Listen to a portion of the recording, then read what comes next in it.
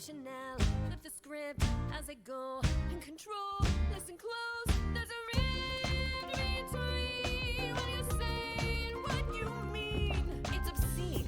You'll just ignore me when I warn you. Cut off your nose to spite your face. You can't help that you're a lying breed. Chaos reigns, make it fair. Show your veins, tuck your tail, run away when all that's good is spoiled. Try to bust the wheels, be real, it'll happen anyway. When your world is turning inside out, what do you think you're gonna do? Follow a dead-end road while I expose the truth. I'm no savage, you're just average. I know that the truth's a lot to ask. I'm gonna rip off that mask. Monkey see, monkey do. Come on, monkey, break your mask, control the real you. Disruption, harder than corruption. Come on, monkey, break your mask, see the real you.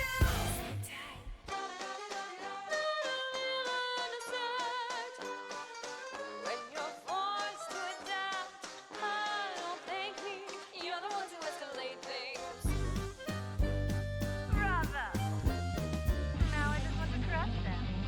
That's much harder. This is not a game, say my name, it'll happen anyway. When your world is turning inside out, what do you think you're gonna do? Follow a dead-end road while I expose the truth. I'm no savage, you're just average. I know that the truth's a lot to ask. I'm gonna rip off that mask. It's turning inside out. What do you think you're gonna do? Follow a dead-end road while I expose the truth. I'm no savage, you're just average. I know that the truth's a lot to ask. I'm gonna rip off that mask.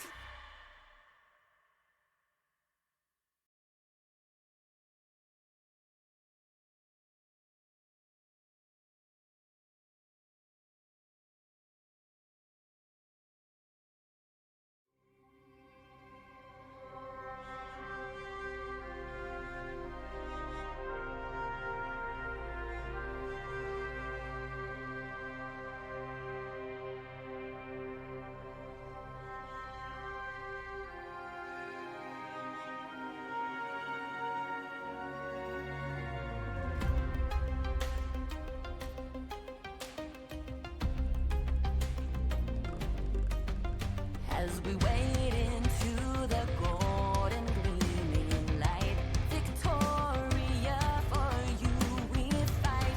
We are the ones who always rise. A hero born to ease our breath, to light within ignite.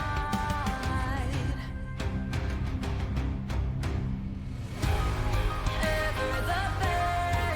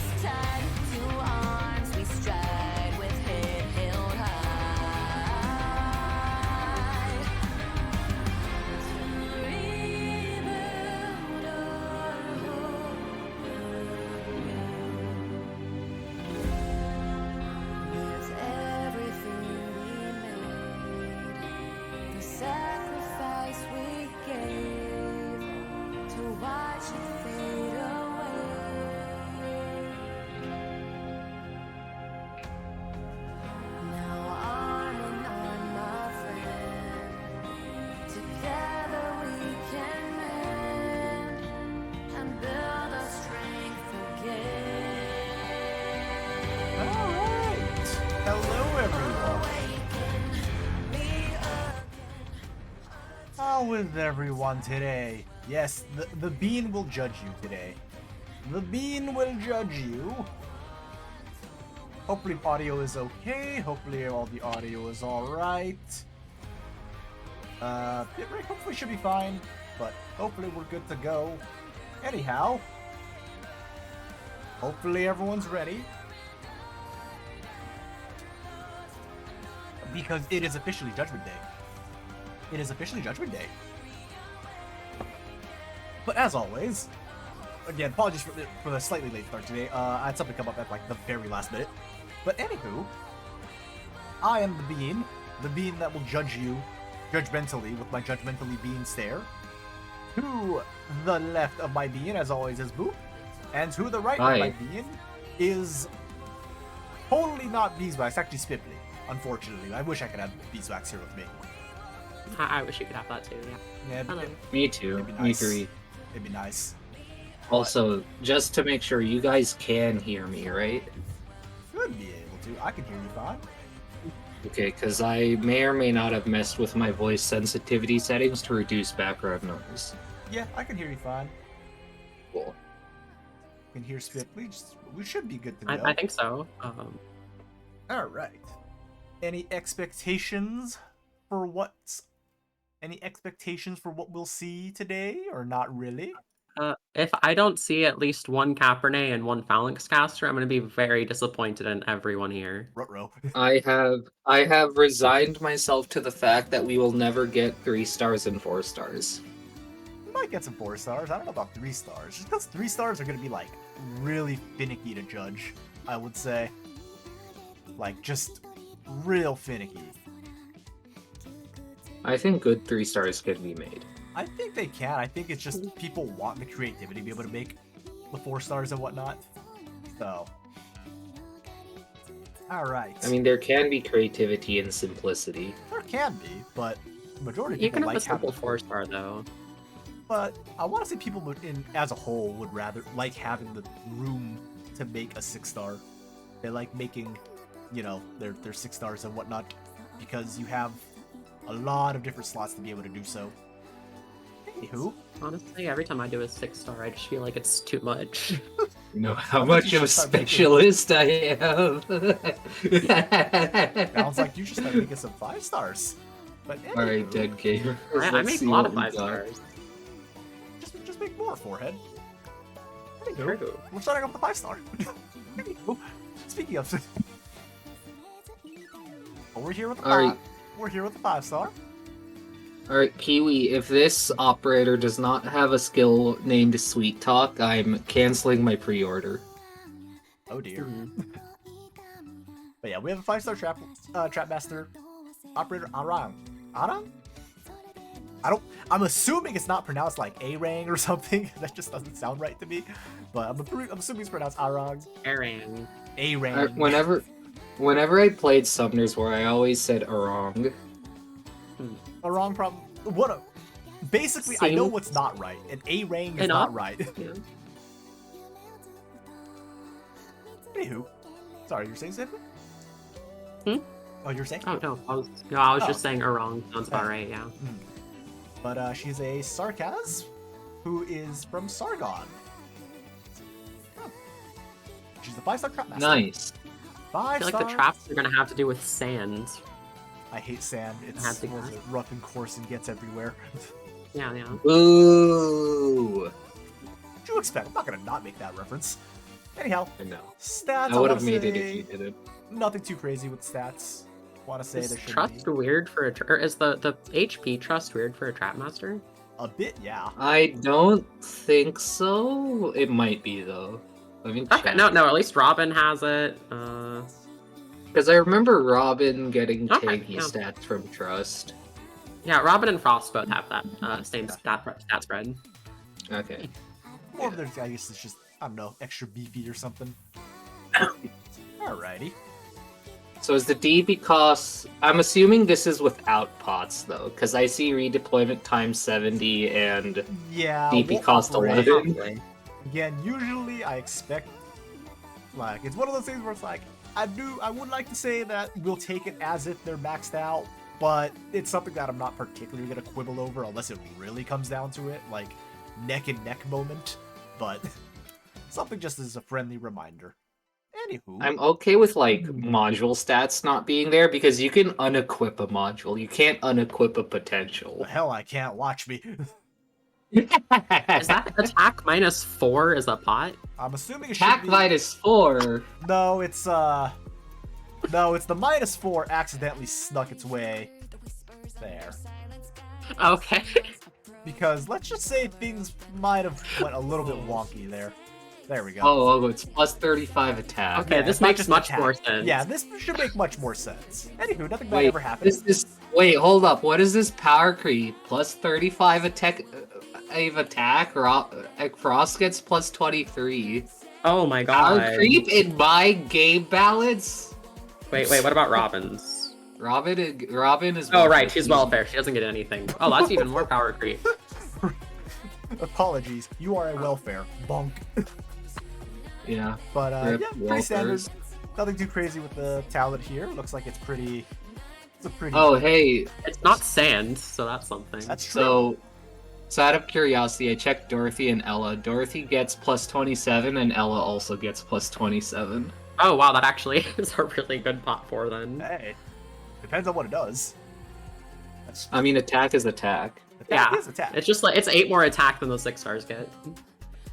Don't they have a lot less base though at 540 base? Ella at 90 P6 has Yeah. 695 attack.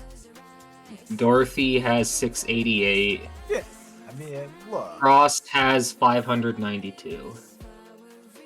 Otto just needs some. It's fine. It's totally fine. It's fine. Talent is the standard Trapmaster talent of you may deploy the traps on the field. You have traps. That is Be, the be talent. be grateful that you have a talent in the first place. It You could- filthy trap master. It could be worse. You could be Kiave. It could be. Could It be could have Kiave. been. Poor guy. It could have been Akafuyu before module. I still think it could be worse. Like, you could be Kiave. You make robots better. Alright, how many of you are actually using robots? Look. Okay, his is pretty funny though at least. It is funny. Listen, pretty Kiave was key for one DP slot only, H84, so I'll take it. I'll take the win. Like, oddly specific, but... Anyhow. I kind of like the like flavor of like just the S1 so far. If it's like they're getting haunted. Mm-hmm. So let's see. The passive is they take 1 instance of damage, and then let's see. So you basically latch on and you do the damage, and then they're just stuck until it looks like you activate the skill. From what it looks like. Yeah, Oh, it's basically like Ella's then, because Ella gets traps on activation because she can manually activate her things, Yeah, her skills. Look, Ella's a sniper masquerading as a trap master at this point. Let's be real. I mean, we want to go down that route. I forgot what I was gonna say. It's fine though. Duly noted. But yeah, 320% of attack. It's like you're getting basically functionally 520% damage. From what I'm looking at, it's the active that does AoE, and then you get 1 back, and the 1. So you basically activate it to get a trap back. Okay. +1 for each enemy that you killed. So Yeah. if you nuke like a horde of slugs, you get all your traps back. Basically. Okay. That's Okay. cool. Okay. I'd be okay if it did physical damage with the numbers bumped up a bit. But I think arts damage is okay. Because that's, what is that? So you're basically doing 520, right? So it's like 28. You're doing 2800 once, Which you're isn't, adding the like- passive and the active. And to be fair, all enemies have like 20 res at this point, so I guess arts damage is fine.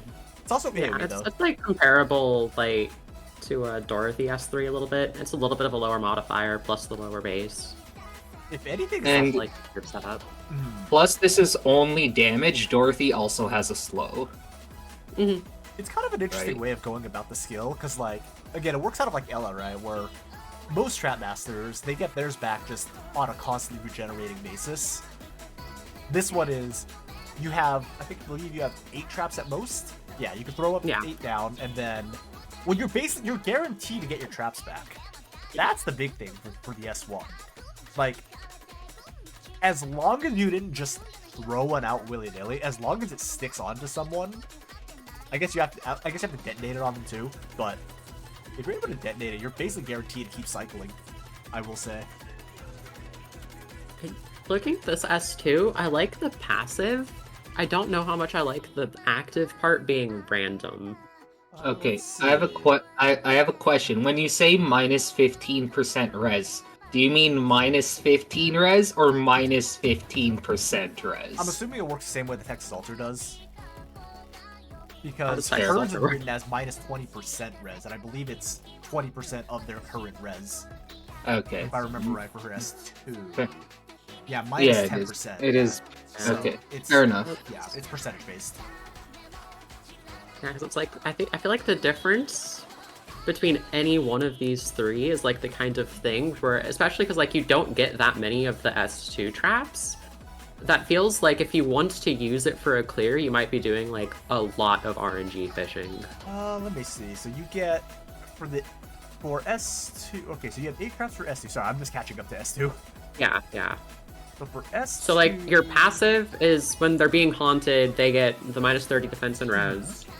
But then when you activate it, either the enemy deals its own attack to itself, or they're stunned for 3 seconds with the fragile, or they're feared for 3 seconds and potentially attack other enemies. And you get So it's one like- back. Yeah. So like you're not getting a lot of these, and I feel like a lot of the time if you get that first one, like you're not doing what you set out to do. Yeah, I feel like the first one kind of the first one is like the weakest out of the 3. So I'm looking at the other 2, I'm like, that 30% fragile, that is honestly, that's debatably an Elamine, but stronger. As long as Yeah, they're like weak the to stun. second and third effects are both really good, but I mean- especially if you get the first on like a slug or something, and it's gonna do like 10% of its own HP. Just flip.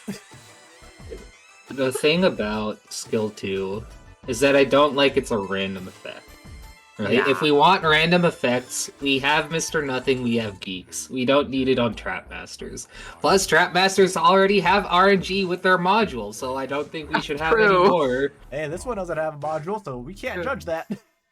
Yeah, I I think mean, I it was- might have liked S2 more if it was either the stun and fragile or the fear. Like I think either of those by itself would have worked fine with maybe like the numbers slightly nerfed. I think if instead of doing fizz damage, like its own attack to itself, like, you know, basically punching itself in the face, I think if it was a different CC, S2 would be like your CC oriented skill, and then S1 is like Yeah. your damage oriented skill. Because right now the skill 2 would you just be punching yourself. It's like that kind of seems a little out of place given the other 2 are CC. Yeah, it kind of feels like it wants to be similar to Phantom S2, where it's like a random CC, except this one there's a 1 in 3 chance you don't even get CC. It's a little bit like Gitano Talent, where there's a 1 in 3 chance you don't even get a DPS increase. Yeah, like they're all positive effects, but if 2 of the 3 are just objectively better than the third one, you basically have a 1 in 3 chance to kind of just flop, if that makes sense. Yeah. So Honestly, it's I feel like I like feel the like passive, the I feel The like the passive dealing sucks. damage to self is also completely useless. I think it is either absurdly. Actually, I can't even think of an enemy where it's broken. I think it's It is funny. completely Yeah. I think, and like, I think if you can get like a feared boss to smack all of the mobs around itself with the third effect, that's really good. I think, yeah, anything damaging itself, I don't know if that's actually good. Yeah, smacking the mob, I think that, because, okay, I'm gonna be honest, for the fear one, like, smacking an enemy just because when you run into them, like, I'm gonna be real, the fear is like the really big effect. The second part of that is like, oh, that's just a nice bonus. Yeah, I do think the fear should have like a lower duration than the stun, but that's a little. I mean, 3-second fear, depending on like the boss it's used on. Like some bosses move really slowly. For sure, but like the fear already dodges more CC immunity, and then it's objectively better at stunning unless you're like me and your enemies fear themselves into the blue box. That sounds unfortunate. But yeah, the fear. I will say it's on a 20-second SP cost. You can't exactly spam the fear at the very least. But Yeah, it's like it's not necessarily in terms of like overall power, more just like comparing the effects to each other. I think from an overall, like S2, I like S2's uniqueness. I think I like the uniqueness that S1 is more generic damage, even though you can restock the traps pretty quickly, given it's only at 18 SP cost. That's pretty fast. But the part of me kind of wishes. Oh, go on. No, go ahead. I was just gonna say that S2 was like the more S2 is the one that I'm like, oh, that's actually pretty cool. I like where that one's going. Yeah, part of me kind of wishes S1's passive was like a dot just to make it a little bit more distinct from like the normal Trapmaster stuff. But overall, I think I like both skills. I just don't like the randomness and just how variable S2's effectiveness is. Yeah, I think I don't mind the randomness if the first option was another CC option. Because then it's like, okay, like which CC are you getting? Kind of like Phantom, right? Where it's like, okay, which CC are you going for? Or which CC, you're gonna get a CC. It's like the CC skill, right? You're doing some shred, you know, and then you have a CC effect when you trigger it, right? You got one of those things. But it's like, okay, you have a shred, and then you have two good CCs, and you have one that's just kind of like, oh, it's like, oh yeah, you just rolled Lamau. Good luck. But I'm like, but I like the concept though. I like the concept of S2. And also I'm liking where the flavor is going over. I like the visual of like just getting haunted by, you know, like a ghost or something. An apparition, just like, ooh, you're like, Alright. So here's the lore. Looks like we have a poem for the lore this time.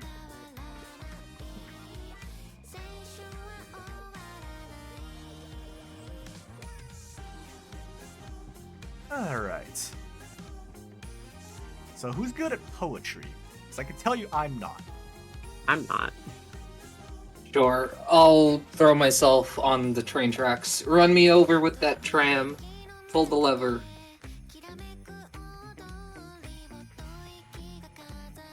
But yeah. Oh, I mean, the lore summary is poetry. That's about where I was going with it. Yeah. The voice lines are voice lines, as far as I can tell. But I thought you meant voice lines. no, I was just saying the lore summary is poetry. Straight up. It's actually just a poem, yeah. Yeah, it's actually just a poem, which I'm like, that's a pretty cool way of going about, like, the lore. I will say, given that I'm not particularly good at poetry, I think I get an idea. Actually, no, I think I get a decent idea of what they're trying to go for. I actually think this is a pretty creative way of going about the lore. Alright. Going to voice lines if there's nothing else to object for. We're ready? The voice lines? I think so. Alright. Who wants to do voice lines? Who, did you want to throw yourself under the bus, or? Sure. He did volunteer himself. Sure, already. he did volunteer for himself. Yeah. We're all gonna have to do Sure. this eventually. Alright. Are you the reason that Ra has been quiet? It's not you. My arts? Aren't you the curious one? It's nothing but pale imitation what it used to be. What I can conjure now is just memories. Whose, you ask? Memories doesn't just come from a person, Doctor. Salam, Doctor. Blessings upon you. Look behind you. Rest easy. You too will become a memory. You're being called too edgy. Well, maybe you shouldn't have made your operator so edgy. It is pretty edgy. I like that Battle 3 though, that's fun. You were just like, nah, dog. was the first time I've seen that one. Alright. Alright, let's go to points. Boom just straight up got called out for being edgy. Damn. Alright. It's okay. I'll be the edgy Mr. Grandpa. Oh, great. Grandpa liked a hot topic. How do you do, fellow kids? What is this module you speak of? Oh my god. Alright. Alright, who wants to go first for points? I'll go first. Alrighty. Guidelines. Yes. I like the flavor. I really like the flavor. I'll just give it a. I'll give it a 2.5, simply because we don't see a lot of a wrong. I know the lore summary was a poem, but it's still like we don't get a lot of a wrong in it, right? It's just sort of like it is a poem that is also a summary, right? But other than that, everything's really cool. I love it.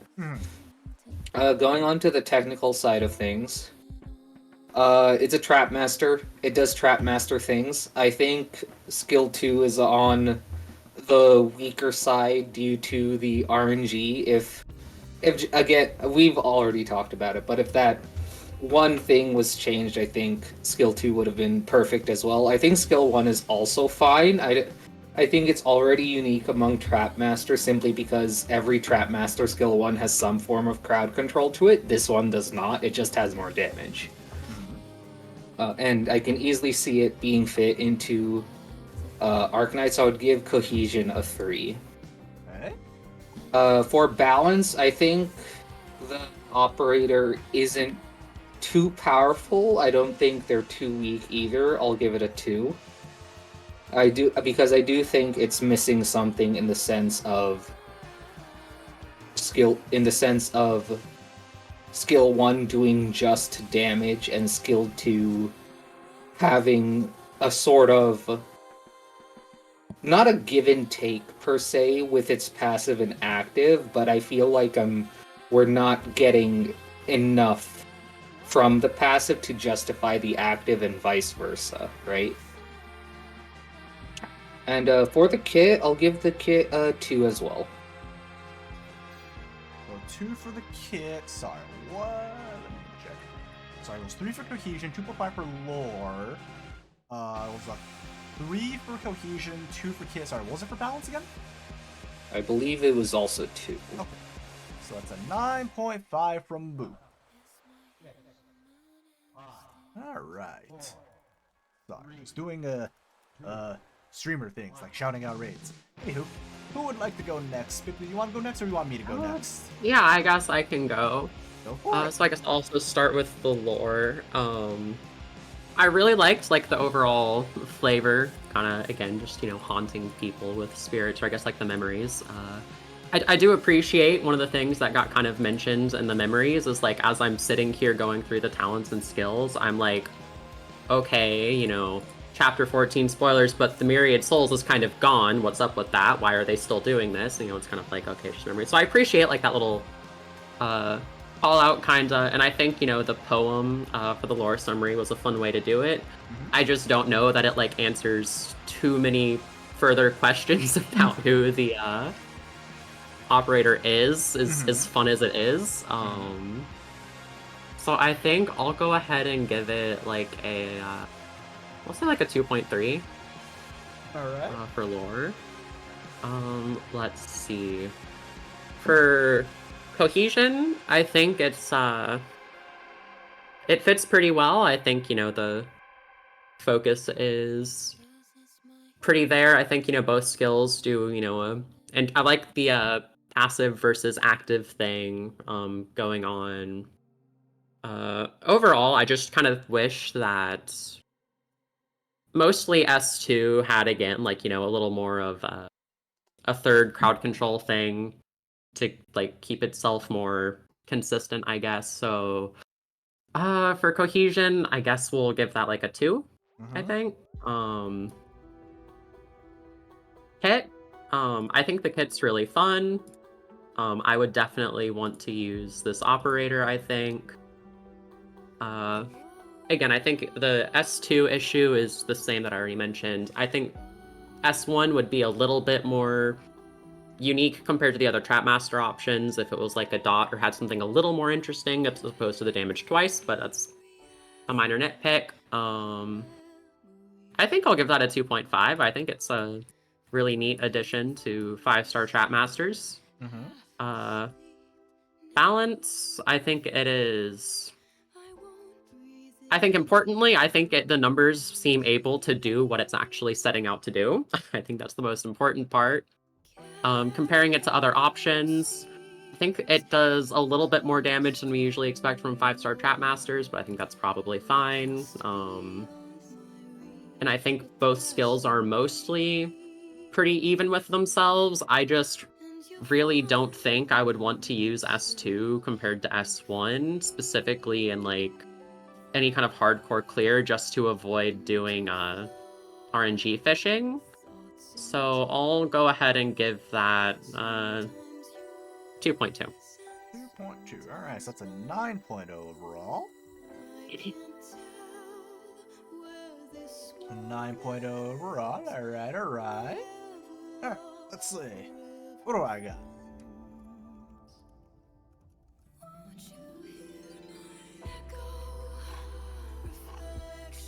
Let me think. I think from the lore, from like the character aspect, I think going for poetry was like a pretty cool thing. My biggest question is like, it is really not, but I think we're missing just a little bit more information on the character herself, and I would have liked to see a little bit more of that. But I think this is a very creative take on it, and I think, you know, I'll give you kudos for creativity. So I'll give you a 2. For the kit itself, I think the kit you went for a pretty creative thought for an S2. I like the creativity of S2. Like, you know, you have like the lingering, like debuff, and then like the only part that I like, you know, balance aside for S2, I think it's a pretty cool concept. It's like, okay, you know, how do you respond to getting haunted, right? Like, I think that's a pretty cool thing for S2. S1 from a creativity standpoint, it's just kind of like, okay, you basically just get a second detonation on them, and I'm like, that's cool, but from like a creativity standpoint, it's pretty baseline, right? It doesn't wow me. S2 is a one I'm like, oh, that's actually pretty cool. You know, again, balance aside on the S2. So from like a on the kit side of things, I'll give the kit a 2 as well, because I think it's nice and interesting. Balance, I think S1 probably does a little too much damage. I'm not sure how I feel about you just being able to get double traps if you kill an enemy. But at the same time, it's like, because like you're able to, like you're only able to put out 8 traps, right? And you know, each trap does cost its own certain amount of DP and etc. But it cycles pretty quickly, so it's really just the instant cycle mixed with the instant cycle that I'm a little bit like on, but it's not a big quibble. For S2, I like everything about S2. Except the first RNG effect, where I'm just kind of like, aren't the other 2 just infinitely better? Like, is this just Trapmaster's version of like hitting Mr. Nothing and trying to get the right one? Like, are you just trying to hit that? Like, there's people that'll CC grind that, but it's like, I feel like this operator, I feel like what you could have done is taken a little bit of the damage out from skill 1, take a little bit of the power out from skill 1, and then change the first RNG effect of skill 2 to be like another CC effect, you know, maybe put a little bit of power in that as like a CC effect. So you have like, you know, your damage, your like consistent damage skill, and then you have like your CC skill, right? So balance, I think I'll give it like, honestly, I think I'll give balance another 2. I think it's good. I just think there's a little bit that we could fiddle with. Cohesion, I think the cohesion is pretty solid with like the whole haunting aspect. S2 I think is a little bit, I think S2, it fell a little bit, again, just with that first RNG aspect of it. It's like, you know, haunted, it's like you're getting haunted, how do you respond to it? But the effect of it, I feel like it could have been a different effect, and it would have been different. instead of just like, oh, just punch, like your enemy just punch themselves in the face real hard, right? You have 2 CC effects and one that's not. And it's like, I think if you just had 3 CC, it'd be a lot more cohesive as a whole. And that's what I would have liked to see instead of what we got. So I'm just gonna give it 2s across the board. It's an 8 for me. But before we move on to the next operator, I do want to say that for future trap masters, you guys have a lot to play with. For all we know, these traps could have high cooldowns, right? For all we know, maybe they, instead of having like the standard, I think it's like 5 or 6 seconds, the trap has, let's say, 10-second cooldown. So it's not something you can constantly spam the skill on cooldown, right? Because for an 18 SP skill, you would barely have 2 traps down if they cost 10 sec. If they have a 10-second cooldown when you place them, you know? It's a different option for sure. Like, you have a lot more room to play around with. I like the angle this is going for, but I think there were things that you could have fiddled with. I think there were things, there's a lot more room, basically, to do better. To do, like, make a really, really good one. Alright, anywho, next one is Scobbies.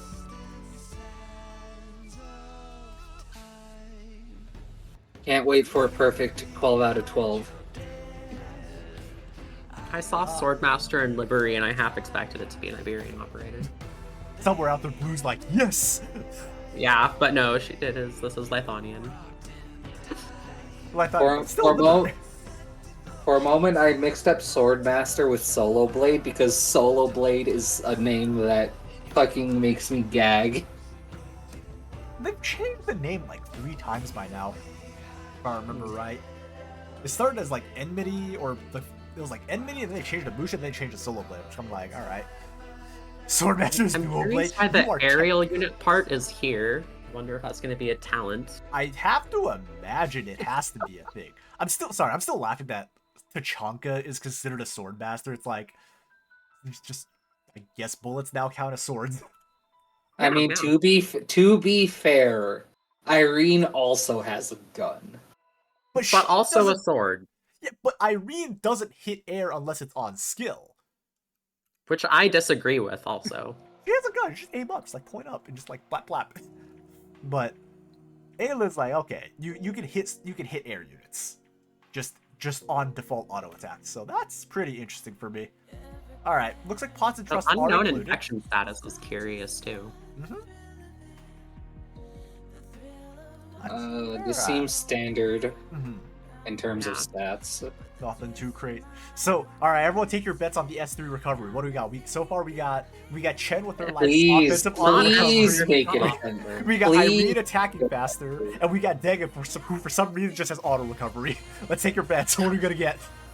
Please make it no. Watch it If be it's not defensive. offensive, No. Watch it have be points. mana. Watch it be you using the mana system. Oh God! Don't. Oh my god. Oh God! It's gonna be defensive recovery somehow. Somewhere Bloodshine's like, my time to shine. What the? I will say hell that am is a very defensive trust bonus. It is a I very mean, defensive trust Swordmasters bonus. have defense stats, like Chen Yeah, has but defense.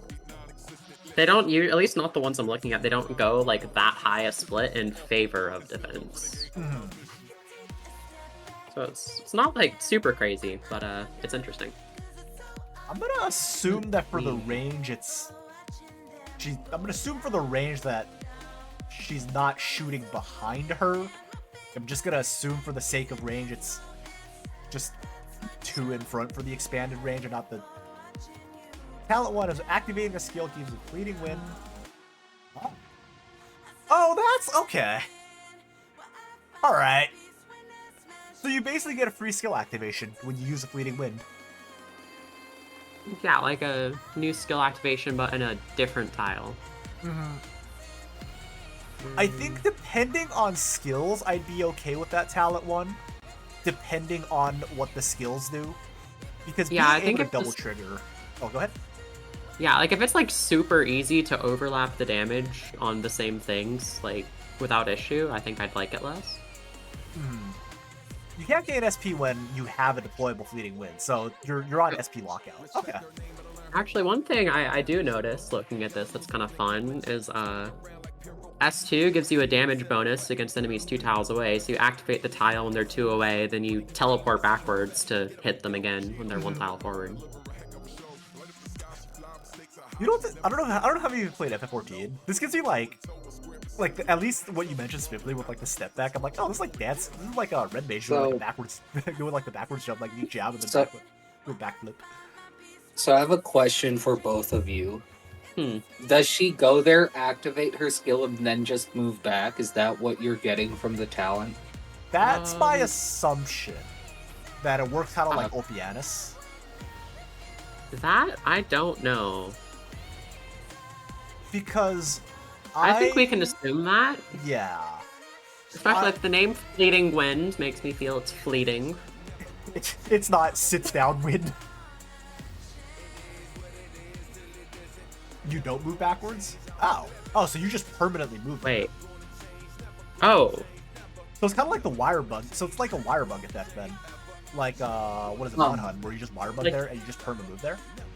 So, okay, you're permanently moving to an adjacent tile? Okay. I mean, it's 4 adjacent, so it's like, Huh. you're not relocating cross map, Okay. right? So, like, I'm kind of okay with that. Huh. I think it, again, depends on the skills. I think we're getting too far ahead of ourselves. It really depends right on now. the skills. Like, as a concept, I'm okay with it. But if it's like, oh yeah, you activate the skill and you wish to nail the enemies, I'm like, okay, I'm not going to be okay with that, like, by any means. The reason why I asked for talent 1 for clarification for Twitch chat is because Jessica moves back to her original facing direction after her shield goes away. She doesn't stay permanently facing the new direction. Yeah, the same thing with, same thing with Opianus, where he, you know, on the S3, he relocates, but then once the skill runs out, or you stop it, he just goes whoop, and, like, flies back. But this one is, you are permanently redeploy, which, if this works like Opianus skill, this does, what's the word for it?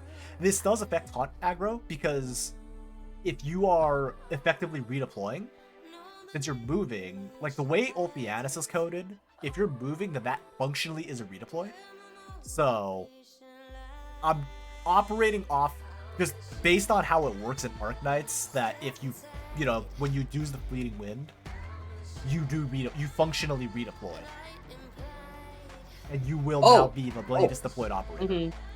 Oh, holy shit, I just thought of something. Okay, I want to see skills. I really want to see skills. Let's go to skills. Holy shit. Damn.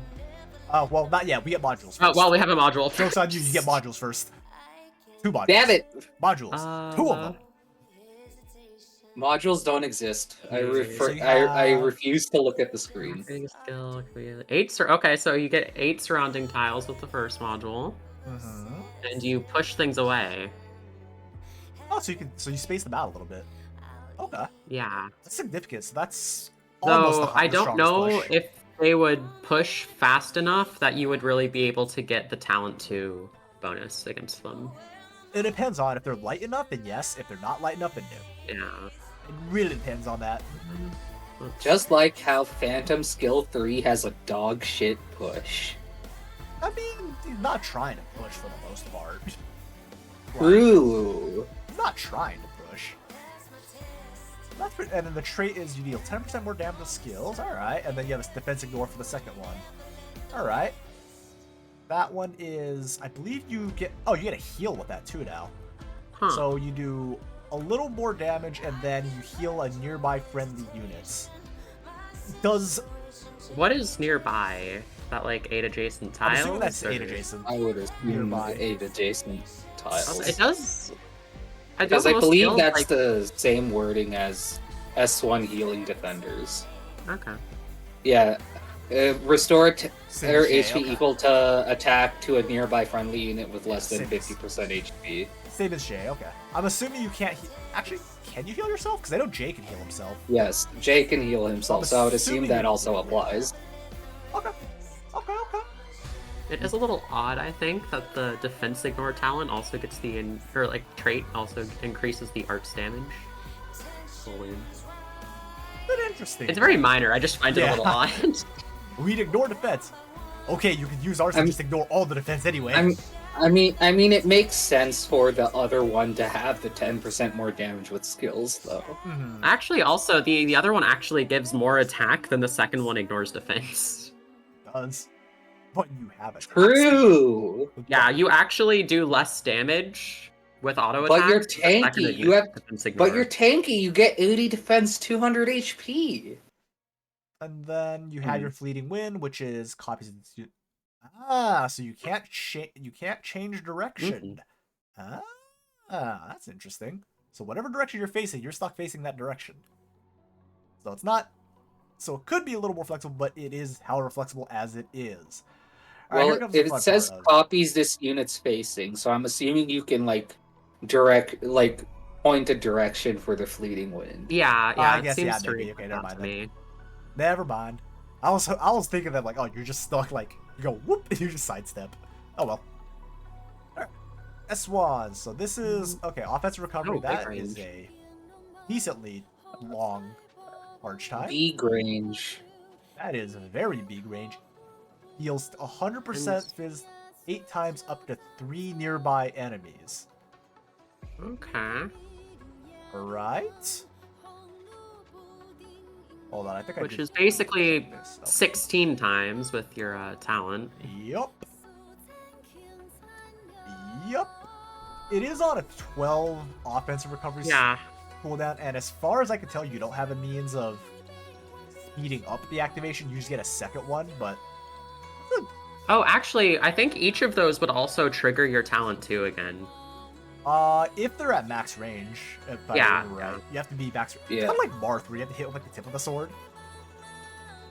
It's 100% fizz. It's not quite 800% fizz because it's 8 individual hits of your physical damage. So like the defense calculations are calculated 8 times, I believe, as opposed to Yeah. one thing of 800. So it's not quite the same thing.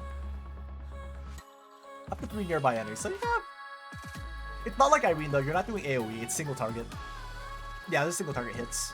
I will think- say, I do feel like most of the time, multi-target may as well be AoE.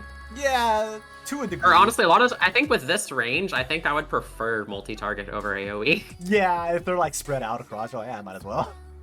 Yeah. I think skill 1 is fine. I don't see any issues with it Basically, because this it is has a downside. It doesn't do too much damage. it's a mob. It's a mob clearing one. The way I see this S1, you pop it, you can clear out a wave of trash mobs, redeploy, clear out another wave of trash mobs, or clear like You know where? Go ahead. yeah. I was just gonna. It's fine. It's fine when paired with the this one at least. Granted, you can also just really nuke one enemy a good bit of times, but you're basically just getting 8 auto attacks in the skill activation. You're You basically want to just 8 auto know attacks. where this would be very useful? Hmm. This event's EX1. I think we're not- haven't Oh, actually seen- it had to be more Oh, right, fireworks and these are also active. hit air, we need to keep in mind, Yup. too. Yes, it does hit air too. You're This gonna is get the correct. balloons. You need invis reveal. You need the fireworks to be active though, if you want to hit the enemies, because they are invisible until you pop the fireworks. So something to keep in mind. S2 doesn't have a range thingy. I had to devote an entire slide for the third one because of range spacing purposes. But S2, so you have 12 slash, so 12 hits of 120% attack, and the final 2 hits increase the effect of Talent 2 by 100%. Talent 2 again is the one where they have to be exactly 2 tiles away, and then deal damage to all units in the surrounding 8 tiles of the enemy. Okay, so that's only the final 2 hits, and then slow effect the units for 2 seconds. Again, not a big number, but you're able to proc it twice. Also, not to mention 20 offensive recovery. That is a decently long charge. Like, you are... And again, that, like, I think, like, it's basically 24 slashes, which are doing the 120 physical. And I think it's safe to assume you're probably setting up the arts crit. Yeah, like, I would assume that you're setting up the archer, because it's only within your, standard Yeah. expanded range, so it's not particularly like you'd be going for it, obviously. So you'd be doing, what is that, like, assuming you're running, if you're trying to maximize it, you're probably running Y mod. So you're getting, what is that, 130% as arts? You're getting 2 heals, I guess. That could be pretty nice. But I think that's fine. You basically have a. Well, no, you would get like up to 24 heals instead, not just like 12. You would get up to 12 per activation. Oh, that's true. Yeah. Actually, you know what? The more I'm thinking about it, like 10% heal. I mean, granted, they have to be exactly 2 tiles away, but it's like you can pseudo medic for a little bit because 10% is actually decent. Is like not too bad of an amount actually. That's a pretty solid amount, but you can pseudo medic if you space it correctly with like weird things. But yeah, I am imagining like very weird spacing optimization for this, where it's like you just stick them in like a lane, aiming into a different lane across a range tile, and you're just like bouncing them back and forth between like 2 tiles, up and down to get across. I mean, Swordmasters attack decently fast, so with the expanded range, you can just put a defender in front of them. I'm like, this is like a Chongyue special. You put like Liscard in front of Chongyue and just watch him go off. Yeah, I think the only issue with that, like I think doing it with like the same lane, is because again you're permanently moving, which makes it like a little, because like if you move backwards, then all of a sudden you're missing your range, and then like for S2 at least you can't move side to side as much, and you might not have that as an option anyway. There's a lot of different ways to think about how to use the use case here. That's for sure. But I think S2's fine. I want to say S2's fine. I'm not really seeing anything like wonky with the S2. I want to say it's fine. Yeah, S2's nice. Yeah. Alright. Let's go to 3. Alright, I don't know how legible 3 is going to be for y'all. It's mostly the range. I can read it out. 45 offensive SP. Oh. Okay. You know what I was thinking? I was thinking that S3 was going to be a passive, like, executors, so that you would have to redeploy the operator to get the skill again. Okay, I've made it slightly bigger. I've bigified it a little bit, but yeah, the expanded skill range. Oh my god. It's a really big range. All enemies You keep chaining it over and over again 8 times. After deploying a... Deals 600%. Okay, so that's a single hit of 600%. Okay. Then if you deploy skill damages 2, gain another fleet. Maximum gain per... If the skill damages at least... I'm gonna be honest, Skami. Is it possible to adjust light spacing squares? I don't think so. I'll try. I'm gonna be honest, Skami. You get your talent 50 times. I'm not particularly okay with this skill. I'm gonna be real honest here. This feels, like, honestly, this feels absolutely busted, but 45 offensive SP. I mean, you're gonna have to hit something 35 times to trigger it, but once you trigger it, everything dies. Does everything die? Wait, the talent is 50% of your attack, though, isn't it? Talent is 55. So you're getting 50 hits of 20% physical, 50% arts. Like, if you only have to damage 2 enemies, otherwise it deals 20% attack as physical damage 50 times. Hold on. Okay, so the physical damage, the 20% 50 times is the big range. I mean, I will say the 20% attack 50 times, that's very negligible. That's actually very negligible. I think it's just that you're getting the arts thing 50 times. Yeah. According to Skami, it's the same as Yato Alter, in which the arts damage scales with the attack scale of the skill. So you can do a lot. Wait, so with it's saying, so you would get so it'd be 20%. It'd be 20% of the 55%, 50 times. Huh. Like, you have a Does that work with the other skills too? I would assume so. Actually, Ambrose brings up a good point. Are we seeing red numbers for everything? That would destroy so many people's. Scotty, are you trying to crash people's emulators? with that? I think this is the best skill in the game if it gives you 50 red numbers, potentially 100 red numbers A lot of red numbers. per enemy. Honestly, I'm more concerned with the first part of it because you're doing 600% at a specific range, Yeah, right? that's But if you hit 2 enemies, a lot. it's not. I would argue it's not that hard to get that spacing. Actually, are you able to I forget, is there like a time limit on deploying the Fleeting Wind, or can 10 you like seconds. just hold on to it? You have 10 seconds to hold it. To, Okay, okay. Off the skill one or off the talent one, you have 10 seconds. Yeah, 10 seconds. Okay. Because I was gonna say, if you could like just get that early, and then you basically just have 8 instances of kill everything, that would be a little much. I mean, basically, probably you get another one, so you. Yeah, Don't you do you- get another, but like they have to be in succession. Yeah, you basically have 10 seconds. So functionally, you can keep this going for 80 seconds. Plus Mhm. If you're the able to keep it going. range is very specific. It's not everything in that area. It is specifically the orange Yeah, the 2 tiles. tiles. What Wait, it is. okay, it's only the orange. Yeah, I it's thought that only was the- just like No, no, just no. showing the crit range. No, Okay. it's only the.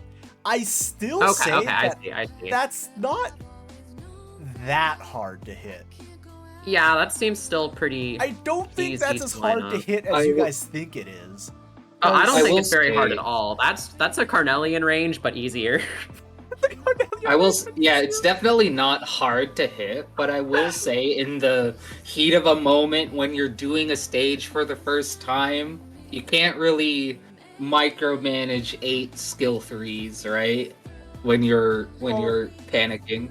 For sure, but I we're think not if gonna- you're Realistically. doing I it, mean, we're not taking into account, if they're panicking, because by that logic, any op can suck if you're just panicking. Like, also we're I think assuming if you're playing op. panicking, you're not bringing a 45 offensive SP recovery skill in the first place. You're planning something with a 45 SP recovery. I You're guess that's all. using skill 1, or if you're thinking you're gonna panic, you're using skill 1 because skill 1 seems super easy to use compared to the other 2. Like, I will say S3 is not easy to use, but I will still say that the specific range, it's not as hard as people think. Yeah. Because Oh, definitely not. Because I'm looking at that range, like, you realize that if you're facing them up, like, you're basically running besieger range, but only like that first row. And like kind of like I think like one of the things where I think it's like the easiest use case is think of something like, 616 where you have like those two lanes going next to each other. You just deploy this operator in the bottom lane, and then they're just wiping the top lane nonstop with like 0 effort. Like, it's a lot. Quite a bit. I feel like... How should I put it? I feel like I'm not sure if the otherwise part is necessary. Like, I think I can agree with that. Like, I think you would have been fine with just being able to chain it. Like, the second part of it just feels like, okay, why though? Like, I know It feels does. like it kind of feels like the second option. I mean, I guess in theory you can get it for like an extra, for like a higher burst damage at like the end of a chain, like if you're last one. Yeah. But that feels like a little, but like it feels like for the most part it's more for the sake of acting as like a safety net for Yeah. like people who don't want to have to like try to optimize it as much. Because all sword matches you have big bursts of damage at the end. You are technically correct. The best. Hey, time to Irene correct- is a big burst at the start. Thank you very much. Irene is just big burst. But I think I can see the logic of what Scami's working with here. I can see the logic, but I'm just not sure about being able to pop it like 8 times. I mean, I will say you basically pop the skill once, you're probably not gonna be able to pop it again. Given how long it takes Probably to charge. not. Like you're probably only getting 1 activation of this. So I'm kind of okay with it. It feels very how do I say it? It feels very all or nothing. Like either like it solves the stage when you activate it, or it doesn't. Yeah, like it feels very all or nothing. So it's like I'm kind of okay with it from a damage aspect, just from an overall use concept. I'm kind of just like, I don't know. Like I'm trying to think what situation like because like you're not really killing a like you're not really killing a boss with this. I feel like. I mean, I guess you could just. Oh, I think you spam could it, 1000% kill a boss with this. Oh, I take that back. You can. Especially because I think the weird range on the first one actually makes it easier to repeatedly nuke a boss with. That's also Because like true. if you can line it up so that the empty space is the enemies you're gonna hit next, right? You can just Then you can kind of like bounce back and forth with mobs being in empty spaces so that they don't die, which means you can get your next activation. Does that make sense? Yeah. I will say, because the attack scales with attack, you can also just buff army the shit out of this skill. Oh, wait, does that mean the first hit is Wait. also a 300% arts nuke? I would assume so, Probably. yes. Yep. Okay. That immediately got a lot better too. Oh wait, that's also like a really big heal too from a module. Yep. But it would be one ally, though. Yeah. One ally for like a few thousand per activation. Let me just go heal my own Beatus right quick. Hey, times in a look, row. it's the return of the bigly heal, guys. No, it doesn't quite work. It's not gonna be that excessive, but but like, yeah, it would only be the first hit of the. I'm assuming it'd only be the first hit of. Okay, actually, hear me out though. Hear me out. The I feel it's not fair to attempts to count this for actually grading the balance. But the 50 hits of physical that gives you 50 hits of arts damage with Logos talent. Because that just makes them take a flat amount of arts damage when they take arts damage. I don't think it's good, but It's funny though. It is funny. Like basically, my biggest thing with skill 3, it's not even that skill 3 is necessarily imba, because like I think functionally it's not excessively crazy. Because Sword Masters kind of like the whole thing is a big chunk of burst. yeah. But just the S3 is just I don't know how else to describe the S3 outside of it's just so wonky. Yeah, like I feel like either you don't activate it, or you waste it and realize you should have brought in a different skill, or it single-handedly solves the stage. Like I like Zui brings up a good point that it does require like you have to know what you're doing with it. I kind of feel like S2 also kind of requires the skill, but it also doesn't have like. I feel like there's some things of like S3 where it's like it kind of requires it, but like that depends on the map. I think there are some maps where it would just be super easy to chain S3 once you get it. I mean, I would say Whether it's just like the enemies coming out fast or just like the layout. I would say it's a good way of skill expression, if anything, like being able to chain S3 that many times. But Well, and I think like that's like imagine like let's say you're doing it in IS5 against Fremont, and you just put her next to the blue box, and then you just walk her forward, and you basically clear out like all the mobs, right? Something like that. Like I said, I think that's like not really hard to do. To be fair, IS5, you can do all sorts of wacky stuff. Oh, in for sure. IS5, I mean, that was just from the like nature of it, but yeah. that was just like the first thing that came to mind when I'm like, okay, what's a map that has like 24 enemies just laying out for you? Or like H84, you can just walk back and forth killing all of the shield guards. Again, it's not like it's too crazy to be able to kill shield guards these days, but you know. Yeah, like I said, like I don't think S3 is a particularly OP skill. I just think from a use aspect, it is super wonky. Like just I will say, I don't think this is a skill or like Talent 1 in general is a skill I would see in Arknights. I don't think they would do something like this. Yeah, this seems a little like from an Yeah. AK aspect. Like I just don't think they're gonna do something like this. I think I think could it's I think interesting. I could see Talent 1 existing. Talent I think 1, it would be yes. more likely to exist if she just flickered back and then to her normal spot again. I think that would be more likely. Just like Volpianus, which is Yeah, how I yeah. read it at first, and then Like- I was told it was perma. I mean, even being perma, I could see that being a thing. It's not the perma part. If anything, it's S3's nature. I'm like, I don't know if we're gonna see something like that necessarily in AK. Yeah, S3 feels a little too wonky on a few different fronts. Again, it's not that S3 is broke. It's not in the sense that it's broken from a power perspective.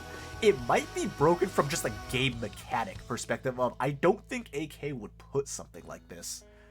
Also, imagine the damage to your phone if you like set up a nuke with, especially because you can get the nuke on the inner 8 tiles because you can just activate the skill and you don't hit anything.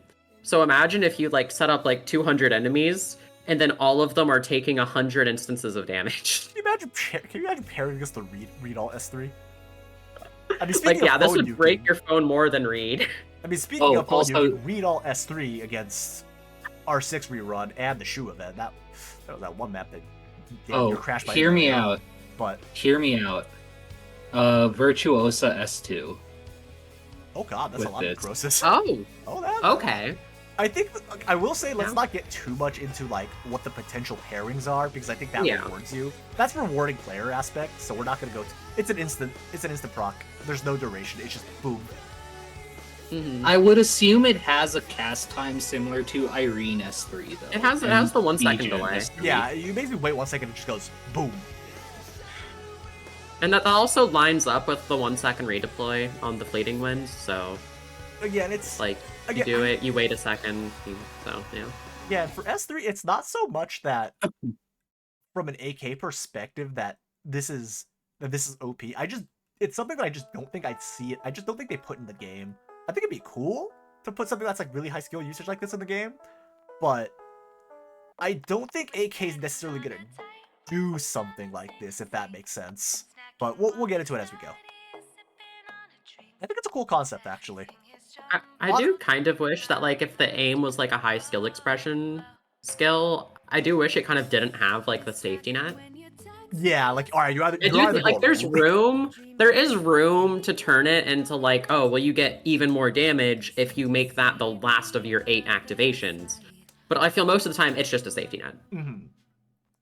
Again, Yeah, I was going to say that. Just remove the second part. mhm. We're gonna continue on though. We're gonna keep on moving.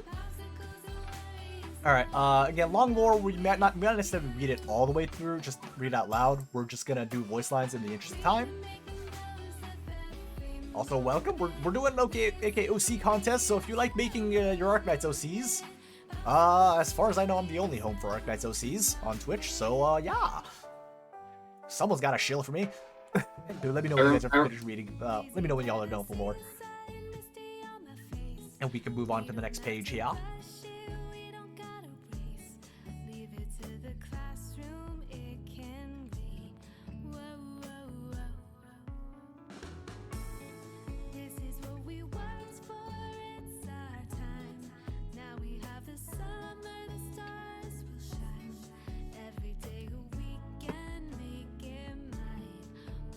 I'm ready to go on to the next page when y'all are. Just let me know. Almost done. I am ready as well. All right.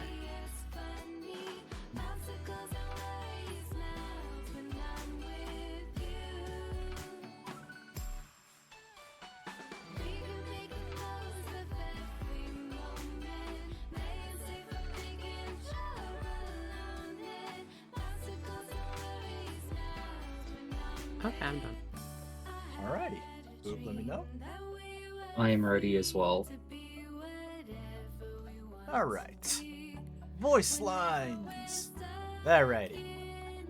Who we throwing on the bus this time? Not me. Yeah, Not Boop, me. you did that. Alright, fine. Alright, Spiffy, you're gonna be up for the next one. I'll do this one. You're up for the next one then. No. There is no avoiding the voice lines. Everyone's doing this. Alright. What an assistant. Don't make me laugh. You and I know there's better people to do paperwork. When the reserve teams all go missing, it's not even hard. Another easy victory thanks to me. Can't I have some real challenges? I barely even got to warm up. Not even fast enough. I need to move. Come on, go down already, will you? I'm getting bored. This is how most people fight. Why do I even need to train? Damn. Arrogant response. The arrogantest response. I think this Man, is just man, and I was told I was edgy. Damn. This isn't edgy. This is arrogant. There's a difference they between keep edgy getting and more and arrogance. more arrogant. It just keeps going. You know, I'm I kind need of to okay take a with this. shot at the reserve teams like that. Damn. Damn, what the reserve teams do to reserve? Man, Jimothy did nothing wrong. SMH, take a shot at Jimothy. Jimothy did nothing wrong. Alright, Jim did everything wrong. Jimothy did nothing wrong. You take He that. did absolutely nothing Jim wrong. did everything wrong. Jimothy did nothing wrong. You take that. He doesn't have a skill, Timothy's therefore he did impact. everything wrong. Alright, anyhow, well, it looks like I'm looking for an extra judge for the OC contest then. That's like, okay. Looks like I'll be looking for a new judge soon then. Anywho. Alright, who wants to go first for points? Because I still got things set up on the back end. And I felt it for ages. jump up I'm at still once then? forming my thoughts, I'm afraid. Same. Alright, I'll go first. I think I'm more or less got everything set up anyhow. Anywho. Alright. From a... Let's see, from a lore perspective, a character focus, I actually like that you opted for, like, just a super arrogant character. I think it's actually really fun that you opted for that. Because, like, I will say something that I see that's pretty common in AKOC contest, like, just across the board. You either have, like, innocent, sad, or super happy. Like, those are the only three that I feel like I've seen by far the most. Whereas Ayla's just like, yeah, no, I'm the best. I'm just the best. Like, get on my level, scrubs. And I'm like, you know what? I respect that. I respect that aspect of it. And like you kind of show it in the background too in the lore. Where it's like, yeah, she's been the best. So in her mind, it's like, why do it? Why, you know, no one did like the welcome to Earth moment of getting like, you know, punched in the mouth or something. So it's like, yeah, no, I could actually see that for the lore. I'm pretty sure I know where Ayla comes from. This is like, I'm pretty sure I may or may not have raided with a certain Ayla doing Savage maps, doing Savage runs in a certain Final Fantasy. But Surely. from a flavor aspect, I genuinely do like this. I think it's a 2.5 for me.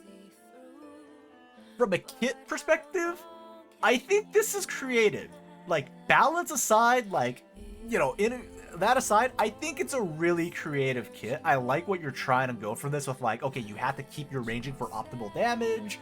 You know, this whole, like, being able to redeploy, having that aspect, but, like, you know, you have weaker skills, but you're able to proc it more times.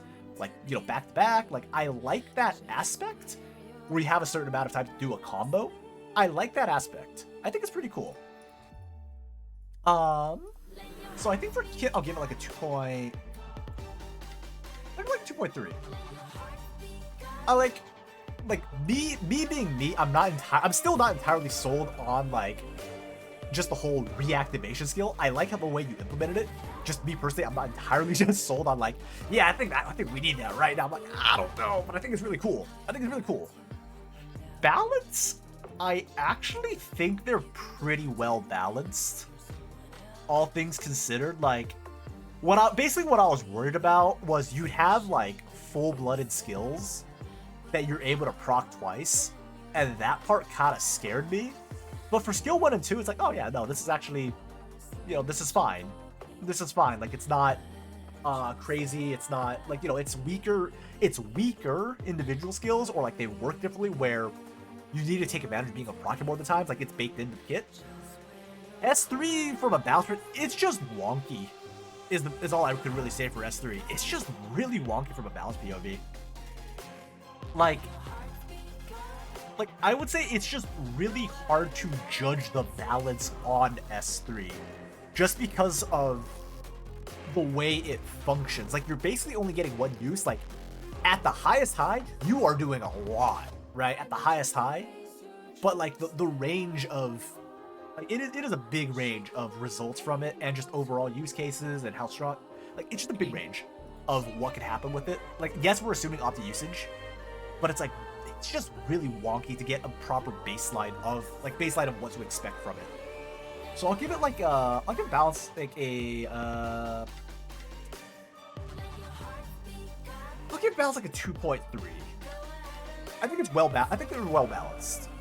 From a kit cohesion perspective, I think the kit is pretty cohesive. Like it's all based around like for the most part, it's based around trying to get that opti range, right? You're based around opti range and being able to, you know, adjust your positioning to that opti range. I think it works well. As for fitting into AK as a game, I think for the most part it works. The parts that I'm not too sure about is the instant skill reactivation. That one I'm not really sure about, and then just the S3 functionality as a whole, being able to like just one again. Like I'm not 100% sold on that from a cohesion aspect. I think the rest of it works well. It's just those two that I'm like a little not sold on. If I may interject, we already have another instance of instant skill activation again. It's Texas Alter. That's true, but that's like on kill though. It's not, you're not moving and doing it. Plus, Like- you also can't like control it as much. Yeah, it will activate as soon as something dies. This one is very controllable, Which is again, usually right after the first activation. like it's not a stretch to see that this happens in the game. Like it can. I just don't think. I'm just not told that it will. I can see this go into the game as is, if that makes sense. So I will give it like a 2 for integration. So that's a 9.1 for me overall.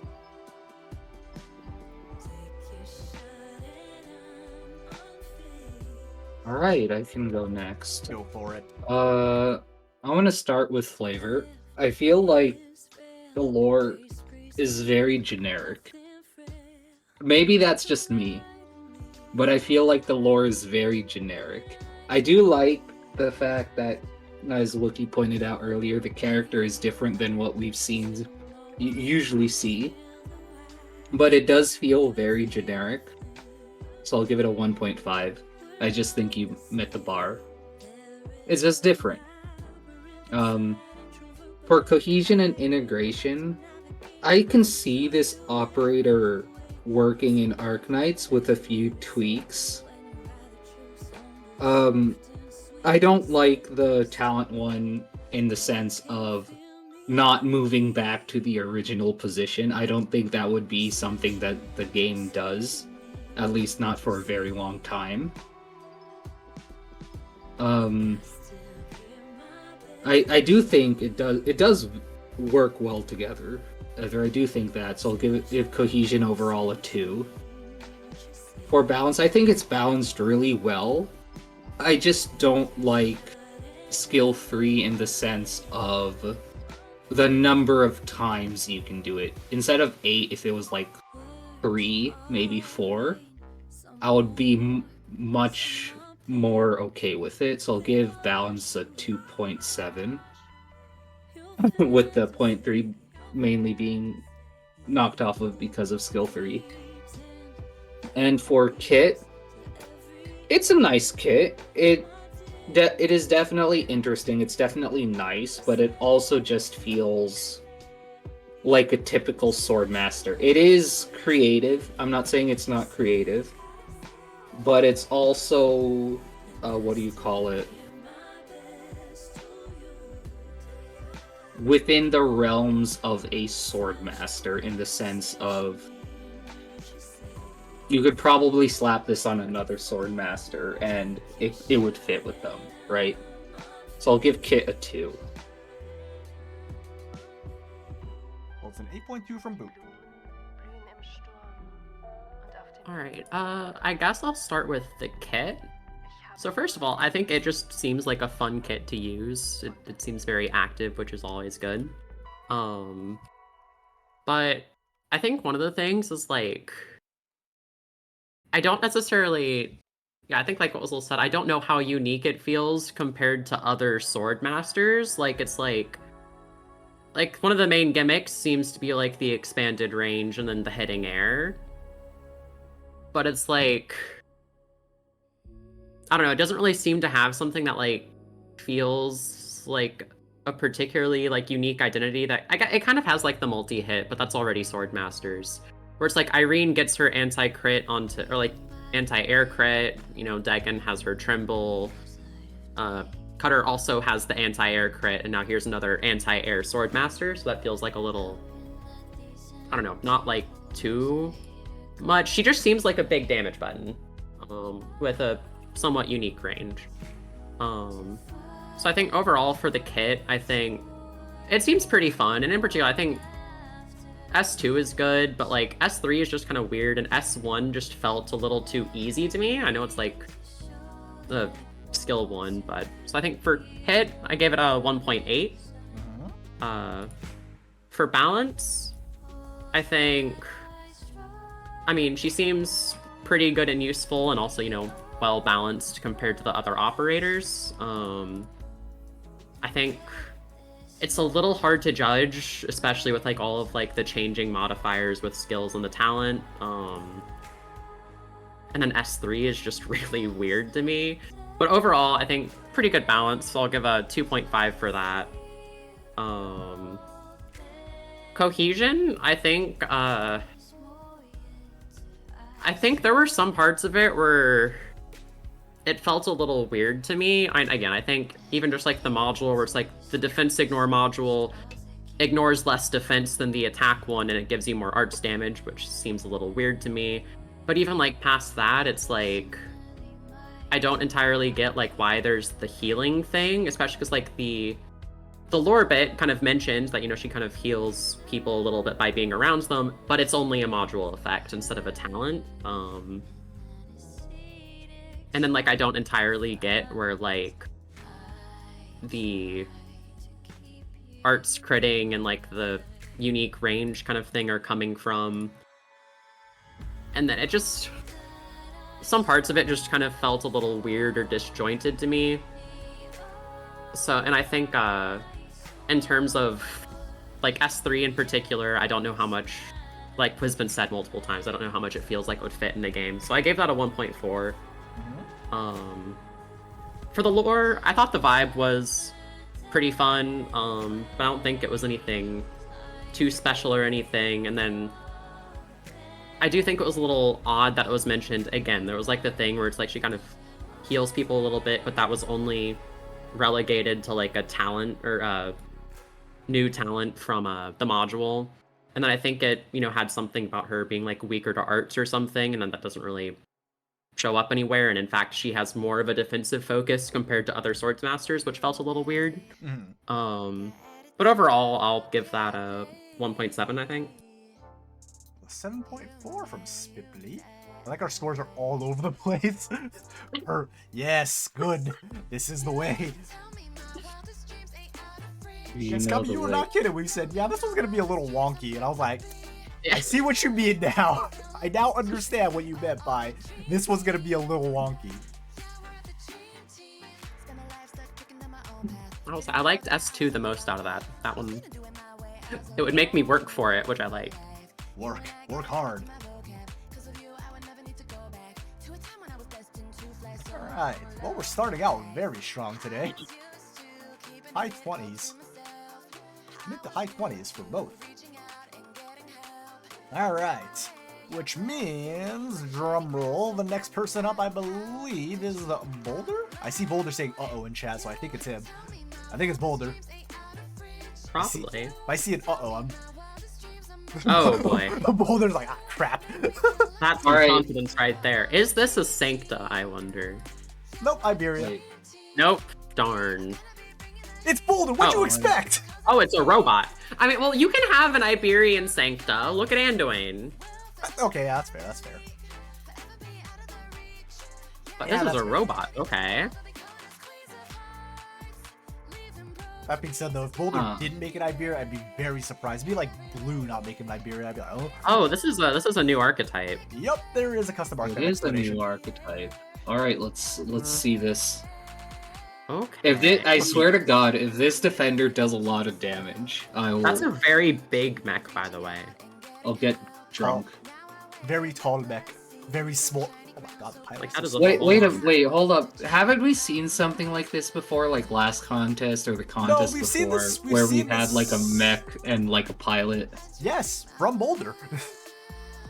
Specifically from Boulder. That's probably why it seems familiar, especially because it's from Boulder. It's I the most expect an familiar explanation with this. somewhere for why this operator is called Cookie. I would too. I would too. There, it's clearly just the Cookie Monster. I swear to God. Oh god. Oh god. Alright. Oh, previous archetype you're revamping. No wonder it Yup. felt familiar. All right, let's see. Let's see it. There's your custom archetype explanation. Okay, so this is like a doll keeper, but for defenders. Kinda, yeah. Except the pilot is like, I assume much squishier versus the doll keeper, because I think a doll keeper keeps the. Okay, so it's an entity that swaps to the doll when it dies. And yes, Skami, you'd be right. And switch it. This is 50% P. Nice. Okay, low-key, I do like that when they're in mech form, they eat way more arts damage, kind of like how we just obliterate mechs with arts damage. Mm-hmm. True. Wait, what are we... Okay, so when we're going forward looking at the stats, are they like specified or... I believe so. I wonder, because... We're specified. Okay, good. Yeah, Because Because doll- it said because one dolls had for increased doll stats keepers. and one had decreased. I'm like, wait, what's the default? Hold on now. Yeah, wait, what are we at? But Okay, so yeah. it looks like they actually, at least depending on the HP, they might be able to tank arts a lot better in pilot form. Agreed. Kind of. Never mind. Maybe, but they can take maybe a couple hits. I After think that, it's like- eyeballing the math, that's like still like, what, 3k effective HP for the mech versus like 2k give or take for the pilot. kind of. Basically, if you're a mech, you just pray you're not fighting arts enemy because you're gonna. Oh, this is a evaporate. default 4 block. Okay. Mhm. I mean, you're a mech, so. Okay, I'm sorry. I know the pilot form is 2 block, but I'm just imagining someone who's 148 centimeters tall trying to block 2 people. I'm like, Hey, I think, hold on, and hold on. Bubble's We've like, got- Bubble's smaller than that. is she? I think so. Let me check. All right, Bubble, where you at? Shield's tall. Bubble's tiny. Oh, damn, Bubbles- she's Bubbles 135. 135. She's shorter. And she's a 4 block with her wait, no, she didn't get that module. She's only a 3 block. Damn, she's blocking. Just Alright, fair enough. Fair enough. to be Okay. fair, Bubble also has a big ass shield. I'm just imagining the pilot just like, Well, this Well, they- person has a... maybe they've got, Oh, like... true, it's a mech. big it's a mech. gun. What am I really talking wide about? arms, It's a mech. really wide wings. Like, I can imagine Yeah. them holding out their arms like, no, and then All just right, just doesn't Steam Knight in that one map have like 99 block or something? something like that. Huh. But I will say, the race is listed as automaton, so is this a robot piloting a robot? I'm operating on I the assumption don't the think pilot is so. not an automaton, but Boulder can clarify that if he wants. According to Boulder, the mech's name is Cookie and the pilot is an e-girl. Oh, so this is like Diva. This is like Diva. Alrighty. Well, Who? we don't really Now, out of got curiosity, what race is the pilot? human. It's actually just Diva. She's been relocated.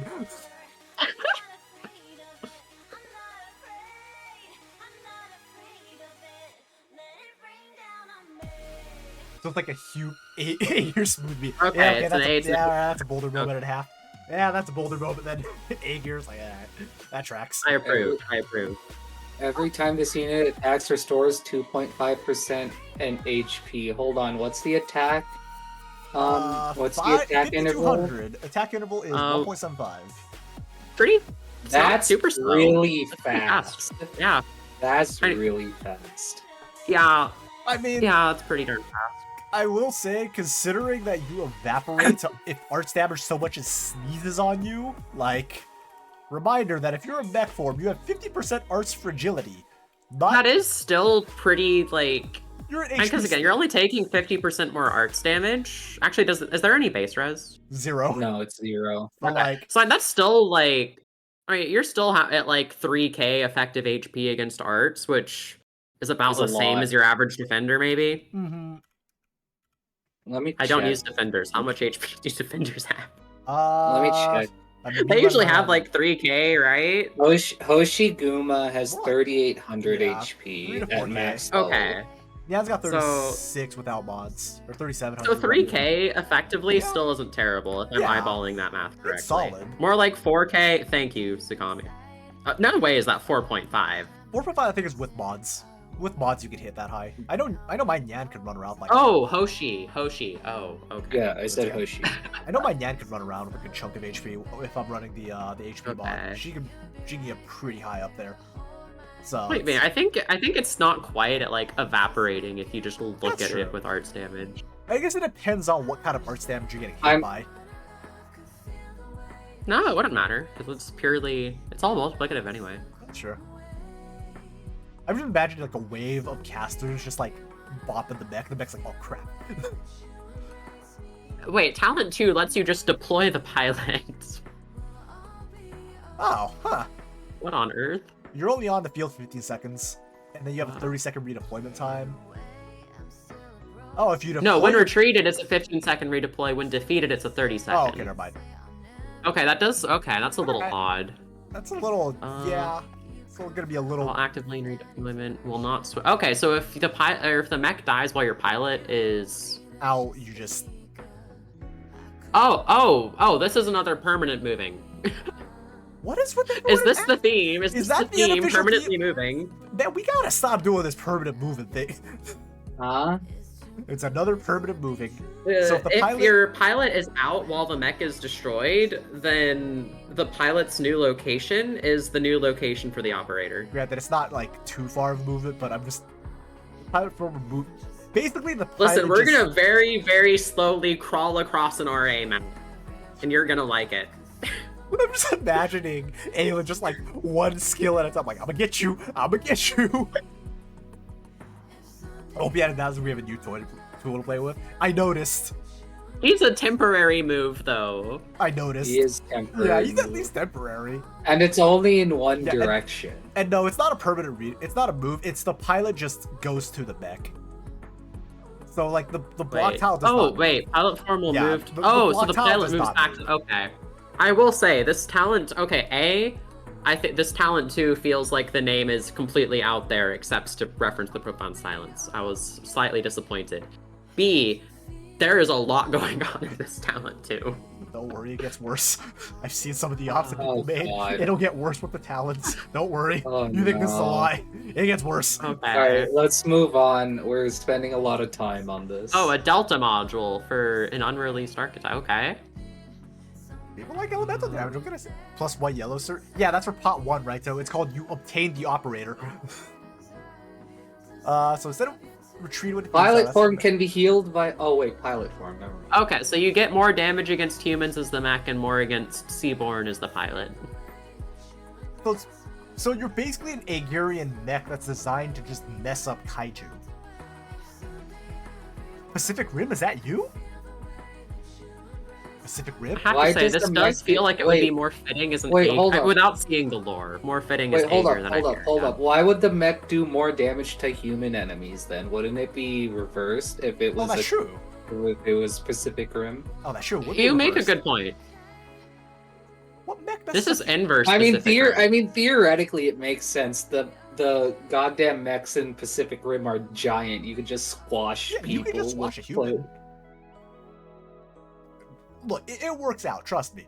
My source. Trust me, bro. It'll make sense in the lore when we see that What this is- is, an Aegir who just built a mech to go around squashing Liberty, Maybe.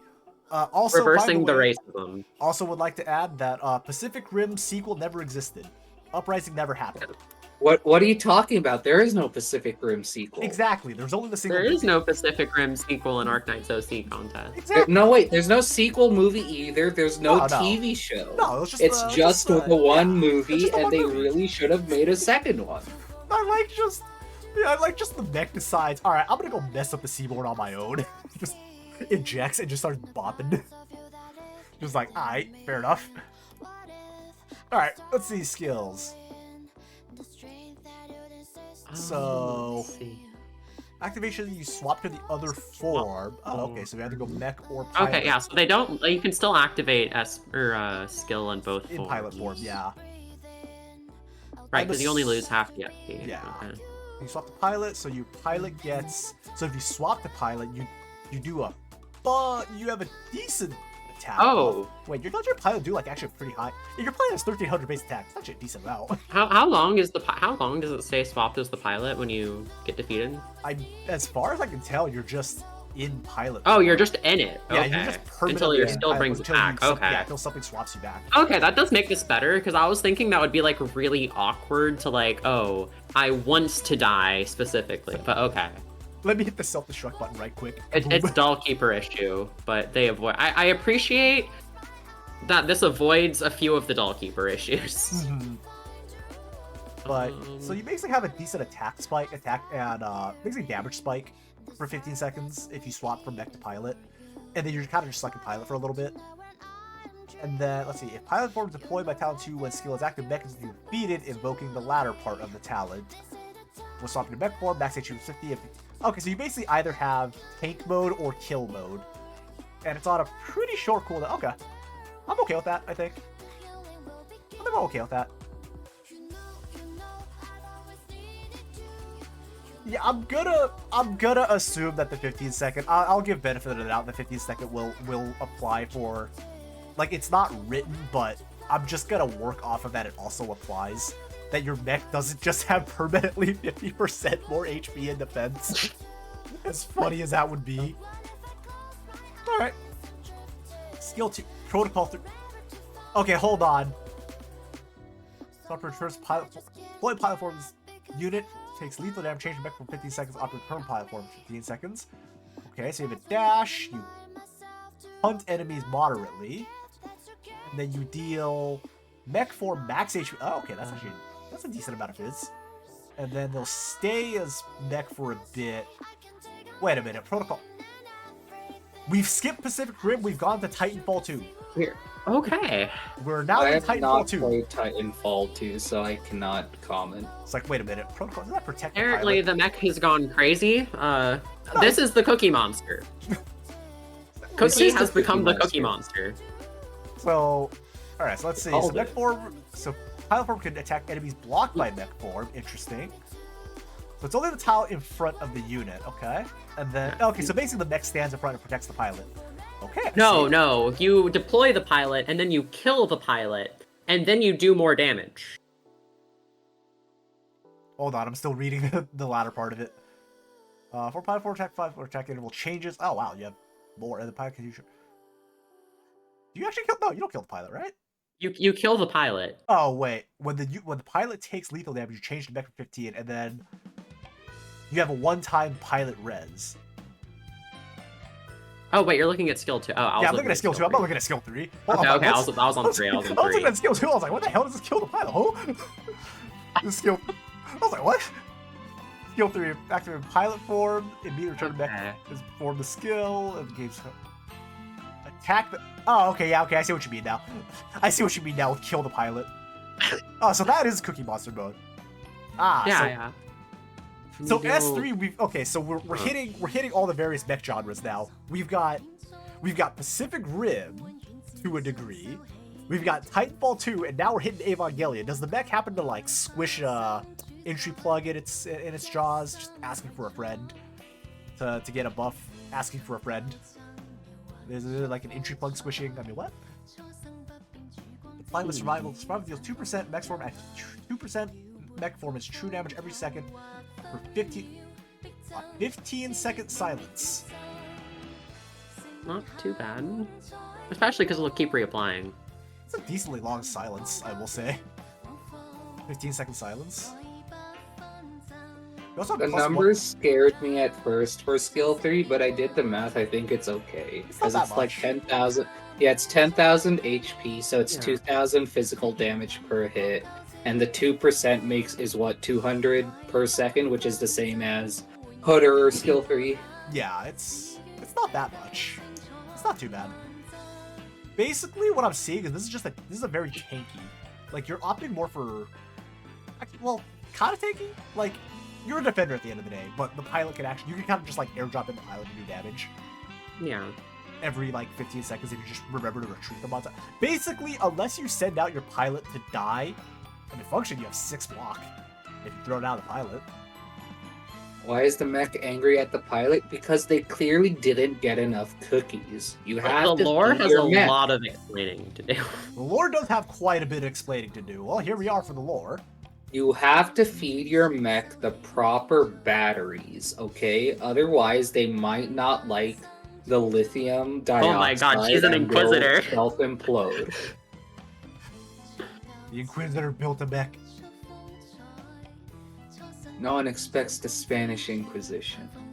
It is the Spanish Inquisition.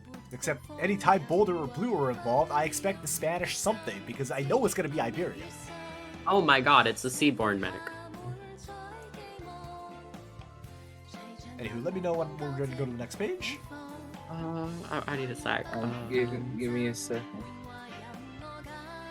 On Earth?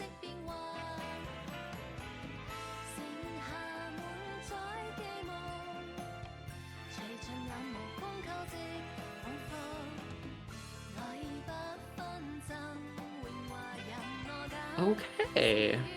I guess that explains the racist mech. Okay. Okay. Okay. Alright. Why is the mech sentient? Because Seaborn. I'm operating off the fact that a Seaboard has functionally possessed the mech. Yeah. All my homies hate Seaborn. Uh, Alright. There's a lot of Titanfall 2 in the lore, I will say. I'm seeing with the various protocols, I'm like, that's some Titanfall 2 language, or verbiage.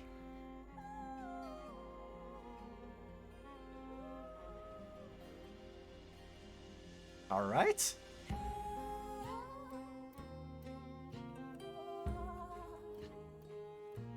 I'm still not sure how they ended up being named Cookie, though, out of this.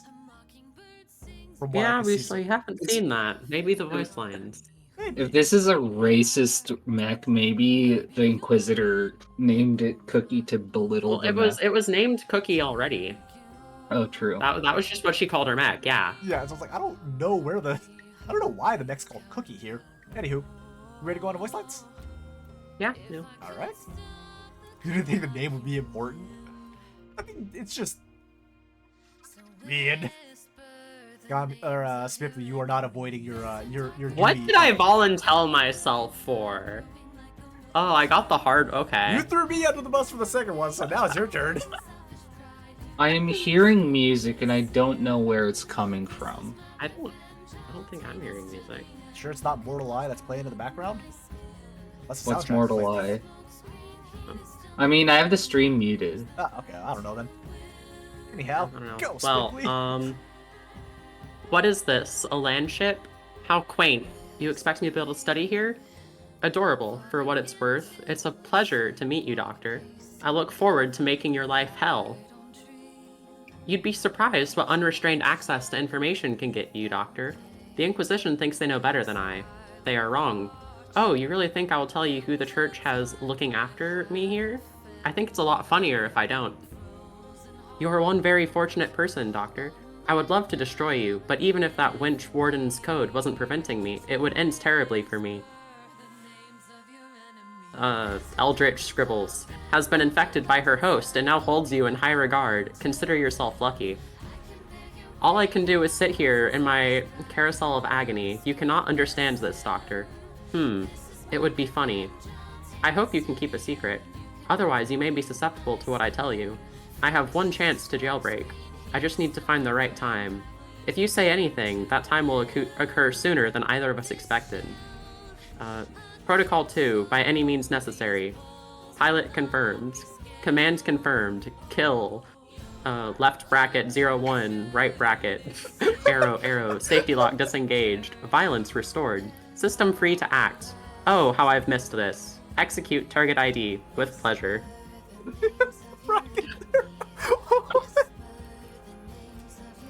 Alright. Thank you, Swiftly. Alright. Well, let's go to points. This is gonna be an interesting one to Okay score. then. This is gonna be an interesting one to score. Boulder, what the hell did you create? This is an operator of all time. This is certainly an operator. This is an operator of all time, just like the Minecraft movie is a movie of all time. Alright, anyhow. Quick, make it TTS while with Spipley's voice. Oh god. Someone get on programming. Don't TTS me. Alright. We're gonna turn into a TTS, marketable TTS. No. Yes, we will earn many V-Bucks. Alright, calm down there, Grandpa. You wanna go first for points? Sure. I do see what he was saying about the mech being the operator. Mm-hmm. See that too now. Yeah, the mech's the operator. Let's see. Lore is cool. I like the lore. It's a bit... Why do we have a mech in Iberia? That's That my is question. A good question. Why is there a mech in Iberia? I'll give lore a 2. I Alright. feel like it deserves a 2. For cohesion integration, I do think it works well. I don't know if it would necessarily fit into Arknights, because I'm not entirely sure how they would code it, right? Obviously, they could just make it 2 different units like they do with Doll Keepers, but considering that the skills are sort of wildly different for both of them, or not wildly different, but considerably different for both of them, it feels a little bit wonky, so to say. So I'll give cohesion and integration a 2. I think the balance is fine. I didn't see anything out of the ordinary. If anything, it feels a little underpowered after everything is said and done. Yeah, it's very tanky. Yeah, it does some damage, but overall, it just, like, I don't see why I would take this over any of the other 30 defenders that are in the game, right? Because it does not feel like this brings anything unique to the table in terms of balance. So I'll give balance a 1.5. Okay. The kit is fresh. The kit is interesting. I'll give it that. It's very... This sounds like a very fun operator to use, so I'll give it a 2. 2. So that's a 7.5. Alright. I guess I'll start with the lore. Alright. I think the vibe of the killer robot is very funny. I don't entirely know about Iberia having mechs, and I don't entirely... I'd have to check over everything again, but I don't know how much a Seaborn thing being quite so actively spiteful towards humanity really is. But it is fun, so I'll give it a 1.5. Let's see. For cohesion and integration, I think that did pretty good, actually. I think a lot of the... I think a lot of the different skills, represent different things the mech is doing pretty well. I think you really kind of, like, get the lore across in the skills. I like that you kind of fixed some of the issues that Doll Keepers have. The main one for me being that you just completely mess up your skill timing if the doll goes away. So I think that was pretty good. So I think I'll give cohesion and integration. We'll give it a 2.3. Let's see. Balance.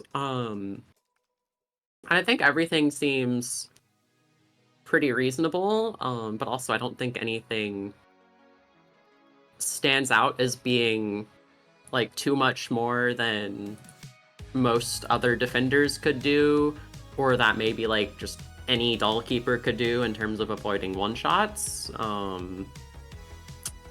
So I think I'll give balance like a 1.8. For the kit, I think it's a pretty cool and fun kit. I like the idea of the archetype a lot. a lot of it is very kind of hard to judge without like playing it. Like there's especially the second talent and like all of the different what ifs about things dying. But overall, I think I like the kit. I'll give that a 1.8. So 7.4 from Spitley. Alright. I'll start with the lore. I think the lore is pretty funny. Like, at least with the personality. Of just, you're trying to just function, keep a killer robot, right? Like, now, I'm not entirely sure where, you know, Mecha was built and everything, but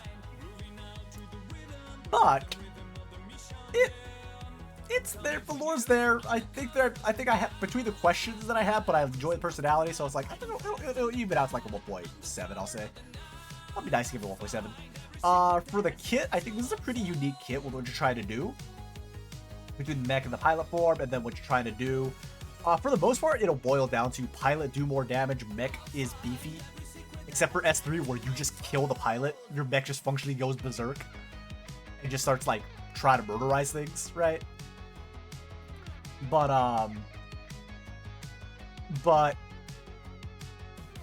anyhow, I think it's pretty nifty. I'll give it like a 2.2. I think it's pretty nifty. Also, hi Blue.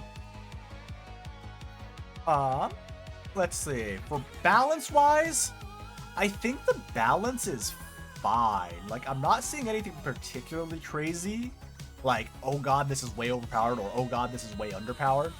Like, it seems fine for the most part. I'm not seeing anything, like, out of whack. It's, you know, they have a pretty defined role of, you know, pilot does one thing, tank mode does the other thing, right? So, I'll give balance like a 2.2 as well. And then for integration, I'm not entirely sure how this will work with basically the pilot having their own skill form when they do the swap. That one I'm not too sure about. The rest of it I think will be fine. Like the deployable part, that part's all fine. But that's the only part is a little bit like, I'm not too sure on. That's the only part where I'm a little like, I don't know. I'll give it like a 1.6. 1.7. I'll go 1.7. I think integration's pretty solid. I'm being the nice one now. See, I'm not a completely judgmental being. The judgmental being can give friendly advice. Or friendly numbers. Oh, I'm being the mean one, no. We're taking turns swapping who's the mean one, who's the nice one, apparently. Surely that means I'm a nice grandpa, right? Surely. Wait, have I been the nice one yet? Probably. I'm sorry, Boulder, I'm sorry. And honestly, I thought I was harsh with this one, but that's okay. We all think we're harsh until... You should have, like... The running OC contest, like, funnies is just people thinking they're gonna be the harsh one, and it's like, oh, no, never mind, they're not too bad. That's been, like, the running thing. It's like, oh, man, am I gonna be... I think... I want to say Scotty was also like, oh, God, am I gonna be too harsh? And then the contest comes around, it's like, oh, never mind, everything's fine. Everything is A-okay. Yeah, Boulder actually think the balance was fine here. Like, genuinely. Mm-hmm. Alright. Oh, Boop, you're gonna like this one. Purely because it's a 4-star. Oh, it's a 4-star Ooh. instant 12 points. Okay, I'm gonna go to the bathroom. You already have my score. Minos, Brawler. Bro, okay, I have to stay for this one. Okay. I'm in gamer position. Please, please don't leaning disappoint forward. me. Boop is leaning forward. Yeah, True again, we started out pretty position. strong.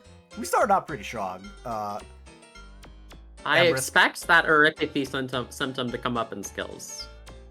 Oh, possibly. Possibly. If not, I'll be disappointed. Boulder's going back to cooking another operator. Man just keeps going. Somewhere out there, Os is going... Keep making Iberians swear. do the good work, Boulder. I mean, Boulder and Blue are single-handedly carrying Iberia at the rate we're going. But somewhere out there, Os is like, Minos? He's on his way now. Alright. We have a tall fort. Let's go. The stats, this is, I think our comparison should be Bee Hunter and Bee Hunter, yeah. Blink? The Hunter Oh, and Blink's fine. Jackie. Jackie. Oh Blink's right, a five, Jackie right? exists. Blink's a 5. Yeah, the Did you- most two Jackie useless first 4-stars versus in the what? game. Bee Hunter can do funny things if you're able to do a bunch of things to set up correctly. This seems basically on par, by the way, in terms of stats. Yeah. Nothing out of the ordinary. Hmm. Is the attack interval for brawlers 0.78? I thought it was 0.83. Let me check. 0.78, yeah. Okay. Something else probably has that faster one. E. Alright, so we have... Alright, so we have a couple of Yu-Gi-Oh! Effects being added in. We have Bleed and Yeah. Hemorrhage. Chance to inflict bleed plus when they're affected by bleed. Bleed is from Aosta, if I remember correctly, and then it was just never believe used so. again. Yeah, I think so. I think there might be one operator that also has it, but I don't think so. can't remember off the top of my head. Where's my Aosta? Found him. Skill 2, yes. Binds... Oh, wait, the talent. Attacks inflict bleed to unblocked enemies, dealing 20% attack as arts damage. But that's Oh, this affected does by true spots. damage. Hold on, I'm just looking at the talent. It says to inflict hemorrhage attacking enemies inflicted with bleed. So I'm like, wait, Yeah. do you yourself don't inflict bleed at least? I not on assume normal attacks? skills inflict bleed, Yeah, that's what I'm operating and off then of. yeah. Punching them makes. I them will say, extra true weak. damage on a 4-star is already pretty noteworthy. So yeah, so it's so hemorrhage is true damage. Which I think is okay, depending on the numbers. Well, I think already as a 4-star brawler, I think the attack is pretty low. So this would be like 100 arts damage every 1.5 seconds, I think. If I remember Yeah, right, plus it's not like it's going to stack like Yeah. how Thorns and BP modules do, right? We're gonna bleed Yeah. hemorrhage, another bleed. Like it seems like it's fine, but it is an interesting thing we haven't seen you before. can hypothetically stack a bunch of hemorrhages and bleeds. Is what I'm reading in the note. Wait, do they stack? The hemorrhages can. Oh. Oh, The okay. remaining time bleed. Okay, has well been that inflicted. could okay, I Okay, see. it does stack. It does stack. Okay, so this is the Okay. potential for a few hundred true damage per second. You'd have to get a lot of I think- bleed procs, but I'm just trying. It I just think depends on part how- of it depends on just what the bleed is. Mhm. I think it's okay if this operator is purely single target focused. If I see multi-target in skills, I'll be like, I don't know about that. Oh, we'll find out. So, Oh, a module. speedy plus 10 when not blocking an enemy has 15% physical dodge when blocking an enemy. Alright, that's fine. Ooh, RNG. Cool. I mean, the Very dodge is low not- chance Oh, wow, we RNG. have a very. Okay, I will say I appreciate the simplicity of this. It is a 4-star. Like, I swear to God, if I saw a Yu-Gi-Oh card for like skills, I was battling like, nah, dog, that just ain't it. That just ain't Forget. right. But Well, there's the multi-target. there's the bleed and yep. Hold on. Next one. Yeah, well, I mean, it's one extra target. I wouldn't say that's Kind of. too crazy. It's not. Plus, it's just like it's a basic skill one. Yeah. Offensive recovery with like okay numbers. It's not. 5 hits. You get a 6-second bleed. I mean, you. So, and can that's like- hypothetically get. You're not gonna be able. I'm to just stack gonna if assume you want. get 6 attacks during that duration. So it's like, and there's like a decent chance you get to like 200 or 300 true damage Mhm. after you activate the skill, Mhm. which seems more than fair. 2 is the punch fast button, and enemies blocked by this are inflicted with bleed for the duration of the Oh. skill. So that's your single target burn. Now that is good. That means your single target like kind of burn down the single target button, because you could get. It's also like a double-edged sword because the brawler could just die, Also true. right? Depending on the enemy. Also Yeah, true. And like you wouldn't be able to do this with like Patriot. woo, But- Patriot. We love Patriot here. just If gotta you were kill able, like, assuming that you throw them against something that they're not gonna die, they're gonna be doing a lot of damage. Mhm. Because we're like assuming it takes like 1.5 seconds or something to get an extra hemorrhage stack. You're stacking that up a lot of times over the lot. course of this. I'm trying to figure out if I'm understanding S2 correctly, because you're afflicted with bleed. That's one instance of bleed, right? That's like your single instance of bleed. Yeah, like they're bleeding and then it gets turned into hemorrhage and then they're bleeding still because they're just passively bleeding. and then I think you can turn it into hemorrhage again. Oh, I see. what I I'm see. getting. So basically, hemorrhage and bleed are functionally different effects. Like hemorrhage is just a thing that stacks on top of an existing bleed. It just takes over the bleed. Okay, that makes more sense now. Yeah, like I think it takes over, but then because they're just passively bleeding, it doesn't afflict them with a 27-second bleed. It afflicts them with bleed while they're being blocked. Yeah. And then Like you it can turn keeps resetting itself. Yeah, and then you can turn that into hemorrhage. Because Okay. that's actually a lot of damage. Because with how fast you're attacking and how much you're And, punching, that's What's like the HP again?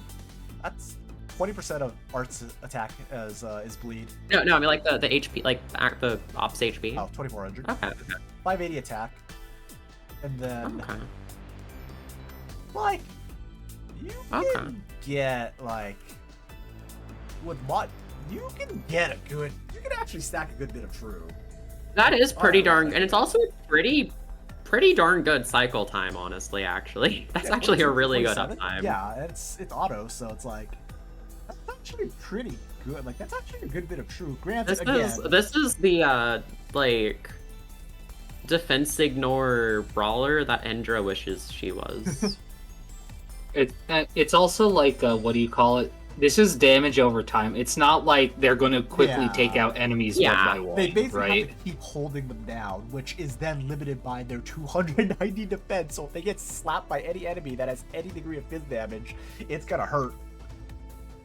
So Yeah, okay, I think I like the this. limiting aspect is fine. Yeah. I do think there is zero reason to run skill 1, but I do Yeah. like this. Yeah, I'll be But honest, hold I'm gonna on, hold on. There is one reason. It's spinach. It's spinach strats. But it's 5 SP.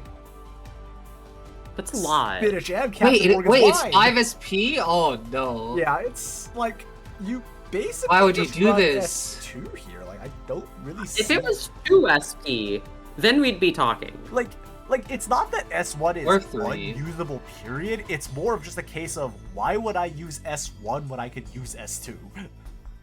Yeah, especially Like- because like S1 has a lot more variability. Like with S1 at most you're getting like 200 on average, probably, true damage, right? Mhm. And it's just not like that consistent. Yeah. Especially because like you can only it has to be all on the same enemy, and they have to like more stuff has to line up for lower payoff. And- Skill 2, you actually get a pretty nice payoff. And if you're trying to increase block, you're probably gonna die if you try to block more than one enemy with that Yeah. defense and HP. So it's like you're kind of self-limiting anyway. Like in it has a Go ahead. really high. It has an actually really high hypothetical ceiling, right? Assuming that the second they proc bleed, you instantly hemorrhage them, right? You have a pretty high Mhm. hypothetical ceiling, but at the same time, like, how many things do you fight that are that beefy that don't do that much damage where you aren't just gonna get like backhanded out of the way, right? Yeah, and plus like the later stacks are also gonna like Diminishing return. effectively do less because the duration, like as soon as the skill ends, all of the hemorrhage is gone. Yeah, it just poof. So it's kind of self-limiting. Honestly, I like this a lot. I like the S2. I don't see a point in the S1. I'm gonna be honest with that S2. Yeah. I will say in defense Wait, of this 15K true S1 damage being average? pointless. In defense of this S1 being pointless, a lot of 4-stars have pointless skill 1s. I mean, For sure. yes, but that doesn't necessarily mean that I'm okay with But it. in terms of Arknights, it tracks. It Yeah, does, it and I tracks. think in general, I think I'm fine with having it be like, okay, why would you like where the vast majority of the time you will not use skill 1, but I do like when there is a hypothetical universe where you could. I do not see myself ever even attempting to think of a use for that S1. Like, basically, it's a case of it may fit, like, it may work with Arknights, but from a personal perspective, I would prefer to have 2 usable skills and not just 1 functionally usable skill, if that makes sense. Oh yeah, I agree with Like, you. that's kind of Yeah. my POV on it. And it's like, again, because it's like, and if we look at like Ludonata or something, right? Like, okay, you're using her for her S2, but her S1 isn't like offensively bad, right? Like It's you- not good, and I'm not going to use it because that's not what I'm bringing her for. But for some reason, if I wanted to, I could. I don't honestly see myself doing that with this. Yeah, like you. Like, it's such a tiny crit, and it's 5 SP. Like, you get it fast because you're a brawler, but still. Yeah. But it's just like you're probably just gonna op rest 2 more often than you're gonna op rest 1. Like, you're not exactly gonna have Dredge just sit there like fucking lane holding the entire time, right? Like, you're not gonna single-handedly, alright, I'm gonna bop 2 enemies at a time, right? Like, it's not gonna work out that well. Because I think S1 also just doesn't work with the operator's gimmick very well. Mhm. Like, I basically for S2, like, again, the potential I think is really high, but you have to invest a bunch into, I feel like, just keeping them alive. Yeah, Like- like that's the thing, is you would need, at minimum, a healer. At minimum, if not like 2, depending on how beefy the enemy is. Like, Mhm. if you're trying Especially to fight because, the more value for, like, so if we want to assume it, like, again, like, if it's 15k true but damage for the average, right? For the things where, like, you'd really want 15k true damage, a lot of them are gonna be able to kick a brawler's ass. like, you're like, alright, Steam Knight's beef, I'm gonna use true damage on Steam Knight. Steam Knight does 1 tank buster and bye-bye. Mm-hmm. Like, that's the thing. Like, I feel like it's a high potential, but you have to, because you have to be blocking them, it's actually pretty self-limiting in that sense.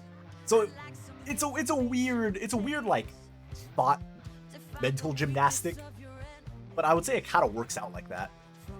Mm-hmm. Anywho, let me know when we're ready to go to page 2 of the lore. Oh, shit. Oh, there's page 1. There are in fact 2 pages of lore, yes. Let me see. Da. Sorry, I didn't see that we moved on to the lore. Oh yeah, no, I just screwed on. Same Like, here. oh, yeah, we're ready I to was, go. I was looking at how terrible Jackie is. I mean, she's like a year 1 off. She's doing her best.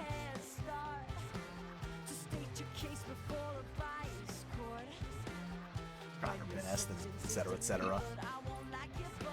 Listen, she has a gun that she doesn't use. Maybe we'll get a Jackie Alter. Maybe one day. Alright, I'm Oh, ready. okay, I'm good for page 2. Right?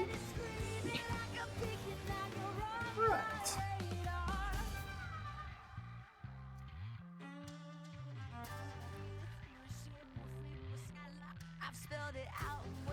Right. I'm ready to go on to page 3. Yep. One sec. Palace mention. Alice Okay. mentioned, let's go. Right. Sounds like we're ready to go to the next page. Yes. Mm-hmm. Alright. Are we gonna go in order of alright, Boop, it's your turn again? I can. Who do you want to voice? Oh wait, is Dead Gamers here? we I don't can, think we so. can let people pick, I think. I don't know if Dead is here, but Dead, if you are here, I'll give it like a second. Dead, if you're here, let me know who you want to voice it. Otherwise, it shall default to Boop. They sound Australian? Question mark. Also, thank you for the hydrate. I'm Australian. not gonna do an Australian accent. Fuck Everyone that. remember to hydrate. I'm not sure if they're hydrate actually. Or I'm not sure if they're Australian actually. They might be Australian. I see a mate in there. They're probably Australian. I have a 112-ounce bottle. That's Okay, you're half set. full. I don't think Dead is here right now, so Boop, go. Hi, Operator Dredge here. Please send my regards to Palace for extending an olive branch towards a poor drunk. If she trusts you, so do I. Don't ask about the day I met Palace. I don't remember most of it. According to her, I made a stellar performance of General Talahan's last stand speech. Maybe I really do have a knack for the arts. I just have to be drunk. Or maybe all those theater plays my dad took me to actually stuck. Either reason is somehow disappointing. You're asking how I got infected? Ain't that being insensitive, mate? Nah, I'm just pulling your leg. I don't mind you being straightforward. It's not much of a tale, though. I was just a wee lad in the wrong place at the wrong time. Saw someone combusting from Orpathy in the wilderness. and saw me right before they happened, the look in their eyes became so sad. I understand why now. Oi, oi, don't tap on the helmet. It makes me more dizzy compared to a full-on punch to the head for some reason. Don't ask me to explain how. Something to do with kinetic vibrational redistribution prevents the nerves in the eyes from being ruptured by moving around too much. Cool, right? Don't mind the accent. I'm using it because I like it. In fact, I can do loads of impersonations. Victorian, Sargonian, Iberian, and excuse me, got a bit carried away. Alright. Rupturing eyes monk it. Alright. Who wants to go first for points?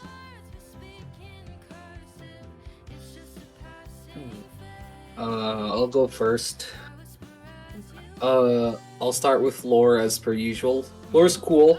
1.5. You met the baseline. Alright.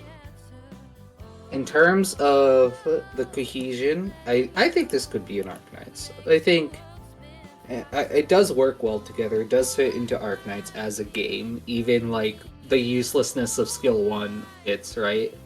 So I'll give cohesion integration a full-on 3. I think that's probably hitting the most nail on the head. Mm-hmm. For balance, I think the balance is also nice. I think this is more of a brawler issue rather than an operator issue, but I do think this is a do or die operator, so I'll give balance a 2.5. Alright. And I think the kit is nice as well. I'll give it a 2.5. Alright. So it's a 9.5 for Moon. Right, I think I can go Go next. for it. So, with lore, I think, again, yeah, it's nothing crazy, but it's also not bad, so I think I can agree with the 1.5 there. Mm-hmm.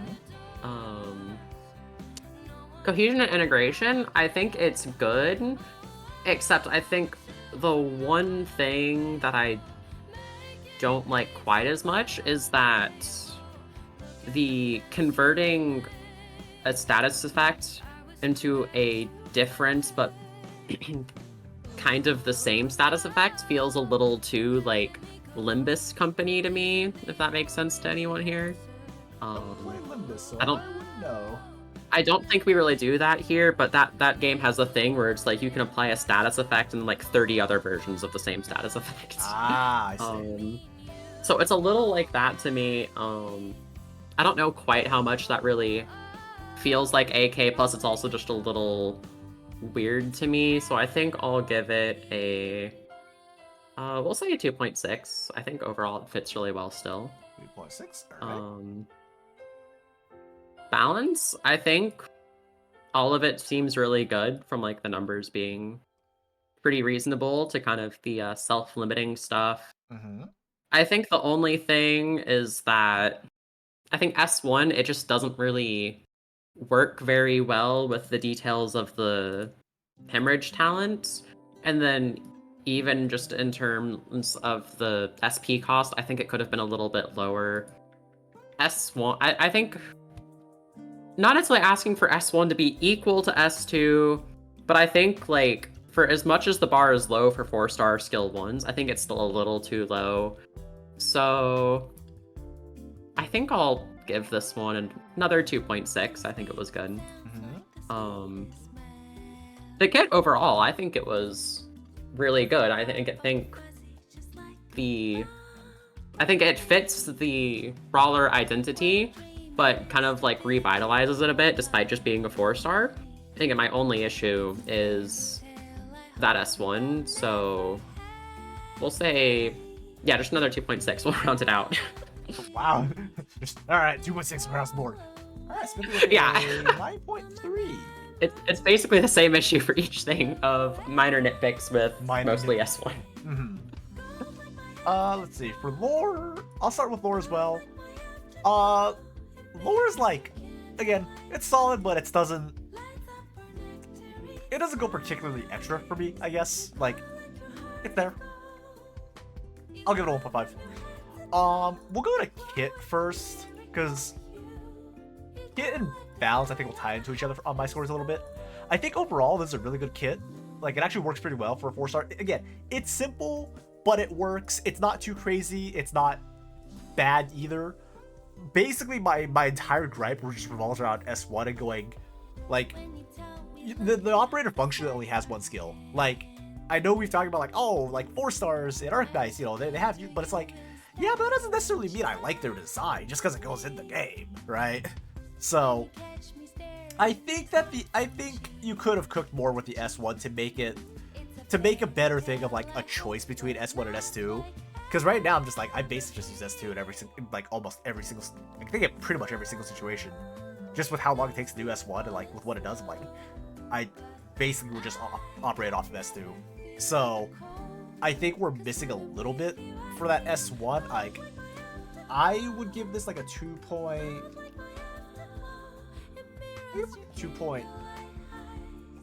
for Kit, because I think he did a good job of going above the baseline, but I think that S1 just needed some more time. Like, S1 just kind of exists, I guess. As for the balance of it, I think the balance is great. Actually, I think the balance actually works out pretty well. Like, S2, it's a lot of damage, but your self-limiting nature stats as a brawler means that you're gonna get whooped by anything that looks at you funny with a good bit of attack. So it's like, yeah, you can hypothetically do a bunch, but if you want to do that much, you're investing a bunch into just keeping this operator alive, and at that point, it's like, okay, if you're investing a bunch of these operators to do that much damage, like, okay, I hope you do a lot of damage because you're investing a lot of resources into them, right? So it kind of balances out overall in the long run. So I actually think the balance is great. I think I'll give balance a 2. I'll join Spippy the 2.6 wagon for balance. And then for the cohesion itself, I think the cohesion is fine. It all works together. Working on Arknights, I think it should work out fine in Arknights. Yeah, I think it mostly works out. Again, most of my gripe mostly just revolves around it's just S1 being like, I feel like you could have done a little bit something different with the S1. I don't know exactly what different, but I would have liked something different with the S1.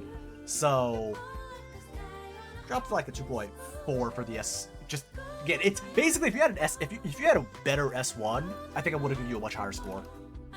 I am the harsh one today for this one. The bean is judgmental. The bean is judging your lack of S1. I mean, you have an S1, but the bean is judging it.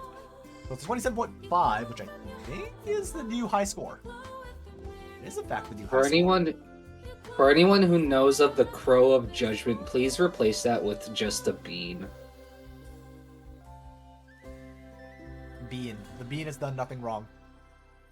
Hold on. It's the Crow of Judgment. What do you mean? The bean has done nothing wrong. Don't worry about it. Hold on, I should realize I could probably change different. Hold on, give me a second. I am fiddling around with. Alright, you've had your second, let's move on. I gotta type the scores. You've had multiple seconds.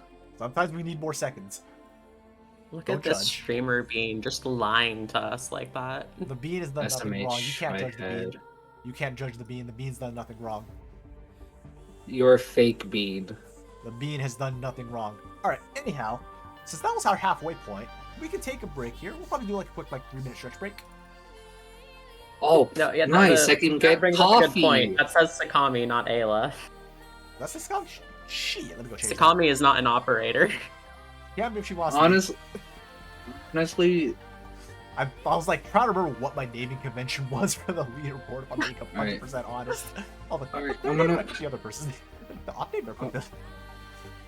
Alright, anyhow, stretch break, about 3 minutes. We'll be right back. Stretch break, get some water, get some snacks. We'll be right back.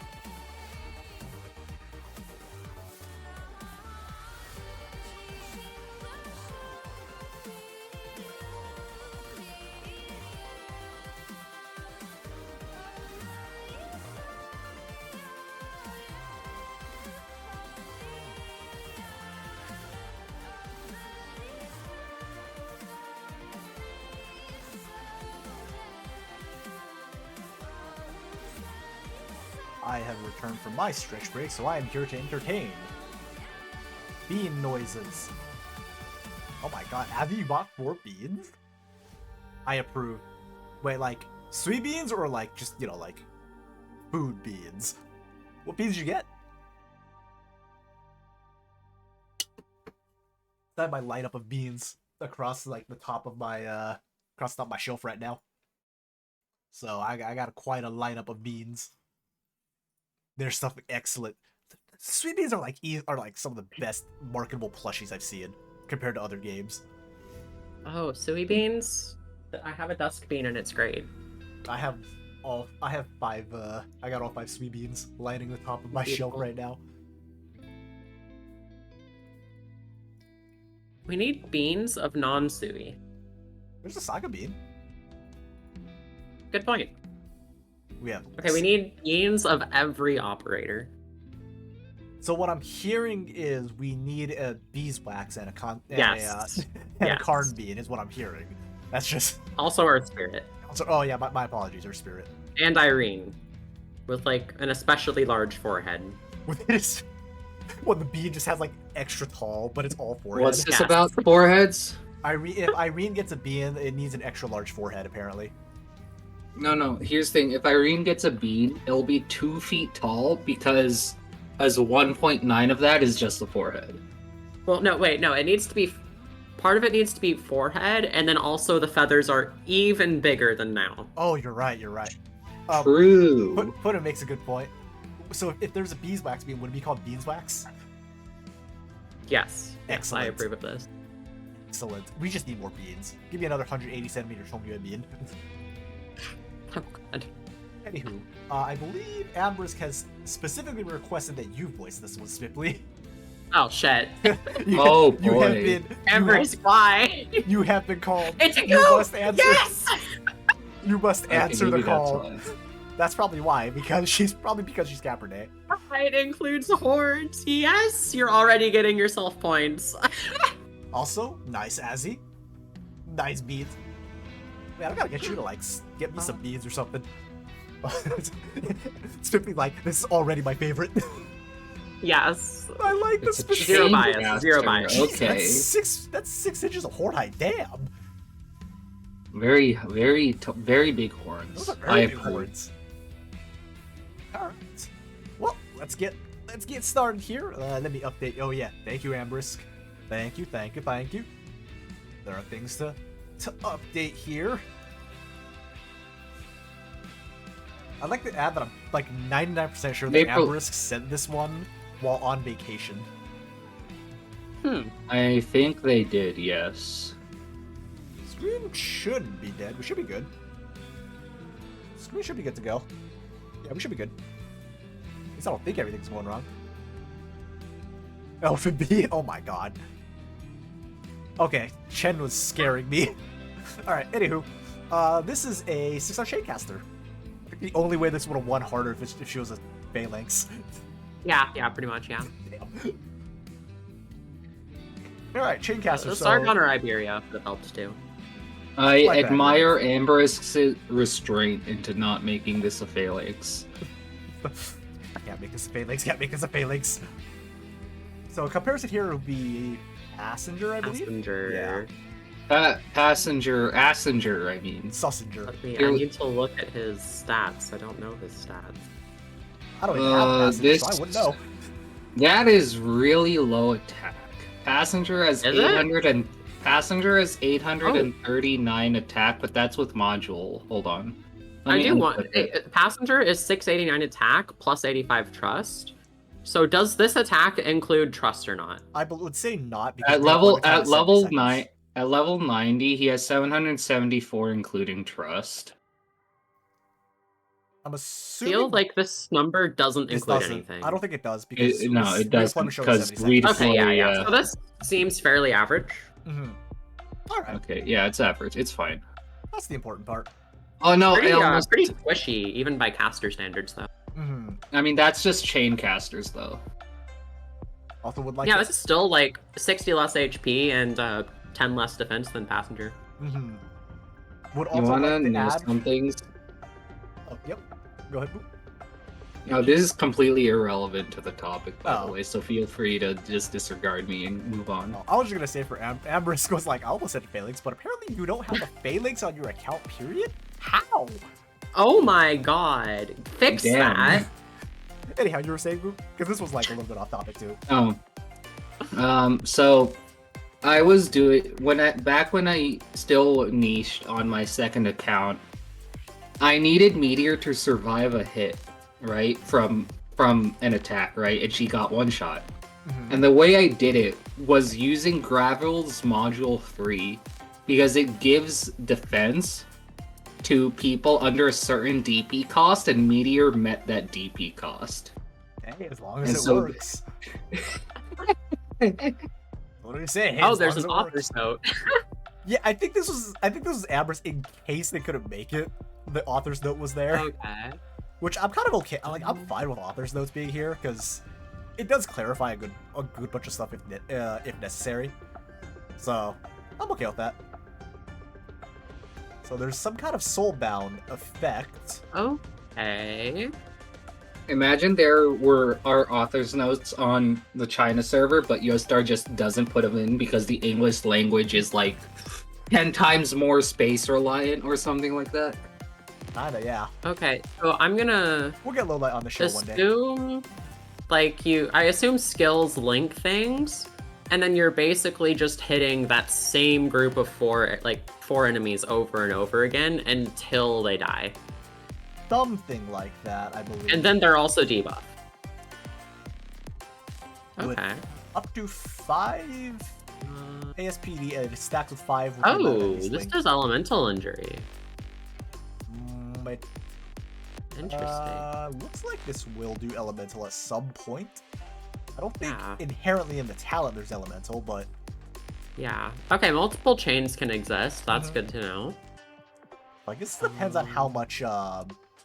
I like you have the insta kill damage not affecting soulbound, just in case. So if this is if a single enemy is connected to like 3 different chains of 4 enemies, do all of those attack speed debuffs stack, I guess?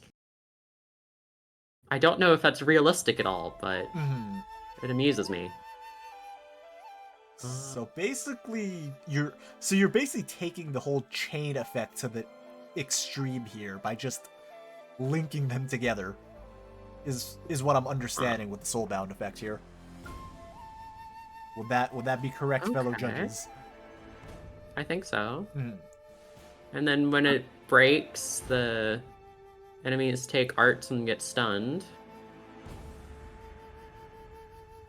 I wonder Okay. what's too far. Do we have a range for what's too far? I don't think so. Oh, 1.5 tile radius. 1.5, yeah. Okay, Right. so they go beyond 1.5 tiles, it'll break. Okay, so they still have to be pretty close. So that's just basically Chaincaster jump range, no? Chaincaster jump range is what, 1.8, 1.7, I think. Oh, so it might be even shorter then. Okay. Don't quote me on that. I want to say it's not super close. So, I think we can move on to skills. Nope. Or module. not Never yet. mind. Not yet. I'm a fool. SMH modules, you've lost points by including a module. Right, that's how that works. But let's see. So 4 can be affected by Okay, soulbound. so you get You get attack now, too. attack based Okay. on link things. And then you prioritize chaining towards linked enemies. Okay. That's a new one. The chaining towards linked enemies. I think, yeah, that's not there. That's not standard. Yeah, because the other one is like the Oh, wait, main never mind, it targeting is. will prioritize, but Oh, never mind, it is. Additional... oh Never, no, it never isn't. mind, that is part of it. Never mind, never mind. Never mind, you just get an attack boost too now. That's pretty neat. That seems pretty nice, especially if there's a lot of like deal percent damage. I think it will depend on skills, because this could be really crazy, or be like, oh, this is a really cool thing. Alrighty. What do we got for skills? So we have... Magnalock, so an instant effect. This damage inflict to 80% soul bounds to all enemies for 3 seconds. Can hold 2 charges, so it's insta-pop. Oh, immediately breaks the chain and reapplies it? So you get an extra spike of damage. A pretty big one, plus the stun. Yeah. You can stun Okay. for you can functionally get a what's a stun on there? So you'd have to get an initial one. So your hypothetical peak is what, 6-second stun, right? If you double chain these. I think so, potentially. Because, like, yeah, you do it once, you get the soul bounds, and we're, like, assuming you just reactivate it again, like, the second time, then you get another you get another hit of the damage, you get the soul bound breaking, which is the 3-second stun, plus the thing. Assuming that breaks some part of the chain, then you get the second proc, so... Yeah. Seems pretty good. It is offensive recovery too. Yeah. So it's Oh, not that is like, true. You're not gonna be So able to it's just not spam it. abusable. Not spammable, but it's definitely, I would say it's usable. It's not, like, It is super definitely spammable, but very it is usable. consistent.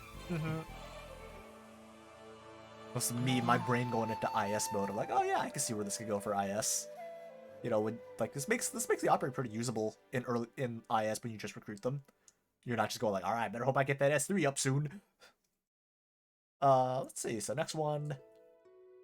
So it's Okay. a cocoon effect. When they're cocoons, What are they is- like rooted, or is that just me imagining that they should be rooted if they're in a cocoon? Do they just keep moving like normal? I'm just gonna operate off the fact that they just keep waddling forward, Yeah. but just as a cocoon. For visual purposes, you see a cocoon just like slowly, aggressively walking at you, I guess. Okay, but it does. So yeah, it seems like this. Okay, it's just like Yeah, this. yeah. Okay, cool. Imagine a blind enemy just stumbling forward, just like, oh god. So every 1.5 seconds, a cocoon links towards 3 nearby enemies, doing 105, including 6% slow summon out. New link will originate from most recent. That can link to a good bit of enemies. And that's on top of like your normal attacks too. So you're getting this at like the same time. You can hype up because basically the thing that's spawning the soulbound is the cocoon. Yeah, like you're turning the enemy into like a lightning rod. Yeah. So you can hypothetically link 30 enemies together with this skill. Okay. I don't know. Yeah, how because I I'm feel remembering about- right. Like you could, like with this, you could link like a slug to Mandragora, and if you damage the slug, Mandragora takes damage based off the slug's stats, or was it? We can go back to soulbound here for a second. Where, damage dealt is not will be dealt to. Okay, so it's like the damage is being dealt, so I assume it goes through their defenses still. Yeah, it still goes through normal. It's Like not- you don't skip defenses. Okay. Yeah, it's still just standard damage, I would say. I assume it is the same type of damage. Yeah, so if you're doing arts, then the soulbound chain will be arts damage. Like if you deal 500 damage to a soulbound enemy with 250 defense, you deal 250 to that enemy, and if it's linked to something else with 250 defense, it's the same 500 going against the second 250, so it also does 250. If I had to guess. Does it have to check defense twice? I feel like it doesn't. New links will originate from the most recently linked targets. I don't know how okay I am with S2. Not so much the damage, more so this possible CC. But again, I guess you have to defeat an enemy that it's linked to be able to get that max CC, but... Yeah.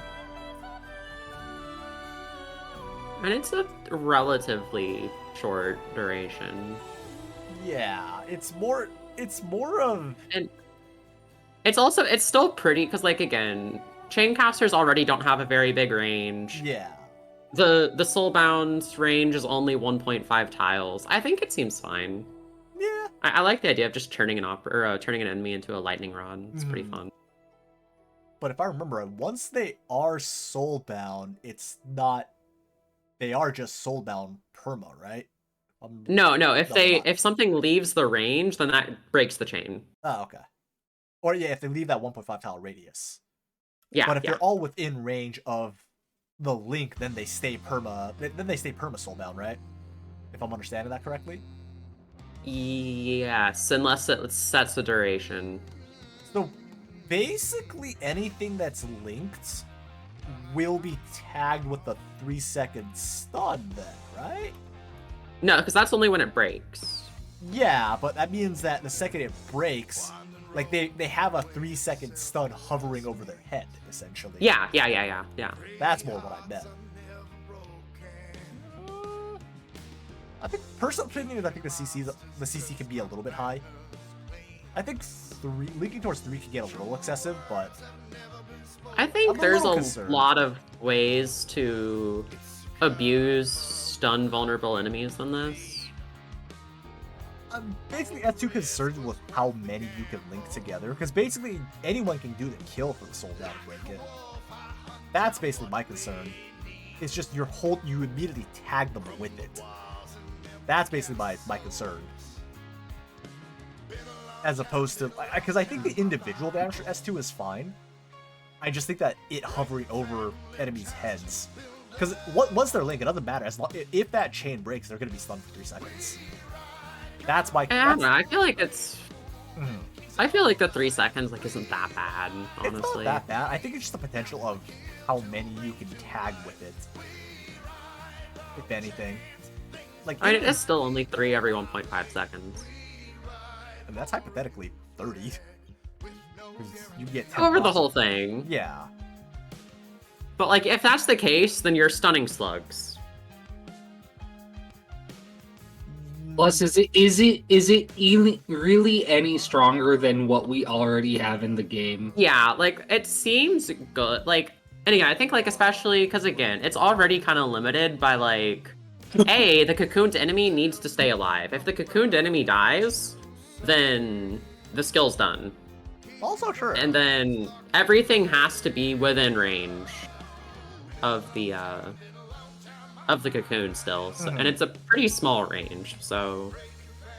And I think it seems fine. I think the damage number, again, I think the damage number is fine. I personally think it might link to one too many enemies, but that's just my opinion. Because I think everything else is fine. I just think the linking to, I think just the hypothetical peak of how many it can link to gets a little bit high for my liking. But anywho, S3. Let's see. We have a channel being so That is a tiny attack interval, okay. 1 sec, kind of like Logos S2, I want to say. I think Logos S2 is faster. Maybe. I might be crazy. Might be I faster. mean, if it becomes 1 second, that's just marksman attack interval. Oh, that's true. So it's basically visual just looks like a beam, Target and then it from a does beam. doing less attack, 40% soulbound, link nearby target each hit, so 8 tiles around. Increases damage dealt, value of soulbound, and movement speed by 5%, up to a limit of 120% attack, 100% soulbound, 80% movement speed of it, respectively. Okay. You're gonna need a good amount of time to be able to stack it up that high, I suppose. Well, you're starting at 20. So. There's a big HP drain though. Oh, that is a very big HP drain. Oh. Oh, so the more So- souls you link, the more damage. So you by do. default, you're losing 2% HP per second. And not only that, you can still get targeted by enemies and get hit by AoE. So it's not like you're immune from dying too. I will say that, like, for the most part, your high ground op is probably not going to be taking direct damage, just with, you know, Arknights I'd take fundamentals. offense to that, but carry on. Alright, Phalanx user.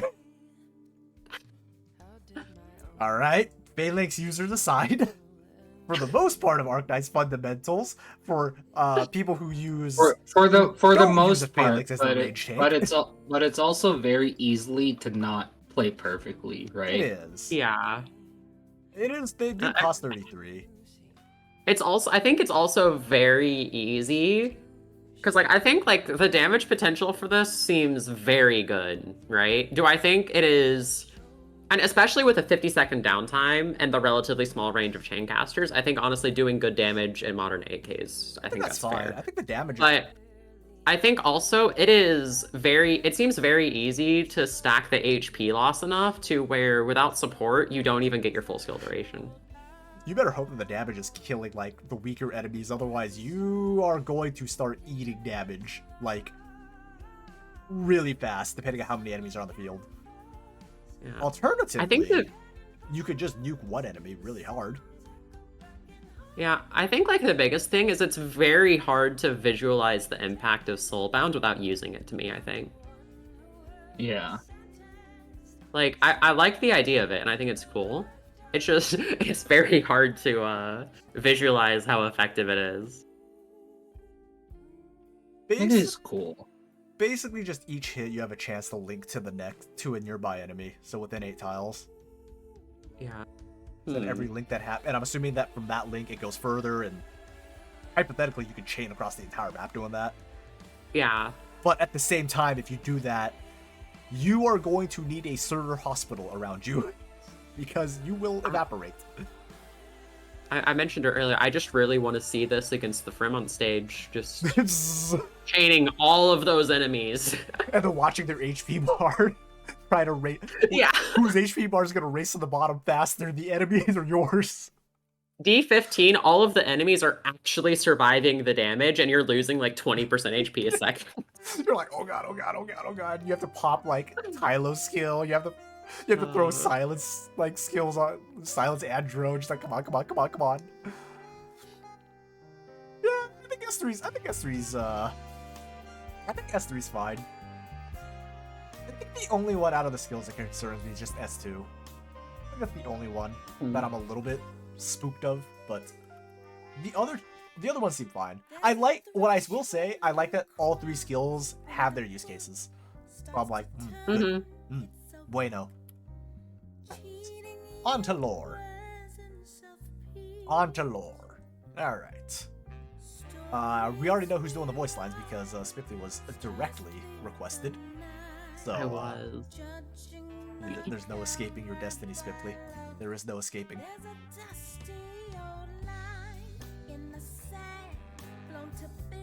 Alright. Let me know when y'all are ready to go to the next page.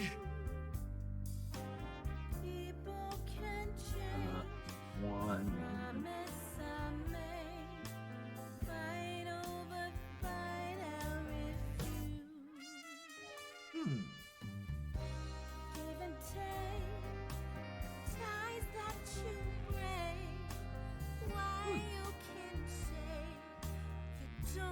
This lore is very Amberous coded.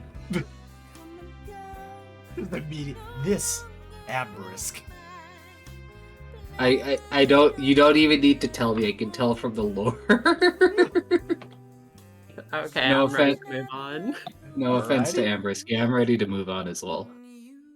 I like the different ways y'all go about lore. Like some of you go for up files, some of you go for like a short, like a short story. Amberisk here is just sneaking in some more voice lines.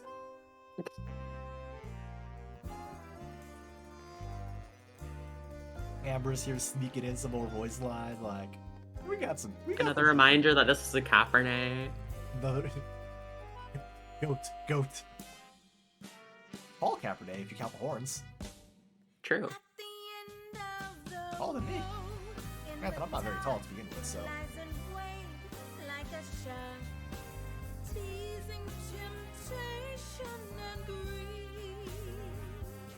I'm ready to go to the next page. Same here. I like that one little extra voice line of I don't want to be turned into, functionally I don't want to be turned into a frog. But Anura is not direct frog, it's like blue somewhere out there I can see blue running here like turn me into an Anura. Alright, I'm I can ready. be with blue poison now. Alright. You actually God, have a why hit do I count. get the wordy ones? God damn it. You were specifically requested in this particular case, alright? Damn it. You were requested. by name for this case. I know, but I keep getting the wordy ones. No! I'm supposed to have it easy. There are no easy days. Do I just do text to speech again? Yes, Text text to to speech. Text to Spipley. So Uh, that's what TTS stands for. yeah. Let's go. Let's.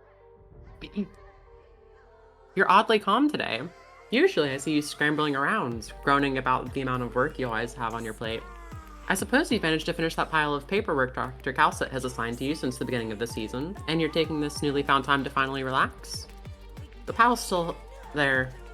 You never change, Doctor. I've had some operators describe erypathy crystals like spiders crawling and nibbling on their skin. It's gross, yes, but there isn't any other better way to describe it. Soon, that nibbling will turn into tearing until their little fangs eventually make its way inside, biting at your tender inner flesh, sinking the poison in and letting it wallow until... I'll stop. Apologies. Hearing that, perhaps people can stop taking for granted how good they have it to actually be free of this bastardly disease. If you hadn't chosen your current field of study, was there something else you would have put your focus on? Many of us in Claremont have thought about it quite a lot. From musicians to bird and beast tamers, conductors to pediatricians, spire watchers to just your average farmhand. We can just never be satisfied with whatever life throws at us. Me? Well, I'm still quite happy with what I'm doing right now. Maybe even more knowing I'm back here. The White Witch of Kraus. I can't cackle on command. Back then I would have strangled whoever started calling me that name, but I'll admit, it's kind of grown on me. Though, here on this land ship, please call me Ivory. I don't need other operators giving me strange looks. Graf Urtica, two witches fighting side by side. To what do I owe the pleasure of fighting alongside you today?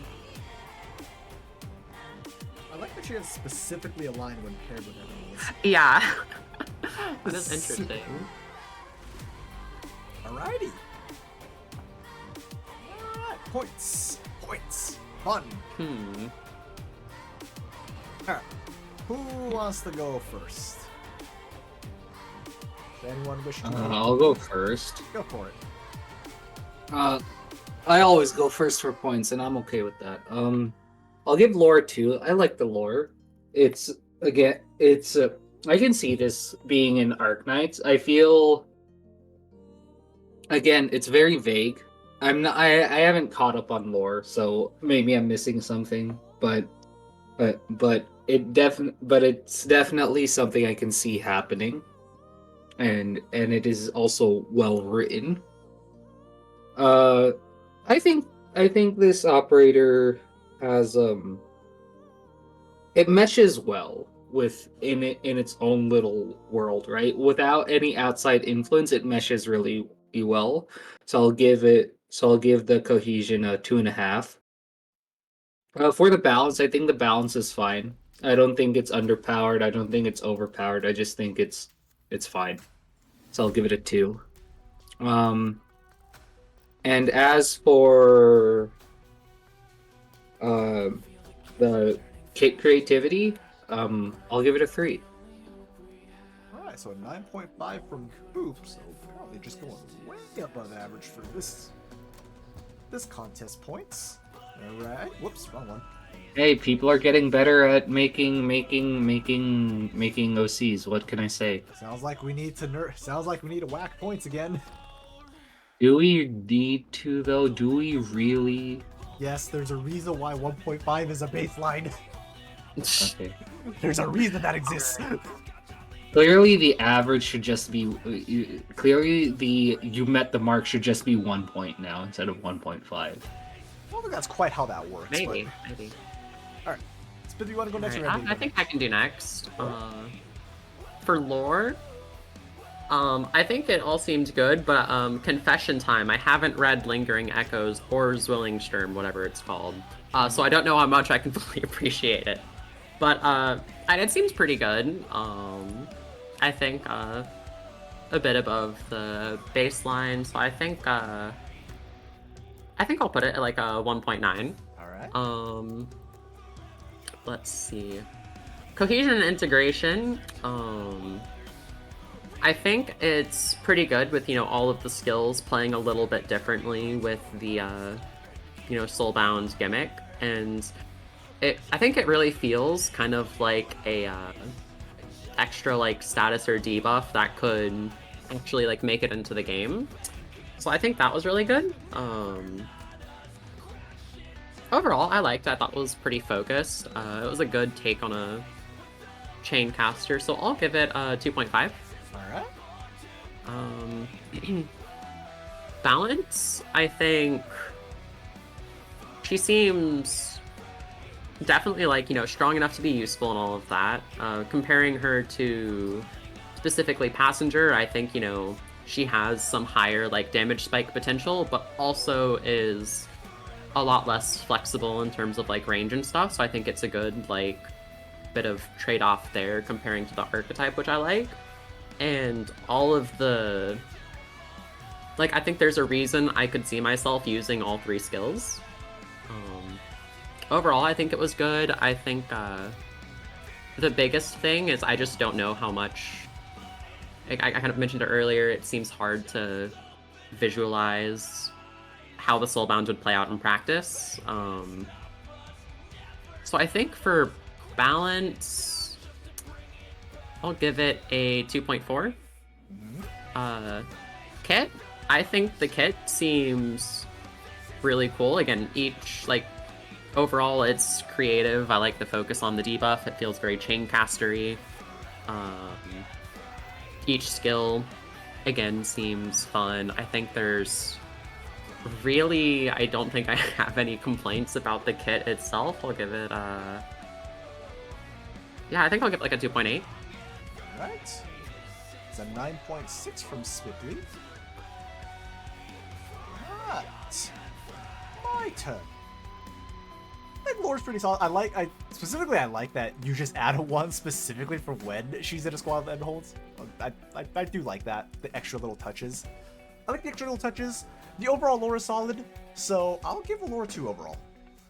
As for the kit, I would say I think the kit itself is very creative with what you're trying to go for. With like basically you're kind of taking Chaincaster to the limit, or maybe not to the limit, but like to the max of the hypothetical chain part of Chaincaster, where like you're linking them together. I think that's a pretty cool concept. So I do like that. I'll give that a 2.5. For cohesion, I think the cohesion is also pretty solid. You have a pretty central theme working around the Soulbound, right? And it's pretty consistent. It's a pretty consistent thing to work around overall. So I do like what you're doing there as well. So, and I think it works together really well. I think I can see this going into Arknights pretty easily. Also, each one has their own individual kind of take on how to play around with Soulbound. So I like what you're going for there. So yeah, I do quite like this kit. I'll give it a 2.5 as well. Balance, I think this is where I'm a little like, I think the talent is fine. I think the talents are fine. I think the module's fine. I like what you do with S1. I like what you do with S3. S2 concerns me a bit with the hypothetical max damage that it can do. That's the only part that kind of scares me. Just with how much you can hypothetically do with that on that relatively short cooldown. Like, 30 seconds is not super long. Like, I guess I would say it's a medium cooldown, not a short cooldown. So basically, outside of S2 damage, kind of hypotheticals kind of scaring me a little bit. I would say this is pretty well balanced. So I'll give like a 2.2 for balance. I think it would have been higher if S2, I think if the cocoon links weren't as high, I think it was just like, the cocoon links towards, I don't know, a second enemy, or the scaling was a little bit different, I think I'd give it a higher score. It's just the S2, the potential of S2 scares me a bit. So it's a 9.2 for me, which, do we have another lead change? We might have another lead change. Amber's like, I'm so back. Yeah, that's a lead change. Amber's like, I'm so back. We're taking the top again. Wookie also shut down my Fugi. I'm sad. All right. It's okay though. Why is your Fugi sad? No, you shut down my foodie. Did I? It was the Oh. graph. No, I'm not letting you be a graph foodie. Graphs don't. Why not? Graphs don't have a mouth. That's discrimination. Yes, It is discrimination. He has graphs? Yes. I don't think that's how that works. Yeah, I really would prefer that we do have, you know, things that are easier to attribute to people. Fair enough. Hey, if you want to be a talking graph for your contest, you are free to make your own contest. Brew, And I do all should the work start behind it. streaming again. Do the We work can agree behind that beeswax is pretty great, though. You know, beeswax is great. it. Beeswax is great. We're all in agreement. Yes. Whoops, I just realized. Don't worry. Isn't it? We're on the right page here. Let's see. Next up is Eris. Hmm. This is by Eden Boy. That's a lot of unknowns. That is a good bit of unknowns. I'm not sure how I feel about the unknowns, but Unknowns are unknowns. all right. Freaking 6-star out. Deadeye Even the Sniper. faction is unknown. Who does this person work for? We don't know. They work for. They Lapland, might work for unemployed. us. We're not sure. Lapland, unemployed. Eris, self-employed. Still my favorite. Just thought something about that tweet they put out. Just What if Lapland, what if unemployed. this is not like Rhodes Island saying this, but it's just like they ask them and they're like, I don't fucking know. What faction are you part of? A part of a faction? All right, fair enough. 6-star Deadeye though, so we're comparing this to Fartooth. Yes. Fartooth and some others. I think Fartooth's the only 6-star. Is it really just Fartooth? Is it just Partooth? I think so. Holy shit! It's It's Partooth and actually a just lot of 5 Fartooth. stars. Yeah. It's actually just Fartooth. Yeah. So it's a little low on the HP side. Mm-hmm. I wouldn't It say seems- it's low on the HP side. It's just stat variation. Yeah. Alrighty. Sounds like nothing out of the ordinary. Yeah, Yeah. it's average with minor tweaks. That's basically what we expect from operators at this point. yeah. Yeah. What do we got? We have. When you pop a skill, you have extra gun. That's a lot of extra guns. It's 3 extra guns. We have 3 guns More gun. 80% of for a attack. random target within range. Huh. With it enfeeble. I don't know. It's like halfway to a skill, I feel like. This is basically a skill. This like is a halfway skill to that a skill. activates when you activate a skill. To be fair, this is also Walter talent. I don't think that's a good comparison. It's not a good comparison, bad but I'm comparison. just saying it is in the game. It's doesn't not a mean- good thing. From the It's not a good state. thing. I want to preface, it's not a good thing, but it is in the game. It's in the game. Maybe the game made a mistake. I Yes. agree. The game made a mistake when they added modules. I disagree with that, but it's like Okay. The way they implemented modules, but that's an entirely different discussion. Yeah. Don't make me start tapping the sign again, y'all. Talents are not just an extra skill, or in Scobby's case, the talent is in fact another skill activation, but the way it's done is actually fine. Deadeye, sorry. Talent 2. Talent 2 Talent 2 is is a talent. basically a slower stacking Fartooth talent. It's just That it's higher payoff, but it takes longer. at least No, it's a talent. it's a slow. I would say it's just a Typhon talent. I don't know. I'm okay with- Typhon ignores defense. Per- Naturally. So it seems pretty good, but it's also tied to a Deadeye attack interval, which, takes a little bit. It Again, also looks like Ray's talent. Compared- What's Ray's talent? compared to Talent 1, I'll just take a talent at this point. I'm looking at Talent 1 like I'm Yeah, gonna it tap is the sign really again. good. Talent 2 is actually a talent, which Yeah. is Talent 2 is a talent. Yeah, I'm looking at talent 1. I'm like, I'm about ready to tap at the side again. I really hope for talent 1 that there's an instant skill. Just imagine you pop out, do a blast, and then just go right back in, like, whoop. Yeah. They Let's just see. disappear. Our job here is done. Visual But you didn't confusion do anything. intensifies. Each attack. Okay, so you have more increased attack, and then you have the further enemy away one. Okay. I appreciate level 3 on the X where it keeps the ceiling the same, but you just stack it faster. Which is fine. And then you have the Yeah, bumper. it's like I don't know, I Yeah. just like, it's small, but you know I like it. Yeah, you have it's also it lasts a little longer, so it's like good. Yeah, like not everything needs to raise the ceiling super high. It can be useful stuff like that. Can help you get your floor faster. All right, time to see what skill 3.5, I guess like 3.5 does, or skill 0.5 does. So let's see. At 3, you have 3 rifles, same amount of damage, higher percent chance for higher feeble. I think if I remember this right. Yeah, higher percent chance for higher feeble for same amount of time. I mean, the Do we skill know is what actually enfeeble fine. does? Yeah, And evil is minus Oh. attack. yeah, lowers the Okay. attack. Does it? I don't think doesn't. Oh right, that's the Shamare debuff. Yeah. Yeah, I was like, isn't that on a couple of Wait, couple no, of- is oh, it? that's on No, it's the modules for hexers. Yeah, Right. Okay. yeah, it's a newer thing. It's definitely Redu- hasn't been yeah, around reduces. for a long time. Got it. Yeah. But it is a thing. Yeah, it is a thing. Yeah. Does necrosis have enfeebled? There's no way. Does it? I thought it was just like a flat damage attack decrease. What? Inflicting 50% enfeebled that gradually recovers. on Oh my god. Does Tin Man also have enfeeble? Oh Hold yeah, on. his S1 does it. Yeah. Oh, does it? I actually use Yeah, Tin Man yeah. S1 a little more in my IS5 runs. Well, the issue it with does, S1 is its 30%. radius tiny. Oh, that's true.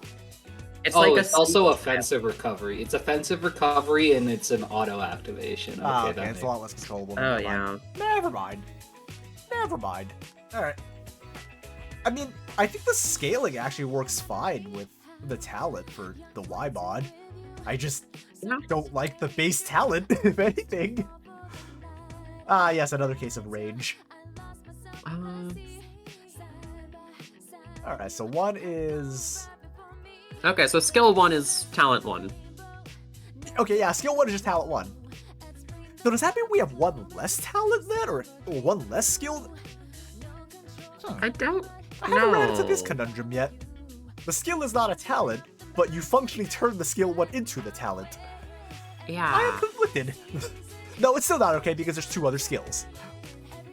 Let's see. S2. That is okay. It's an unlimited skill. So it's just a big range skill. Actually, that's a really big range skill. That is very big range. Big range. Attack faster, and the rifles now deal 100%. Attack the same target, deal 250, and ignores 50% defense. This seems like an insanely good AFK skill. It seems like a very, very good aim because you're attacking faster. Like a top tier AFK skill. Wait, and then you just have the phantom rifles on the field permanently? Holy Yeah, shit. yeah. Yeah. And they share your massive range and they prioritize different targets, so depending on the damage, they might each be one-shotting separate slugs and stuff. I'm not okay with that S2, I'm gonna be honest. I don't think I'm okay with that. Skill 2 is a bit much. If skill 2 was skill 3, I'd probably be okay with it. I mean- It is just like an AFK unlimited skill, so it's I feel it's already it should be graded a little lower just because of that in general, but at the same time, it's a lot better than most other AFK unlimited skills. 50% defense ignore, that's pretty solid. That's a good chunk. If the range wasn't so freakishly large, I wouldn't have an issue with it, I think. Yeah, I think if anything, it's the range that gives me That is the yikes. basically most of a map. Yeah, I think if It it is wasn't the I think if the range was smaller, I'd be a lot more okay. But given that is the range that it is, mild concerned. Mild concerned. Let's see how they one up this. Yeah. So 3 is... So 3 is... Okay, offensive recovery, global global. range. Pretty short SP cost. So no initial SP. I like to add that S2 has a 75 second. You have to basically just wait for 75 seconds. You can undeploy and redeploy an operator in the time that takes that S2 to trigger. I guess I'll point out that all of these skills are deal % damage, so it's multiplicative with your talent.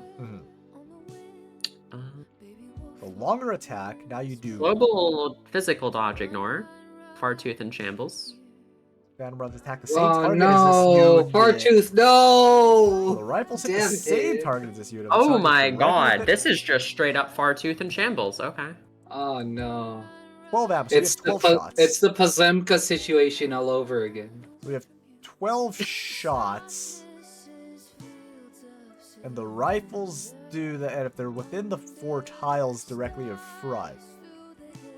So you basically have 12 shots of this. Not a 50. Oh, it's 15 offensive. Okay, well, okay, Okay, here's... he's offensive. Wait. Okay, never mind. But you can, I mean, if it's 15 offensive recovery, you can just Oculus Scarm this. That is true. Yes, but you're committing an Arc Analyst Scarb to it as well. So, like, there is that. As Even like with a- just a off, the damage on this seems absurd. It goes up pretty high. That's a lot. Granted, the spike is only through the front 4, but it's like... Even still, the 375 is... Yeah. You're attacking For an slower. unconditional... Well, and that's 375 plus 3 other hits of 100. Actually, is it an 80? Oh, you're right. Yeah, it was S2 Yeah, that 100 buffed is it to S2. 100. 100. So it's No, 80. It's 80. Yeah, I was like, wait a minute. I was like, hold on now. They just happen to shoot the same thing, though. So they're not That's still a lot. Archer snipes are R2 snipes are 336. 336? Okay. Including the buff. Oh. This is Yeah, also... R2 is in shambles over this. This, I will say, the Especially because targeting- you can pair this with the SP gain module too. This is... So you can get it back in like 7 attacks.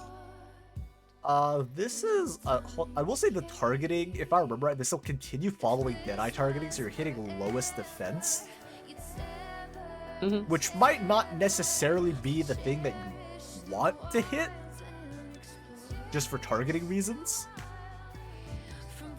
Because it's global attack, but there's no... Because it's global range, right? Yeah. So, like, most bosses have pretty high defense numbers, and there's usually a good bit of chaff mixed in with the bosses.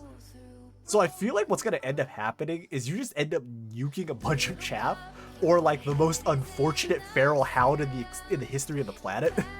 Imagine some poor doggo It really spawns. depends on the stage, I guess. I'm just imagining some poor doggo runs out the red box and just gets freaking annihilated.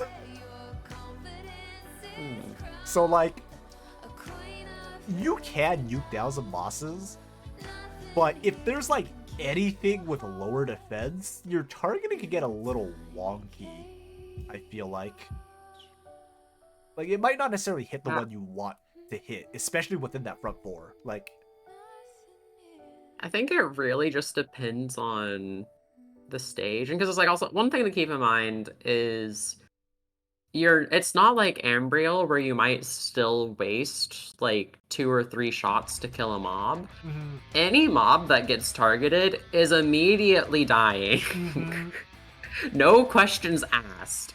Which means you're not going to be wasting like unless there's just a ton of mobs, you know, you're going to be hitting something worthwhile eventually. also true. I think it just again, I think it's map and enemy dependent. Yeah. And it's like it's not like this operator doesn't have a really good skill for mob heavy maps. It's like, I think that's And then I don't really know what S1 is doing here. Honestly, I think if S2's range was smaller, I'd be okay. Yeah, That would improve it a lot. Yeah, honestly, it's just S2's range. I think the damage itself is actually fine. It's just wide, like triple wide surprise wide. Alrighty. And I think the biggest thing is you get those extra side tiles. You get like 2 extra side tiles. That's the thing. It's like Yeah, most like- operators, it's like, oh yeah, you get this. You might get like an extra one off to the side or something, right? This was like that. You get another extra side tile. Granted, I'm not entirely sure how useful that'll become, I think pretty useful. but I mean, I'd rather have it as opposed to not. So, yeah, let's look at the lore here. It's a shorter lore, I believe, and then voice lines. I believe it's my turn to do voice lines, but I think I get lucky because there's not a whole lot of voice lines here.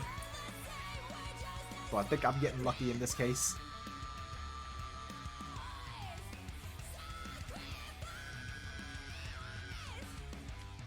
Let me know when y'all are ready to go to the next page.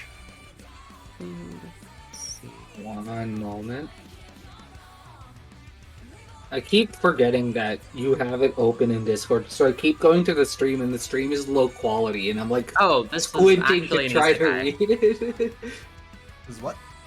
This is actually an isekai. Okay. Sometimes it be like that. Because I was about to say, this feels nothing like an AK op, and then I'm like, oh, because it's not. Points may be deducted for lore purposes, but Yes. we could also hypothetically chalk this up to a third-party collab event. Nah, they still lose points for lore. Bonk. Yeah, I agree. I think the event, like, I think, you know, they can bring good things to the lore of the game, but their lore is, Right, Like, I think the R6 stuff was pretty good, but I wouldn't want that to be, like, the lore for every collab that happens, you know? also Yeah. understandable. Alright, we're ready to go to voice lines, which I think I have easy voice lines, so Spiffy might kill me later. I will. Duly noted. Oh yeah. Oh, you really do. Alright, so Spiffy's gonna kill me now. By the way, you guys are free to request people to do your voice lines, just saying. Yeah. Who should I execute next? Found your target yet? My shots will never miss against the beings that defy justice. May my bullets purge the blight of injustice. Alright, well that was nice. Well that was nice, man. Oh, you guys are so big about this voice line thing. This voice line thing's pretty fun. My body's gonna be found in like a ditch Yeah, you later on. Yeah, you should go to LA, become a voice actor. I'm already here, what do you mean? You should go there again. You need to leave and then get another plane ticket. I'm gonna Yes. do that. Alright, anywho, who wants to lead off with points? I'll lead off. Go for it. I'll give a 0 for the lore instantly. Just Like no, actual no thanks. 0? Like hyper- I'll give it a like- 1. okay, I was I'll like- give it a I'll give it a 1. Like you put Like- effort into I it. was like, joke There 0 is or effort. actual 0? There is effort put into it, so I'll give it a 1. But you lost points for the whole isekai thing, like right? In terms of hit cohesion, I think it is very cohesive, but I do think there's still a lot of potential that was there, so I'll give it a 1.5. For balance, this operator is very overpowered. I'll give it a 1. For the kit, it's nice. It's not like don't want to say it's not creative. It just feels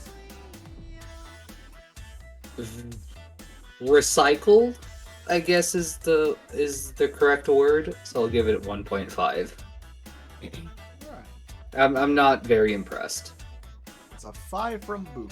Spiffy, you want to go next, or...? Yeah, I'll go next.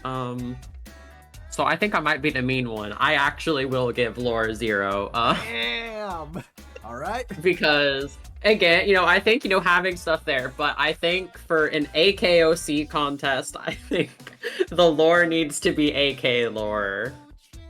and this isn't really. But then let's see. For cohesion and integration,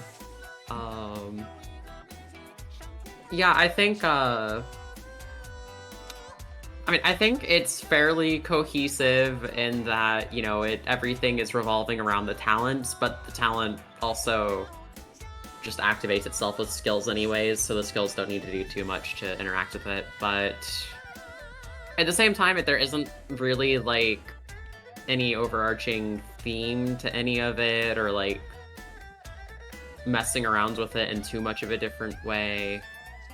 So I guess I think I'll just give like a 1.5 for cohesion and integration. Like, and I guess everything that is in there fits, you know, within the realm of the game. So yeah, we'll just go a 1.5 for that.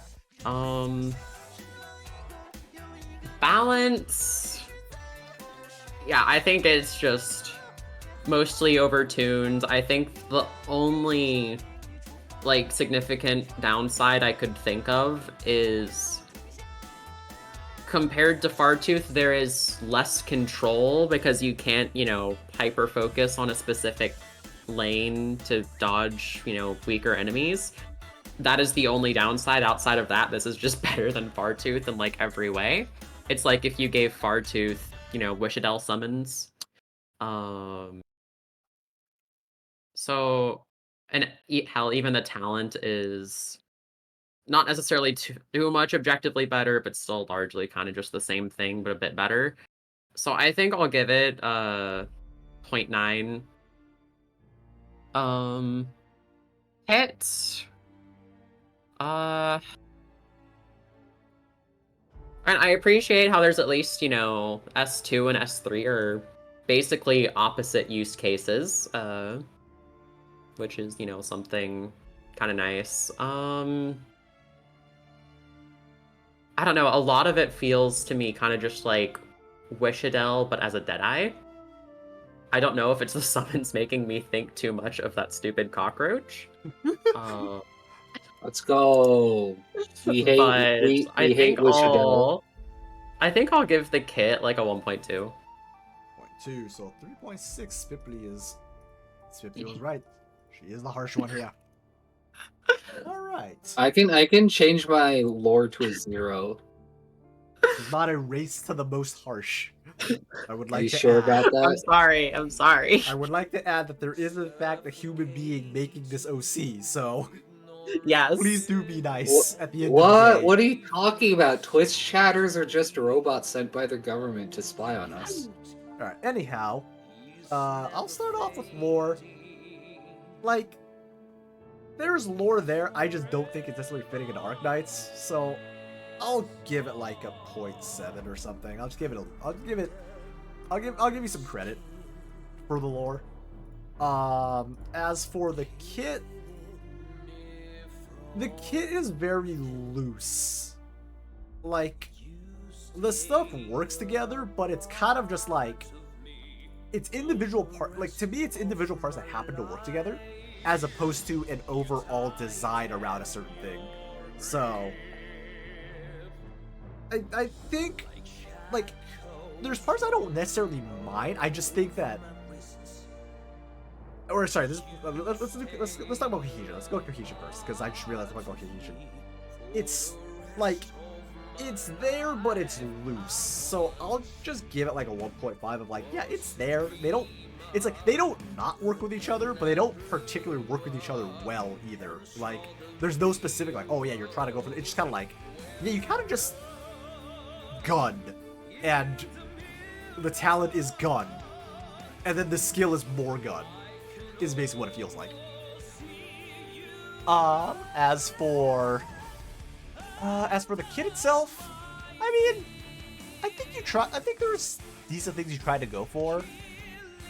How well it works together is like, you know, we'll get to that in balance, but it's like, there was an attempt was made. I'll give it like a 1.3. Balance-wise, I'm gonna go ahead and tap the sign for talent 1 that a talent is not an extra skill slot. If we're talking about raw damage numbers, I think S1 and 2 are fine if we're talking raw damage numbers. The only thing I don't like about 2 is just the range of it. TBH. For 3, it can be a good chunk of damage. I don't necessarily think that the targeting is going to be super easy unless you like fully commit to a setup that'll, you know, stall out the boss when they're the only one left and throw for tiles. Yada yada yada, because otherwise targeting is, if it's global targeting, it's gonna follow Deadeye targeting rules. So I don't necessarily think the 3 is going to just nuke things down.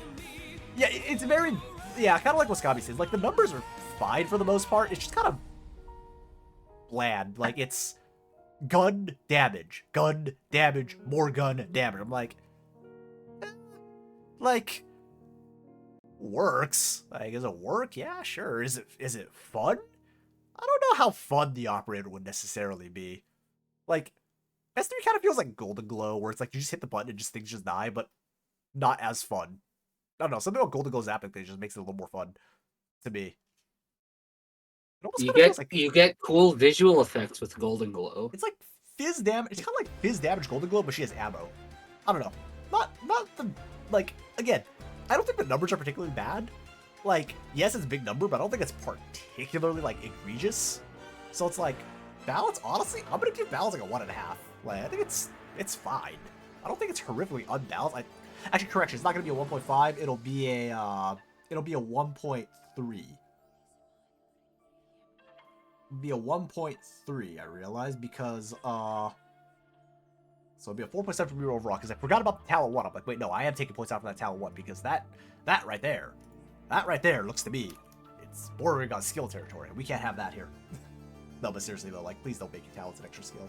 Talents are not just 2 extra skill slots. They should be relatively short and easy to understand. I'll say it just occurred to me to also mention that it's also 3 times the strength of the Hexer module one. Dios mío. So, It's okay. Modules don't exist. unfortunately, they do. It's okay. It's okay. I'm an old man. I'm allowed to be a denier. I'm gonna say no.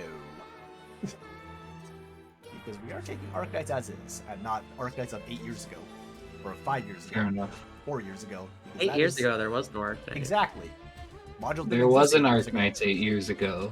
What are you talking about? Clueless. It's like we do have to be fair to our contestants. Like, they are working with what's in the game, so Yeah. disliking a module purely for the sake of I don't like modules, that's kind of unfair to our contestants. So, like, as fun as it is to do the jokes, like, let's- I let's jest. yeah, Yeah, be- but I let's get it. be I fair get it. to I'm our my bad. contestants. All right. Anywho, this is medkits. By the way, there was some medkits specifically at. You'll see something. Smithley's probably gonna kill medkits later. Is all I'm gonna say. Oh, damn it, Medkits. I was told to be excited for this. And I see it's No, a 5-star Medkits- Phalanx Master, so I'm already excited. You're probably gonna want to kill him. Oh, God. You're probably gonna want to kill him once you see something. All right, 5-star Scary. favorite caster Zalat Rat, Australian Rat, Rimbilly I Rat. like Zalax. Zalax are fun. He didn't request that I do an Australian accent, did he? No, he didn't request anything for you, so this could be anyone. Okay. This could be anyone. Stats trust bonus. So I mean, the comparison here is B and I want to say Mint. Mint's a 5-star, right? I'm not just crazy. Yeah, I think that's, like, off the top of my head, I think that's B, 20 or 22 HP less than B without module. So pretty standard then. Nothing too crazy. No, My bad, it's Kiwi. 15 lower, but yeah. No, Kiwi. You'll see what I mean. That is fairly high attack. It is with So I everything guess included. Yeah, B with everything included is 905. Oh, well, that is higher attack. But also that is extremely low defense. They looked at Phalanx and went, the defense is an option. Yeah, this is 40 lower, or 45 lower than Beeswax before accounting for the trait and stuff. I mean, Ambrose is saying, but look, I'm just making sure to tag the unserious talent too. Medkit specifically asked me that, can I just move this Oh, in just to God. mess with Spipley? But it's just a joke. Like, this is not. He specifically said this is Alright, let's this see is this. a Let's take a the look. talent 2 is specifically a joke, so only regard the talent 1 for judging purposes. Wait, okay, but actually talent 2 is actually really good because it means that Beeswax can show off her health regen, and it means it's easier to get Karn to 0 HP so that a mod 3 Max Pot Carnelian can heal literally 100% of her HP. It's unfathomably base. Like I said, Medkit So this Jesus is actually Christ. really good. Bravo, I applaud you, Medkit. Medkit specifically asked me if it was okay to include this, just to mess with Spipley a bit. But I was like, all right, given that I know that the two of y'all are like, you know, friendly banter, I'll let it slide. But normally, this is like very much a one-time thing. Please don't like abuse asking me to, can I put this funny thing in? Like, funny as it is, I have to be the fun police a little bit and be like, all right, let's not everyone do this. Anywho. I wonder, is talent 1 just Beeswax skill 2, like the obelisk, No. but you can just place it down? No. There's no damage or stun, and we do not see the block count and stats and stuff. But it is comparable and it's a similar role. But also Beeswax is more than her obelisk, so I'm cool with that. Double check if I True. have a summon. I may or may not have missed a summon stat in there. Just feel like I missed something. Don't worry about it. It'll be fine. It'll be there. It'll be there quick enough.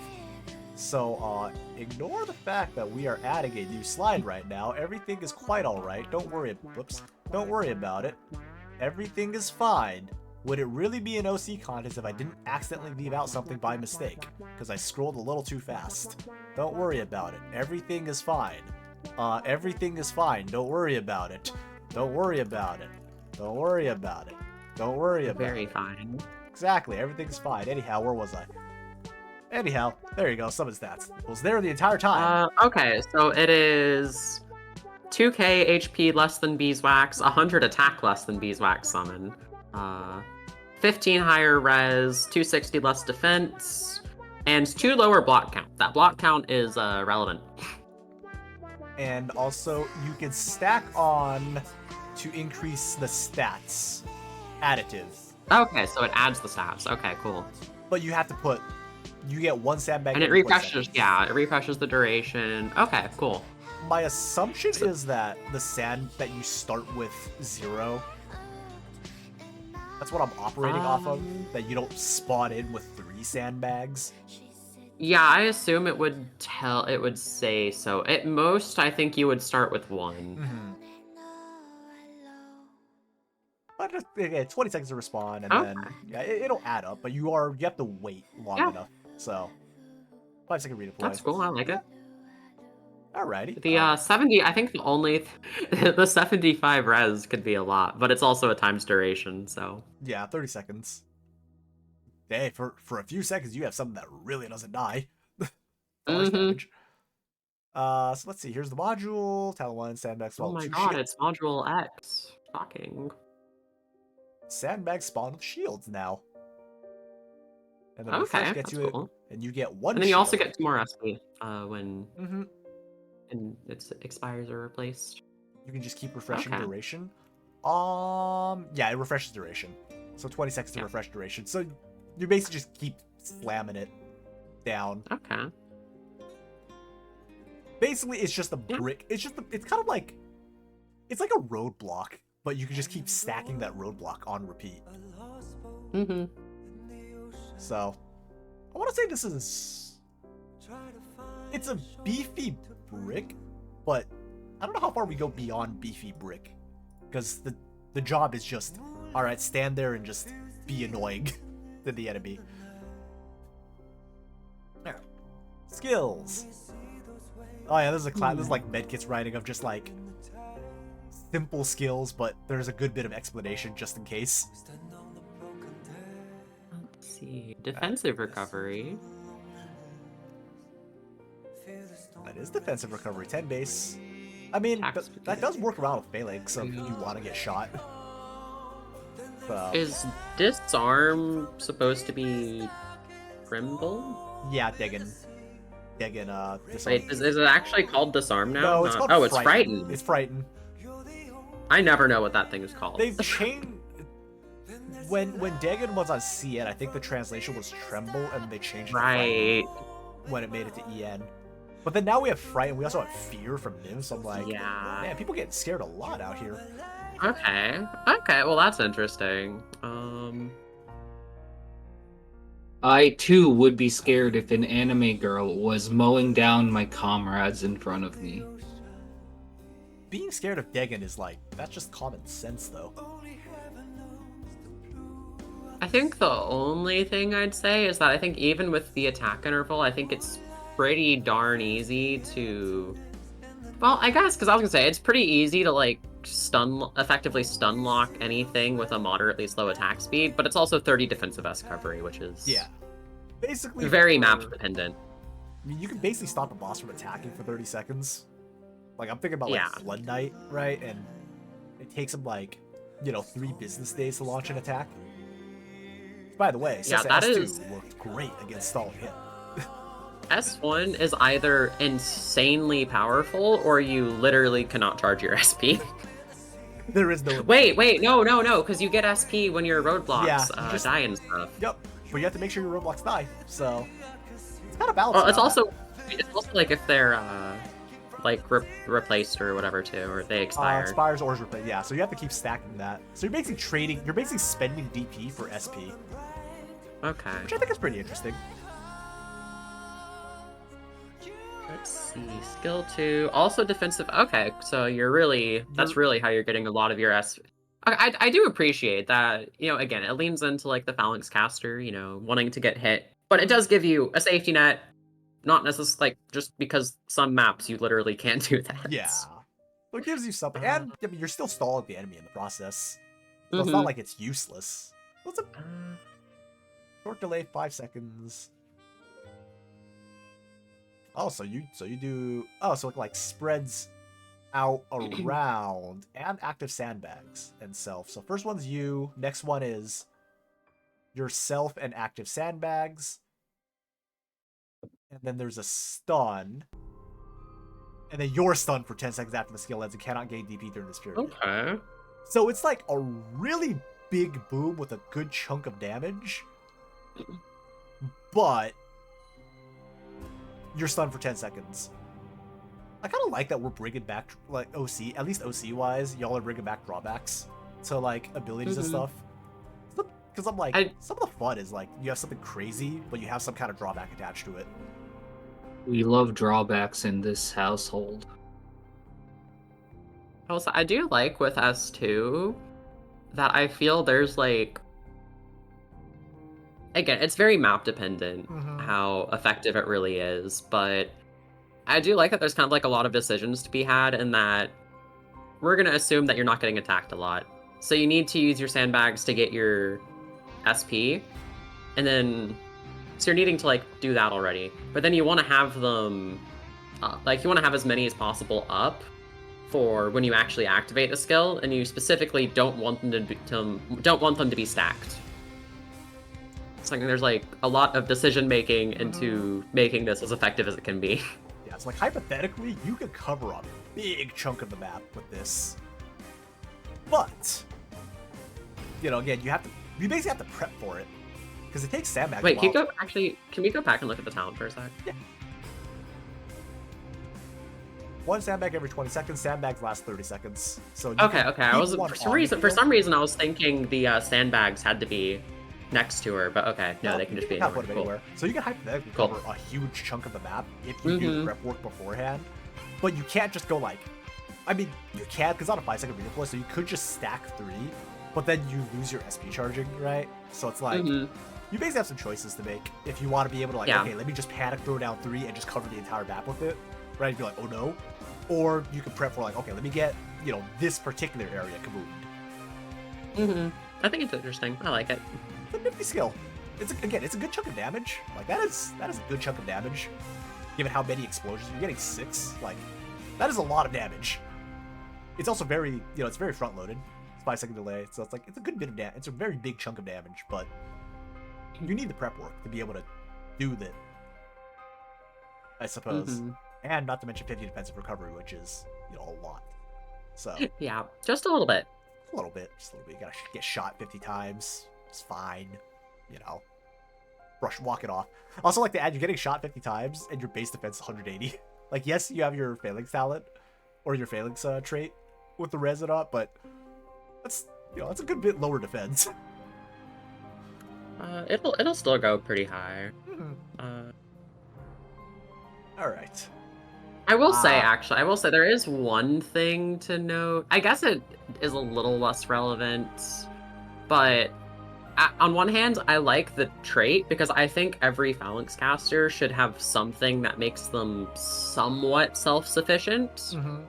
I think I do like kind of how the summons fulfill that role. The only downside to it is that they also eat the attacks that would feed your defensive Yep. recovery. So it's, you definitely have some choices to make, which is what I think is pretty interesting. Like you definitely have some choices that you need to make. Yeah, I think ultimately,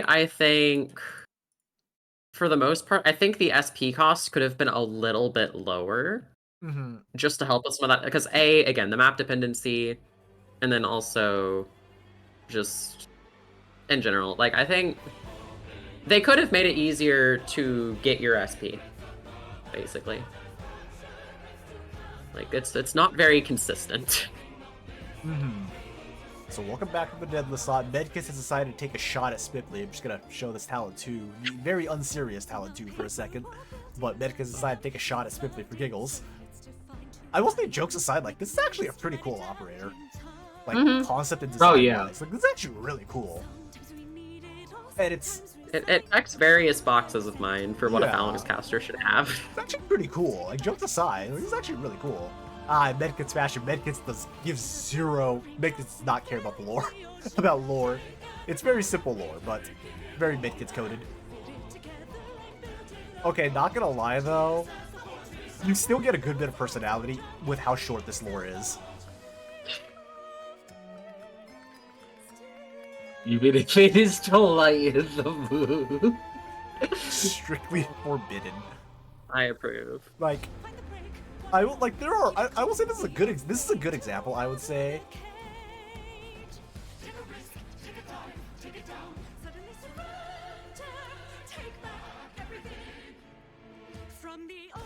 You good? Sorry, I have a DM for Medkits. The man's is currently on vacation. Just need to double check. I may or may not have had something that I needed to update from. I'm just gonna double check that. But Oh boy. if he did not, then it will be what it is. But let me double check. Let me double It is check. what it I is. believe it might just be it is what it is moment. Let me double check. Sorry, give me a second. I look over in Discord, I see 4 messages from Medkits. I'm like, oh shit, what I miss? But I don't think I saw him put that in before. I don't think I saw him put that in beforehand. Yeah. Nah, honestly, I think it's fine. Like, TBH for him, like, basically the edit he's trying to say is that the sandbags give, he wants to add that the sandbags give his OC 1 SP when hit. But Okay, they get that But changes the things. problem is, I don't think he added that edit in within the time given, so unfortunately, I think we have to stick with what's on the board. Oof. Because I mean, I do It is give people what it plenty of time to is. edit, so it's one of those it is what it is moments. I mean, I still think it's fine. It's just a little bit sketchier, but I think it works fine. It's like the I vacation. saw theme. one of the voice lines for a second. It's great. I can do the voice. Who wants to do the voice line? I can do the voice line because the last one was short, so I can double up on mine. Alright. Alright, I'll double up on the... Oh my god, it's the TF2 demo, man. Battle 2. You got... Surely you can't be serious. Not with all these important documents lying around. What makes me an expert? If I weren't an expert, I wouldn't be sitting here discussing it with you now, would I? Just one more wire. I'm not really gonna shout it, but kablooey! Don't blame me for this one. That talk after promotion 2, and that's 100% Demo Man TF2. Like that's Demo Man. That is the Demo Man, except in the case of Glycer, oh, I see where you're going with the name now. Unfortunately, she is not a one-eyed Scottish Cyclops. So, alright, let's do points. I'll go ahead and go first for this one. I'll be brave. Be brave, Spickly, be brave. Let's see. So for lore, I think again it wasn't a lot, but I think what was there was pretty solid, pretty fun. So I'll give it a 1.7. I think. 1.7. Let's see. I need to make sure my brain is not adjusting to the late edit. Let's see. So cohesion and integration, I think overall pretty good. I like the I think everything in there fits pretty well, both like in the game and what we've seen of other Phalanx casters. I think, you know, again, having the drawback seems like something that they would actually add. I do not 100% sure why exactly she's throwing sandbags around, but that's a minor little thing, I guess. She's using dynamite. So I think You gotta take cover. yeah, and it's like I like how they I like how the sandbags are kind of like made to work with the skills, but not necessarily, and just like, you know, oh, you know, your sandbags immediately get better or something, right? Like it's they play with it interestingly. So I think I'll give cohesion and integration a we'll say like a 2.4. 2.4. Balance?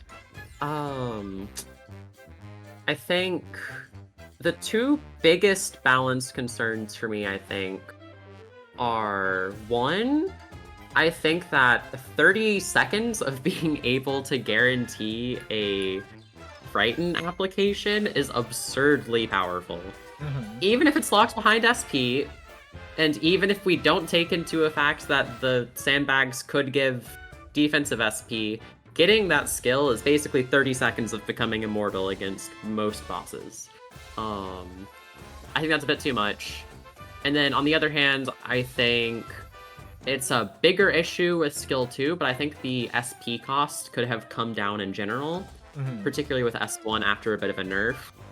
Because, again, like, you can build up the SP a little bit with your sandbags, but it takes 10 sandbags with module to charge up in S2, and then you also need your sandbags out to get full value, which I kind of appreciate, like, you know, needing to get the, you know, thought and trade-off and stuff, but it's just a little too much against it. So I think for balance, I'll give it a...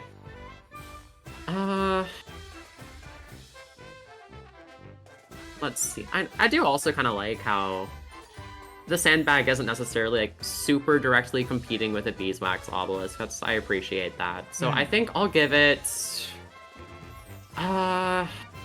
it's tricky. I'll give it a 2. I'll just say I'll give it a 2. The kit. I really like the kit.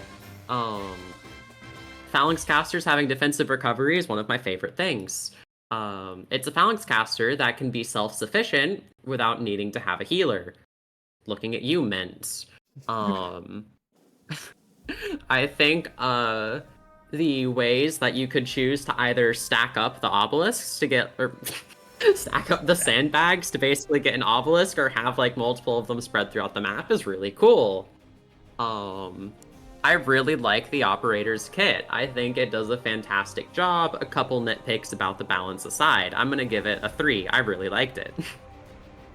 Alright, so a 9.1 from Spipley. Alright, Boop, you wanna go next or want me to go next? Because I can go next. I'll go next. Go for it. I'm gonna start with kit. Actually, I like the kit a lot. It is definitely something that expands on what we have in the game while bringing something new to the table. So I'll give it a 2.5 for kit. For balance, I do like the balance. I do think it could use a little tweaking here and there, a little bit more time in the oven, so I'll give that a 1.7. I think the cohesion and integration is great, but again, a little bit of tweaking here and there, so I'll give that cohesion a 2.5. And lore's fine, I'll give it a 1.8. 8.5 from Boo.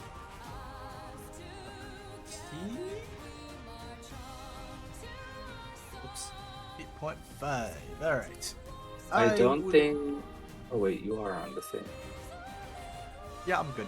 It's what I'm sharing with you is just the lore the OC screen because it'll be a little wonky. But anywho, alright, I'll start with lore. We'll start with I would say like the least scoring part. So least scoring part I would say is lore. I think you actually did a really good job for how little the lore is. You can still get a good idea of their personality, and like simple isn't necessarily a bad thing. It's just how are you able to work with it? And I think this is a pretty good idea of short but gets to the point. That being said, you know, obviously I'd like more lore, more information, but I think this is a good example of you don't have to write like a 7-paragraph essay for a backstory. This is a good example of that. So I'll give lore like a 1.8 as well. As for the kit, okay, we're gonna go with the highest point now, which I think is the kit. This kit to me I think is a 3, like it's just a full 3 because it mixes everything up. Like it's a new take, it's a fresh take. You know, unserious talent to aside, like you know, jokes, the jokey fun one aside, like as a whole, like this is a really interesting kit that I could see go into the game that could work with itself. I think it's a really cool kit. Cohesion, I think the cohesion also works pretty well with what you're trying to do, right? You have defense recovery if bandits once get hit, so that works together with it. And a lot of what you're working around is, you know, you're doing your kind of booms, whether, you know, you have a disarm with it or you have a large explosion. I will say S1, like, you basically have a CC skill and you have a big damage skill. So it's pretty clear what each asset is supposed to do, and the sandbag is kind of like your, okay, you know, while I'm doing my skill, let me take cover behind this thing. So I think it actually works together pretty well. I'll give it a 2.5. As for the balance, I think that like Spipley, I am concerned with the 30-second skill duration. Like, yes, it's a 2.5 second attack interval, but you're basically guaranteed a disarm, and that gets kind of spooky against anything with a even slightly long attack interval.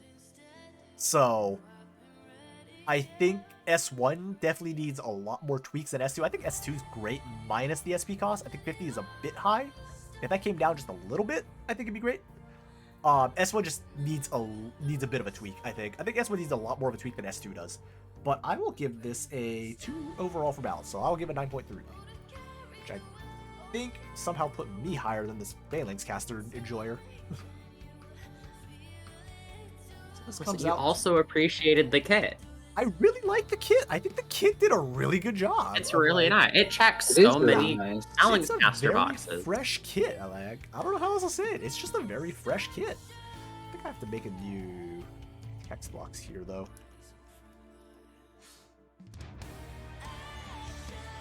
Give me a second to make a new kit, or a new whatchamadiddly here, because I gotta make a new text box, I realized. Which is like, grumble moment, but it is what it is.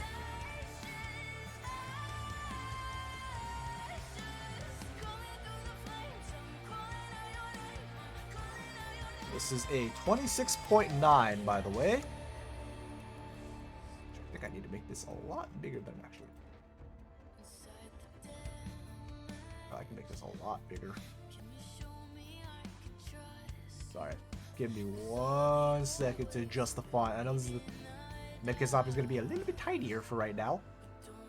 But yeah, the kit really did a good job here, I think. Alright, Blue, hopefully you're ready for your turn. Who's ready for Iberia? Woo! It's Iberia. Ooh, Somehow Like Iberia the has returned. second or third best faction. Let's go. Third best somehow Iberia has returned. Actually, every time. Somehow. I mean, I say somehow as if Blue's not making Iberia every single time. Well, Iberia is great. Iberia They have is Spanish fun. guitar. They do have Spanish guitar. And oh, it's not Ibe. Oh my god. Oh my god, alright. It's not? Oh my god. It is a Liberi though. Hold gonna- on. It's gonna It's gonna be from like- Iberia or something. yeah, it's gonna be like Perfumer. Well, place of birth is undisclosed, so it could be Iberia. Also, this is Blue's custom archetype, which I believe both Oh, Blue and I do Boulder, remember seeing this. both Blue and Boulder have opted to like make a new take on their old archetype that they made. So I still really want to do that. That's like fun. That was a next fun up one. on my list. That was a fun one. Kind of scared the pants off of everyone, and I was like, okay, make your own archetype. Everyone, oh shit. Funny making I everyone. should make my OCs. I should start making OCs. Anywho, custom archetype here is the Mechacord Medic. So, kind of how like a Mechacord caster works. It's you lock on and you do heals with that. So it's pretty similar. Like it's kind of what you would expect to a degree from someone named a Mechacord Medic. Which I think the archetype I remember right was last time we judged it was fine. There wasn't anything like Yeah. we weren't like, oh god, what Yeah. the hell is this? So, all right. Stats. I mean, there's really not too much to compare it to because this is a fresh archetype. So, Oh wait, sorry, yeah, S2 range. I hadn't noticed that. yep. Basically, you have a Wait, the medic themselves heals too, right? Yeah. Okay. I would believe so.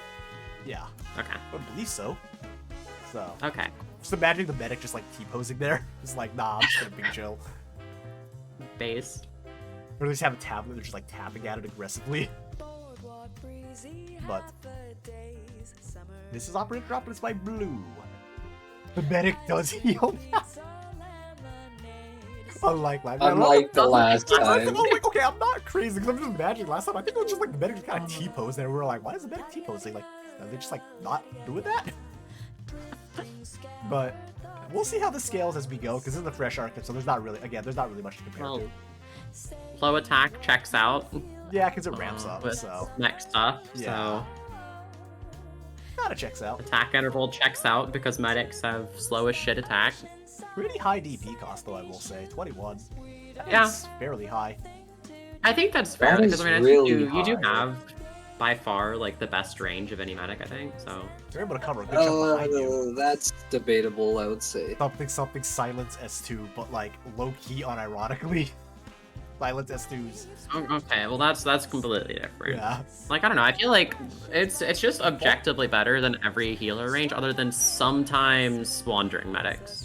Yeah, like in terms of flexibility, this is super flexible. Consider how much it can cover Yeah. behind you as well, just in case. Like all you miss is like those 2 corner tiles from a wandering medic. That's it. Otherwise, you just match or do better than everyone else's range. Alright, so what are our talents here? Oh yay! It's actually talents! I'm so happy seeing actual talents. Let's go Okay. talents. So when it's healing an ally, operator receives 10%, so 12% redeployment recovery. So it basically reduces your redeployment time. But I'm That's assuming interesting. that is only when the drone is locked onto them. Not if they were tagged by the drone, they just instantly get a run around with that. That seems to be the case. That is my Yeah. okay. That's my That is- operating assumption. Because the opposite, I'd be like, okay, hold on, I gotta get ready to start tapping the side again. I really like talent 2 just because it seems like funny visuals. For every other operator on the field, the drone. And with drone just zip it across. Zoom in. So like, does each new operator just slap an extra propeller on the drone or something? Yes. Clearly, 6 it's just talent. time to put. You gotta remember though, you gotta get to pot 6 if you want that.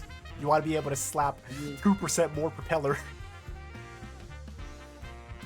I mean, I like these talents. Honestly, I like these talents. You drones move faster, like zipping around Yeah, faster. I think like the talent 2 is nice. It really would depend on just how fast the thing actually moved, which is a little hard to grade without seeing it, but just, you know, conceptually, that's really nice. Talent 1 feels like it's a little small. I mean, it's a redeployment. Like, It's a redeployment reduction. You're getting. yeah, You're like getting like. it's- Oh, go ahead. like it's nice. I think it could stand to be a little bit bigger, but eh. Also, the drone has travel time. I'm actually not sure how fast the drone... Oh, there we go. 1 tile per second speed and lock on to them. well. Oh, so it actually does have a decent... That's actually not that... That's like... What's that, what? Feral Hound speed? Right? It's like doggo speed. I think those 1 are a tile little second. faster. So it's not like super check. fast, but not super slow either. But it does actually have travel time. So, Looking it up. drone's about to start Hounds teleporting. are... Where's their move speed? 1.9 a second. Oh, so it's actually not that fast. Okay. I just like double stacking and moving at 2 is just like nothing personnel kid, but it's like medic personnel kid. Just zips around. Honestly, it's pretty nifty. Like, I think I'm okay with this.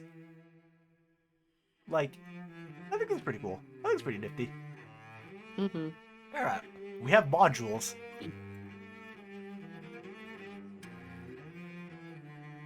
We have modules. We have modules. Oh, that is a good point. This does absolutely suck with anyone that drains HP. You're just stuck on them. Well, actually, no, because they would hit max, and then it would unlock, and then it, in theory, would lock onto someone else who's lower HP. Yeah, you'd be healing low. Your medic targeting prio is it lowest percent or lowest HP number? Actually, it's a I good think question. it's It's percent. low. It's percent. Okay. Well, I guess- Otherwise, they would keep healing. Oh, that's true. Thinner units. they would should keep- more defenders. Yeah. So the module here Well, is... there's the improved redeploy recovery I was There you saying go. we There's could your get. 20%. There's your 20 instead of 10. Or 22 instead of 12. Well, there's that. And then also, you have Sanctuary for your drones now. 10% sync. Drone's move speed and attack increases. Okay. That's fine. You get more heals. That's I fine. think that's additive with the trait, right? I think so. And then That's you not too have- huge, but And then you have allied increased healing effectiveness for the overall trait buff for the Y. Alright. Alrighty. Pretty good so far. Pretty good look so far. Now for the fun part. What happens here? Oh, just straight passive. Ah, so wider drone heals. Passive attack boost. And allies basically just... Okay, so functionally allies, I want to say just in nearby 8. Get a passive heal, I think. If I'm, like, understanding my range tile correctly. That's fine. Loki, you probably could have just said nearby 8 and just, like... Actually, no, because the radius does... It might affect things that are a little bit oddly placed tiles, maybe, but... Because honestly, I would rather you just say surrounding 8 tiles. Yeah, nearby 8 probably just works best. Oh, okay. Like- Oh, when the drone's moving around, it still heals. Okay, never mind. That Oh, actually does make okay, sense right, now. Okay, right. that actually does make Yeah. sense now. Okay, I see what you mean. That's pretty nifty then. Actually, Yeah, that's fine. I like that S1, actually. It's short and simple, but it gets the job done. Like, it's nothing... Like, it's not major, but you just passively buff your heal by a good bit. honestly, for as much as I don't care too much for AFK damage skills, I really like AFK heal skills. Yeah, because you just don't have to worry about, like, oh crap, I gotta hit the skill timing. Like, I would rather have my healing be consistent and reliable than my damage. I agree. Let's see, S2 is a 30 SP cost, 30 second duration. Pretty decent attack spike. Hold on. I see choose an operator on the field. How Yes. does that work? That's a 'Cause- great question. Because it's If I were to theorize, maybe there's something in like the hotbar that you like drag onto the operator. Yeah, like a mule cease kind of thing. oh yeah, that could work then. You just activate the Exactly skill. how we would do it remains to be seen, but we do have the technology. Yeah, basically I just want to make Yes. sure that there is the technology to do this. Yeah. As long as the, The technology technology exists. And then they So I think what I really like about this is you can throw it on like a Scotty S2 with her redeploy mod. So you get her. So you also throw this with the extra redeploy buff module for this operator. So now you're reducing Scotty's redeploy by like 30%, which cuts her down to like, 35 or 40 seconds or something. And then you cut off 30 seconds of that. And you get your Scotty back like right away. We've done it. We've made fast redeploy Scotty. Clearly this skill is meant for Silver Ash. We've done it. No, it's meant for Scotty and April and no one else. It probably would. Clearly. I mean, this whole thing working together with Whoa. Silver Ash, I'll give you pretty fast redeployment times, like low key. I like skill 2. I like it. It's like you get a buff, but we're also retreating you afterwards because we may or may not have injected you with steroids, and we need to check you out after that. Oh, we finally have a use for Wildmane S1. Yo. I like it. I like how this works with your talents. I genuinely like this S2. And then S3, so it's another choose. It's another pick an operator, but this is a waiting zone. 100% redeployment. Okay. Oh, so you basically just... So you can just insta deploy an operator. With that you steroids, retreated. because they get SP battery. You do get SP battery. I guess it's only 15 SP over 30 seconds, so it's not too crazy. But it is still a drone that's presumably healing them, maybe. But you also have to deploy them. You can't just be like, well, I'll get you later. It's like, okay, once you activate it, they gotta go in. Well, yeah, that's the thing, is you just activate it when you're ready to do it. And then you can only do it twice. Yeah. Also 60 SP cost. So once you activate it, you gotta wait 60 seconds to be able to do it again. So you're functionally waiting for another redeployment time.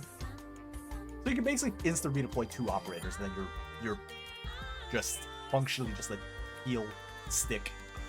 You can just Surtur it, and then you can just Surtur it again. And you have to wait 60 seconds before you can just Surtur it again, in which case... Yeah, then you can just Surtur it again twice Yeah. again. Yeah. And then you can Okay. put in Silence Alter on top of that. So I think this is fine. I'm gonna be honest, I don't think the minus 50% DP cost is necessary. I think that actually makes it a little too strong. I could, yeah, the minus 50 DP cost is You're already really getting good. instant redeploy. You do not like if the skill was literally just your operator has instant redeploy, I'd be like, let's go.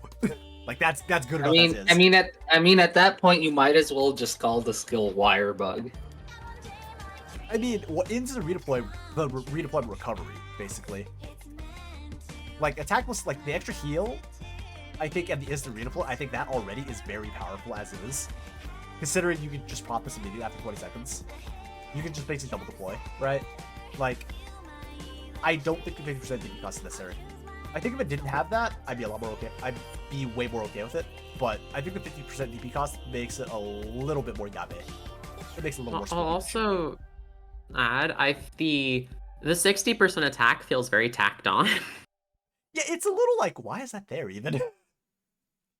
I kind of agree with that too. It's like, hold on, let me make sure I didn't accidentally slap that in just at random, just to be safe. Just for blue's sake. Like, it is the same 60% as skill 2. I don't know if that's No, it just says attack plus 60%. actually okay. It's just there. No, that's there as is. So Okay. yeah, I'm gonna be honest. I don't think the 50% DP cost is necessary. I'm not entirely sure why you need a 60% attack, but okay, I guess. Basically, the biggest gripe for me is just that 50% minus DP cost. It's like, just why? I just don't think that's necessary at all. Because it's already very strong, just the fact that you have instant redeploy. Because it's not you shave off X amount of time off the redeploy. It's you can just redeploy. So I like S1. I really like S2. S3 is I almost like it. Almost there. Alright, ready to go on lore? I think so, yeah. Yeah. Alright. Shorter lore from Blue. Shorter lore from Le Blue.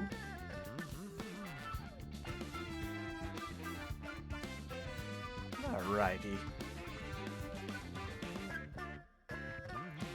But as always, let me know when we're ready to go on the voice lines. Blue, do you have anyone you want to read the voice lines in particular? let us know now while we're reading the lore. I am ready. No request, so I'm throwing poop under the bus. That's fine by me.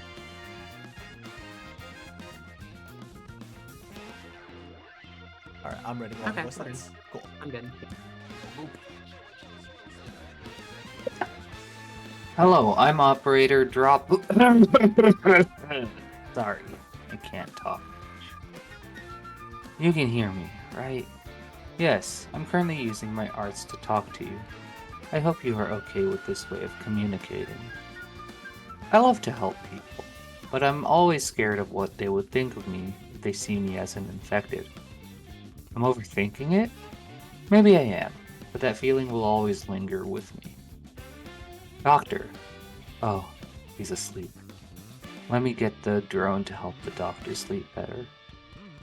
Everyone! Careful out there. Alrighty. Who wants to start us off for points? I can start. Cool. Go for it. Lore's fine. I'll give it 1.5. You met the criteria. For the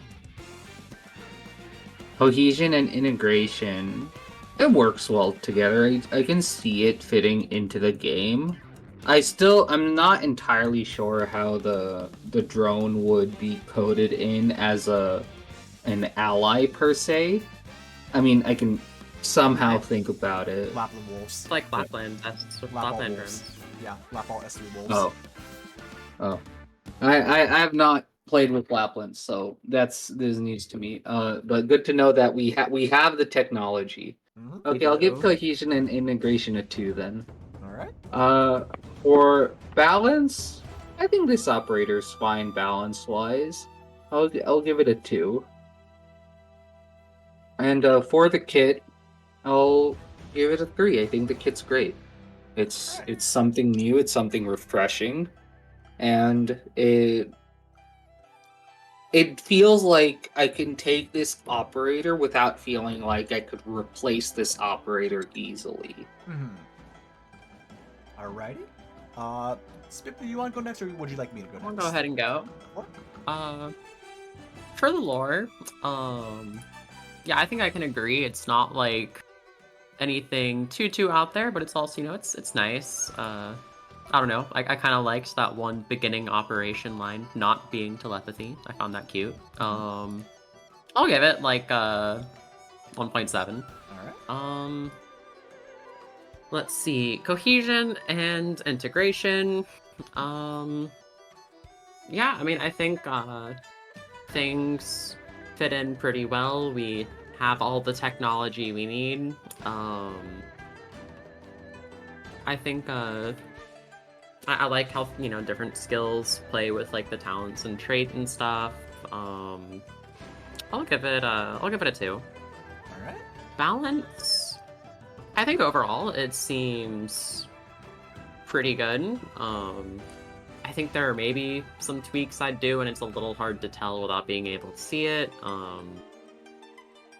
I think especially with like the range, I think I could just see this being my like go-to medic for any like I need a medic but I don't need anything specific, so let's grab the giant ass range that's easy and then just take S1 or something. Mm-hmm. So I think it could be a little too much in that regard. And then I think, yeah, mostly S3, there's some potential concerns about does it really need this much? Like you could take out 1 or 2 of the things that were added there. But overall, I think it was pretty good and the ideas are like nice and stuff. I'll give it a 2.2. Then I think for the kit, I liked it a lot, especially because like one of my biggest issues with medics is when they don't do anything but heal and they can be replaced by any other medic who doesn't do anything but heal. So I think just the way they go about doing the healing is, different and actually useful. And then all of the extra utility is, nice and fun to use and feels like something a support should have instead of, being Calcit and just killing the enemy instead. So I'll give Kit a 2.5. 1.5. And that comes out to an 8.4 overall from Spipley. Man, y'all are scoring high. All right, you guys are having too much. You guys are having too much high points. We gotta take this down again. But anywho, jokes aside, lore-wise, it's solid. It's, I will say, this is kind of just, I will say to a degree, this is like me seeing enough stuff where like the lore, like a lot of operator lore, where like the personality is introverted, kind, looks out for friends, and I'm like, it's fine, it works, but it's kind of like when you have the same, when you have a lot of like the same thing with Chug, you're kind of like, okay, I want to see something different at this point. So it's like, there's nothing wrong with it. I'm just like, there's a lot of nice, friendly, like this is like default AK, this is like default lore summary in the OC Contest points. So I was like, I'll give it like 1.6. Like it works out. Kit wise, I think it's a pretty cool kit with what you're going for.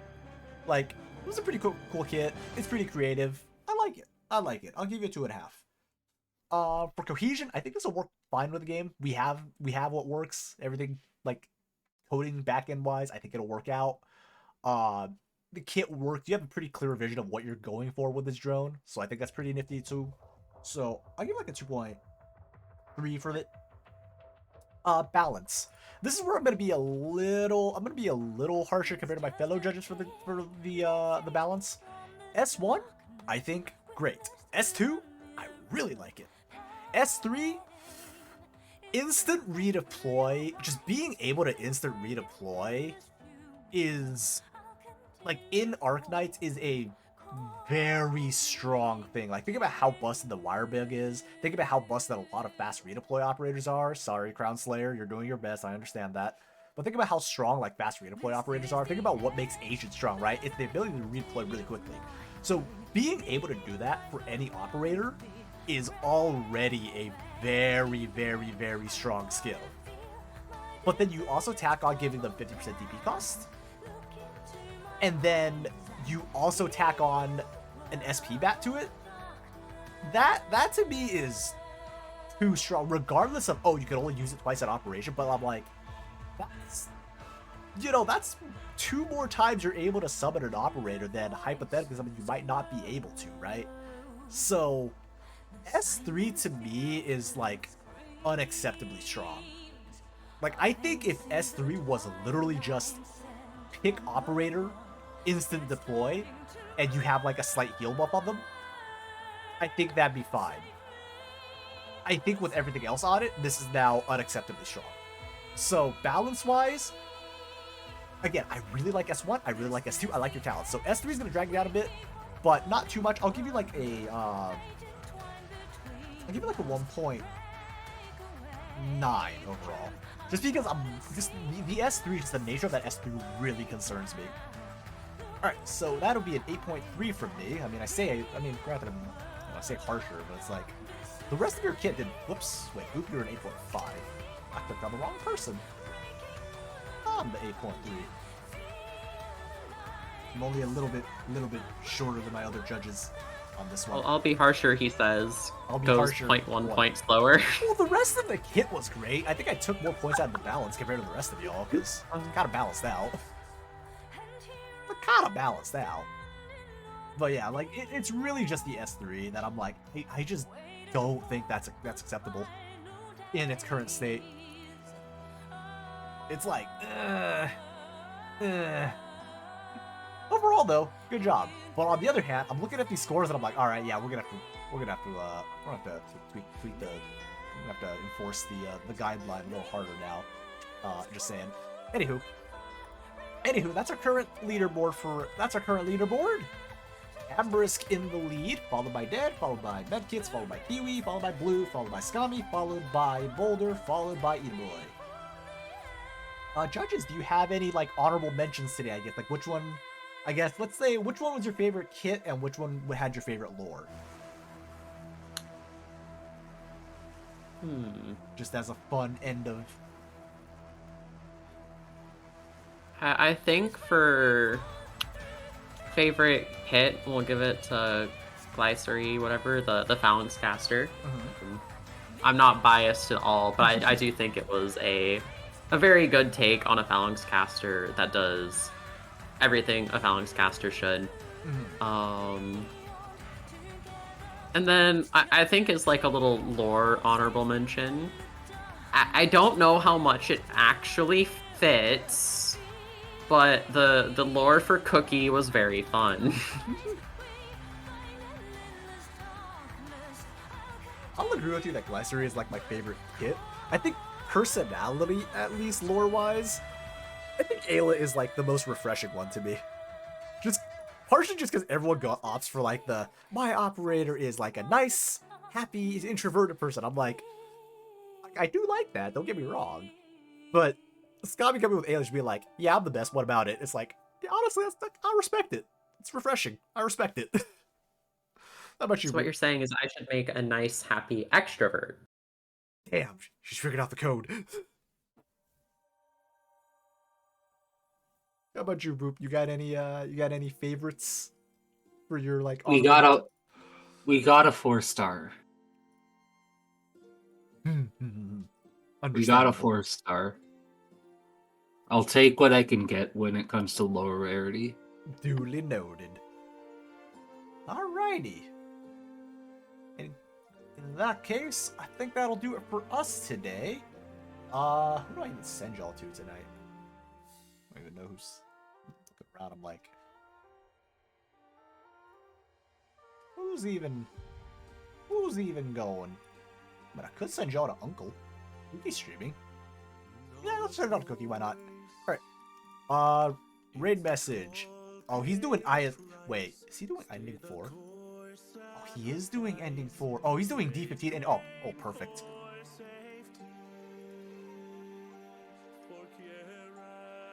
Alright, anywho, day 2, just to give you a reminder for day 2 operators, it'll be Kuriyama, Lasat, made by Lasat, Oyun, Polyp, Saturday, Shattenclong, Serial, and Sparky. So, FYI, if you're on this list, just keep it in mind, that'll be you tomorrow.